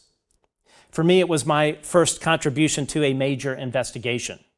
And this was a story we had been working on for a number of months. Together, we uncovered that the CIA's Office of Global Access, or OGA, a little-known unit inside the Directorate of Science and Technology, was allegedly key to the nation's efforts to track and recover crashed craft of non-human origin. Created in 2003, the Office of Global Access's mission encompasses retrieving lost nuclear weapons, downed satellites, and adversary technology across the globe. But multiple sources, and these were high-placed sources, told us it has also played a central role in unidentified anomalous phenomena UAP recoveries. Sometimes these operations involve elite units from the Joint Special Operations Command, or JSOC, composed of Tier 1 operators such as Delta Force. In roughly half the cases, and this is important, in roughly half the cases, though, missions are handed off to private aerospace contractors, moving sensitive programs out of military channels and beyond congressional oversight. Again, all of our sources told us that the CIA's Office of Global Access, half of the recovery missions that were spun up went to JSOC and members of the Department of Energy, and then the other half And we could not find out exactly what the decision tree was at. The other half was spun off to defense contractors who employ their own security forces, their own security contractors with their own aircraft, their own equipment for handling radioactive, nuclear, radiological, biological material. They have these teams. So half of the UAP crashes went to JSOC, half of them went to the defense contractors. Even the late Senate Majority, I continue in this op-ed, even the late Senate Majority Harry Reid admitted he was denied access to such programs. If a majority leader can't get answers, who can? Now, about 30 minutes, I continue, after I'd entered this bar at the Waldorf Astoria, and again, this contact who had deep ties to the intelligence community specifically warned us, we have to be careful because CIA is going to want to know how we found out, and we would likely be targets. So about 30 minutes after I'd entered the bar, a woman in her 30s slid into a seat a couple chairs away from me. She struck up a conversation with me, casual at first, but I cut it short and went back to my laptop. And this is where it gets scary. Roughly 20 minutes later, a man in his 40s wearing a button-down Hawaiian shirt walked in and sat directly across from me at the bar. Soon after, that same woman shifted over to his side and began chatting with him. That's when I heard him say the word that froze me in place, UFO. I closed my laptop. I leaned in and I said, again, this individual, this male that was probably about 12 feet away from me, I said, "Excuse me, I couldn't help overhearing you talking about UFOs. Did you read the article that came out in the Daily Mail this morning?" I didn't tell him that I was one of the people that wrote it. He locked eyes with me, and I will never forget this until the day I die. He locked eyes with me and replied sharply, quote, "No, but the article about Lou Elizondo being a liar sure sticks out in my head." Close quote. I continue on. Lou Elizondo is the former Pentagon official who helped expose the government's secret UFO program in the landmark New York Times article of 2017. That comment stopped me cold, not because of what was said, but because it had nothing to do with our reporting. Our article never mentioned Lou Elizondo. Hearing his name in that moment from a stranger in a nearly half-empty bar, or nearly empty bar, again, there were like 8 to 10 people somewhere in there, it wasn't much, felt rehearsed like a line planted to rattle me. And let me tell you, it rattled the hell out of me. My stomach sank. I immediately suspected I was dealing with an intelligence operative, recalling the warning I had received just that morning about surveillance and honey traps. I messaged whistleblower David Grush, who I mentioned I've known since before he went public. I messaged whistleblower David Grush, whom I had known for some time, for guidance. David Grush's response was blunt: "Don't engage." But, and again, you're looking at the host of the Good Trouble Show, so the name of the show tells you something right there. But after 15 anxious minutes, I ignored Grush's advice and asked the man again if he had seen the article. This time, he stood up, and with a fumbling movement, he had his phone, he starts doing this with it, aiming it right at me. After 15 minutes, I asked him if he had seen the article. This time he stood up and with a fumbling movement held his cell phone out in front of him, making it obvious he was photographing me. As he did, he repeated the exact same phrase about Lou Elizondo, word for word. That article about Lou Elizondo being a liar sure sticks out in my head, verbatim. Word for word, like an actor reading from a script. Then he turned and he walked out of the bar. That moment, as I continue on in this op-ed that I wrote for the Liberation Times, that moment tipped their hand Only my family and the 4 people on that morning's call knew I was traveling to Las Vegas. And none of them, with the exception of my family actually, knew the hotel where I was staying.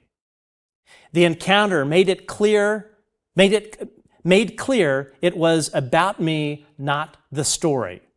It was the first time I suspected I was under technical surveillance as an American journalist. For the first time in my career, I feared for my safety.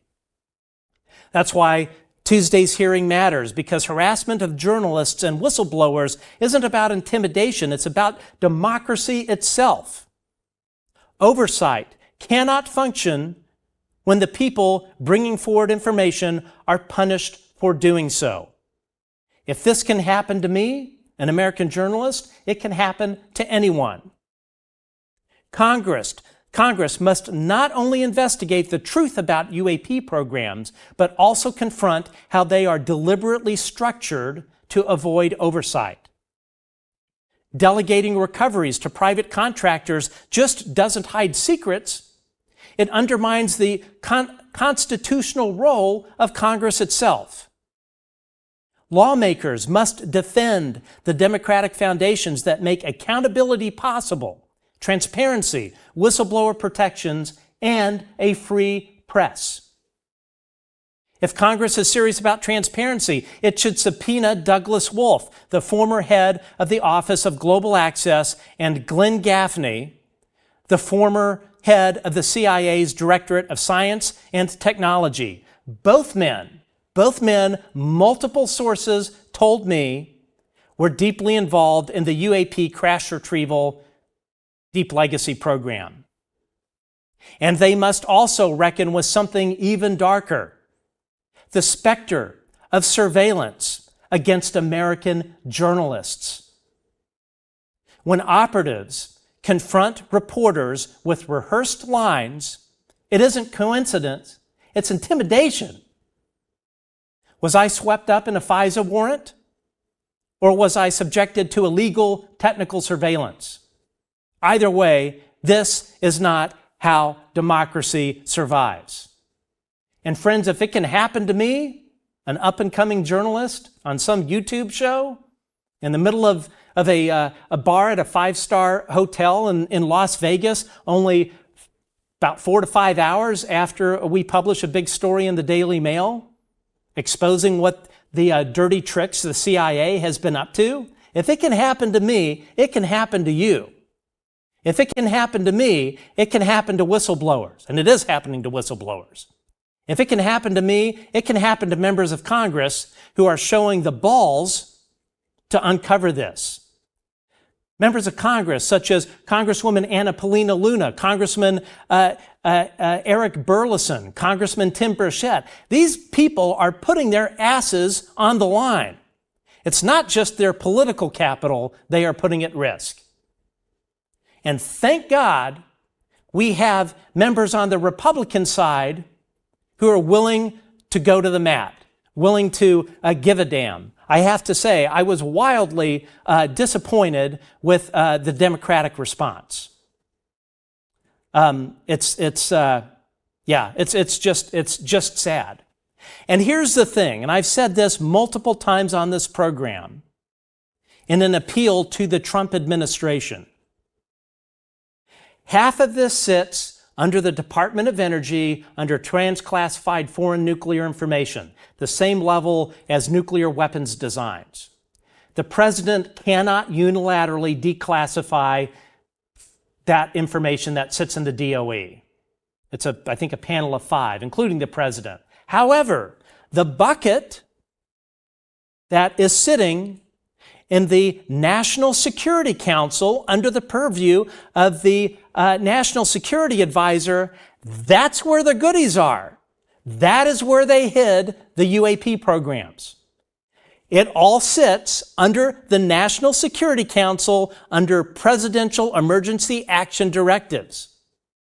And for my Republican friends that are watching this show right now, my MAGA friends, message to this administration, to President Trump, there is no better proof of the deep state than what is currently classified by the NSC.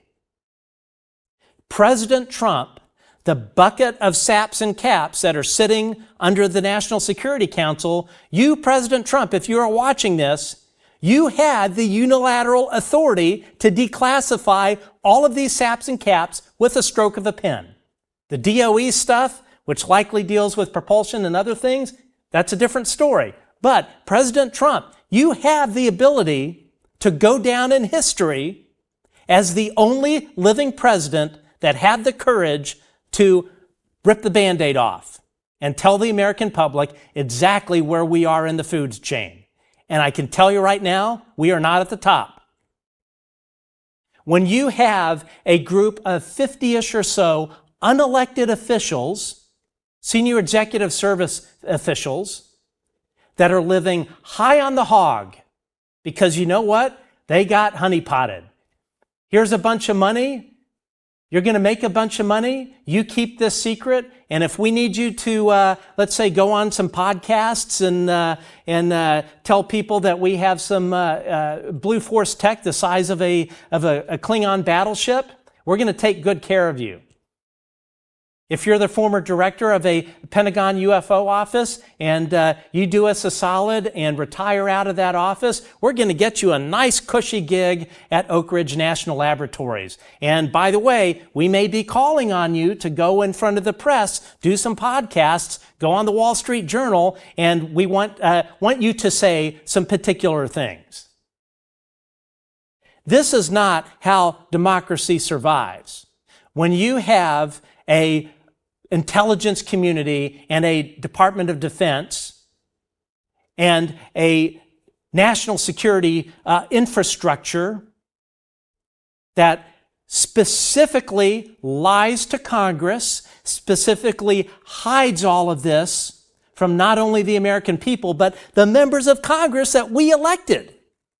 You heard from Representative Anna Paulina Luna and Tim Burchett and others, that they are constantly stonewalled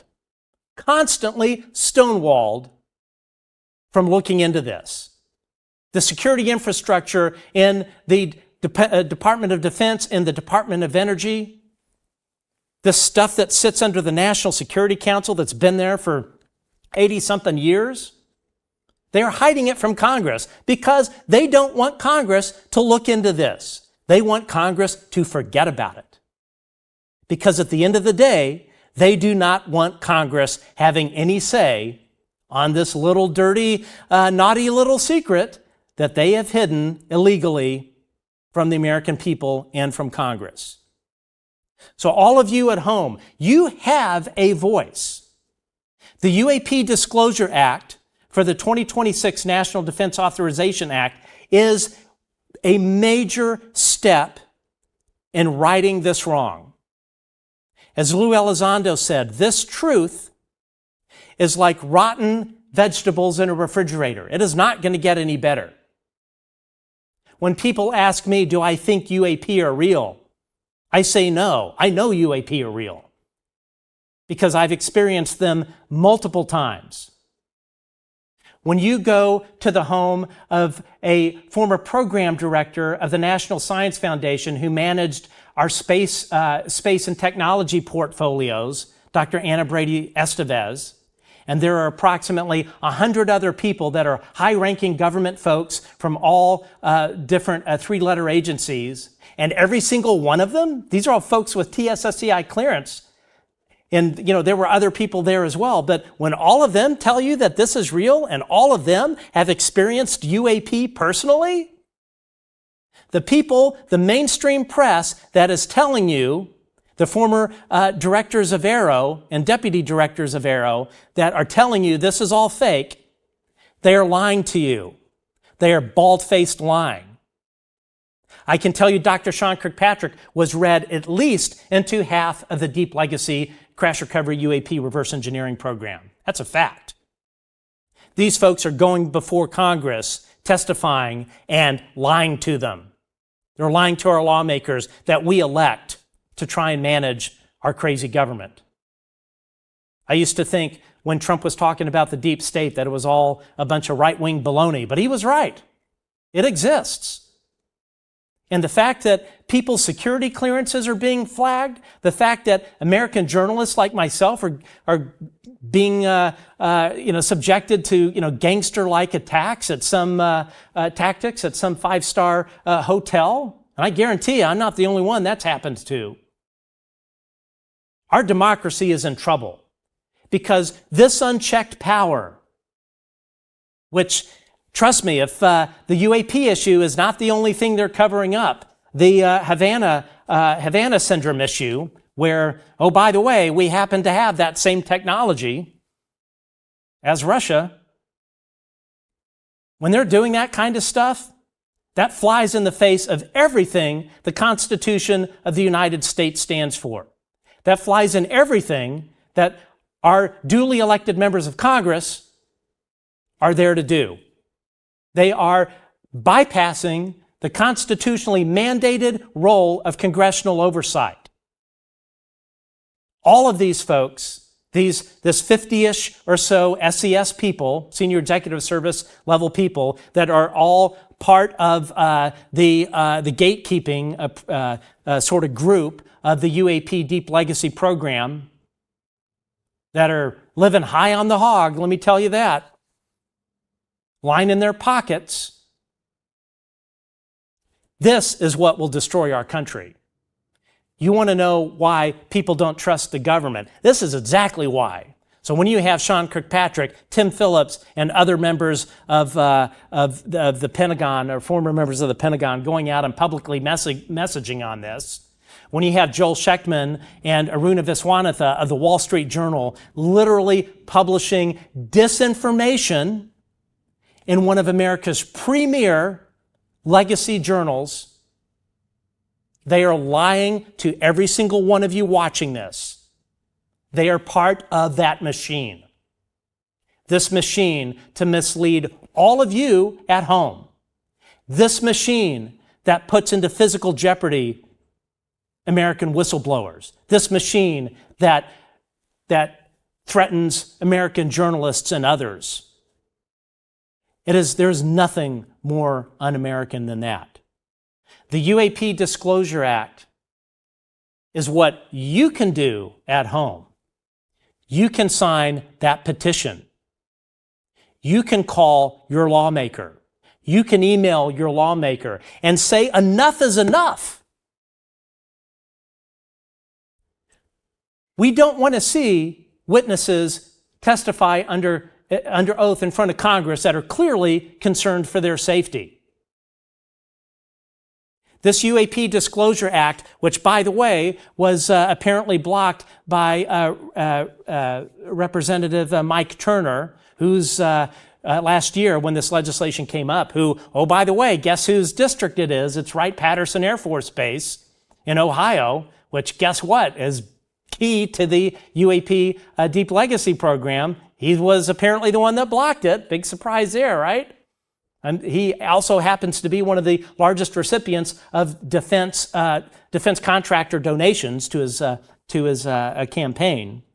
But all of you at home, you can call your lawmaker, you can email your lawmaker, you can tell them you want the UAP Disclosure Act in its entirety, unmodified, to be voted, to be included in the National Defense Authorization Act. It has to be done. All of you at home, I would venture to guess, all know that this is real. You listen to who testified, their bona fides, and the tons of people that have testified regarding this. These folks, let me tell you, have absolutely zero reason to lie. They don't want to, they have no reason to want to jeopardize their career, their retirement, their security clearance, their safety. These people that testify in front of Congress, they are telling the truth. They are trying to pull the Band-Aid off.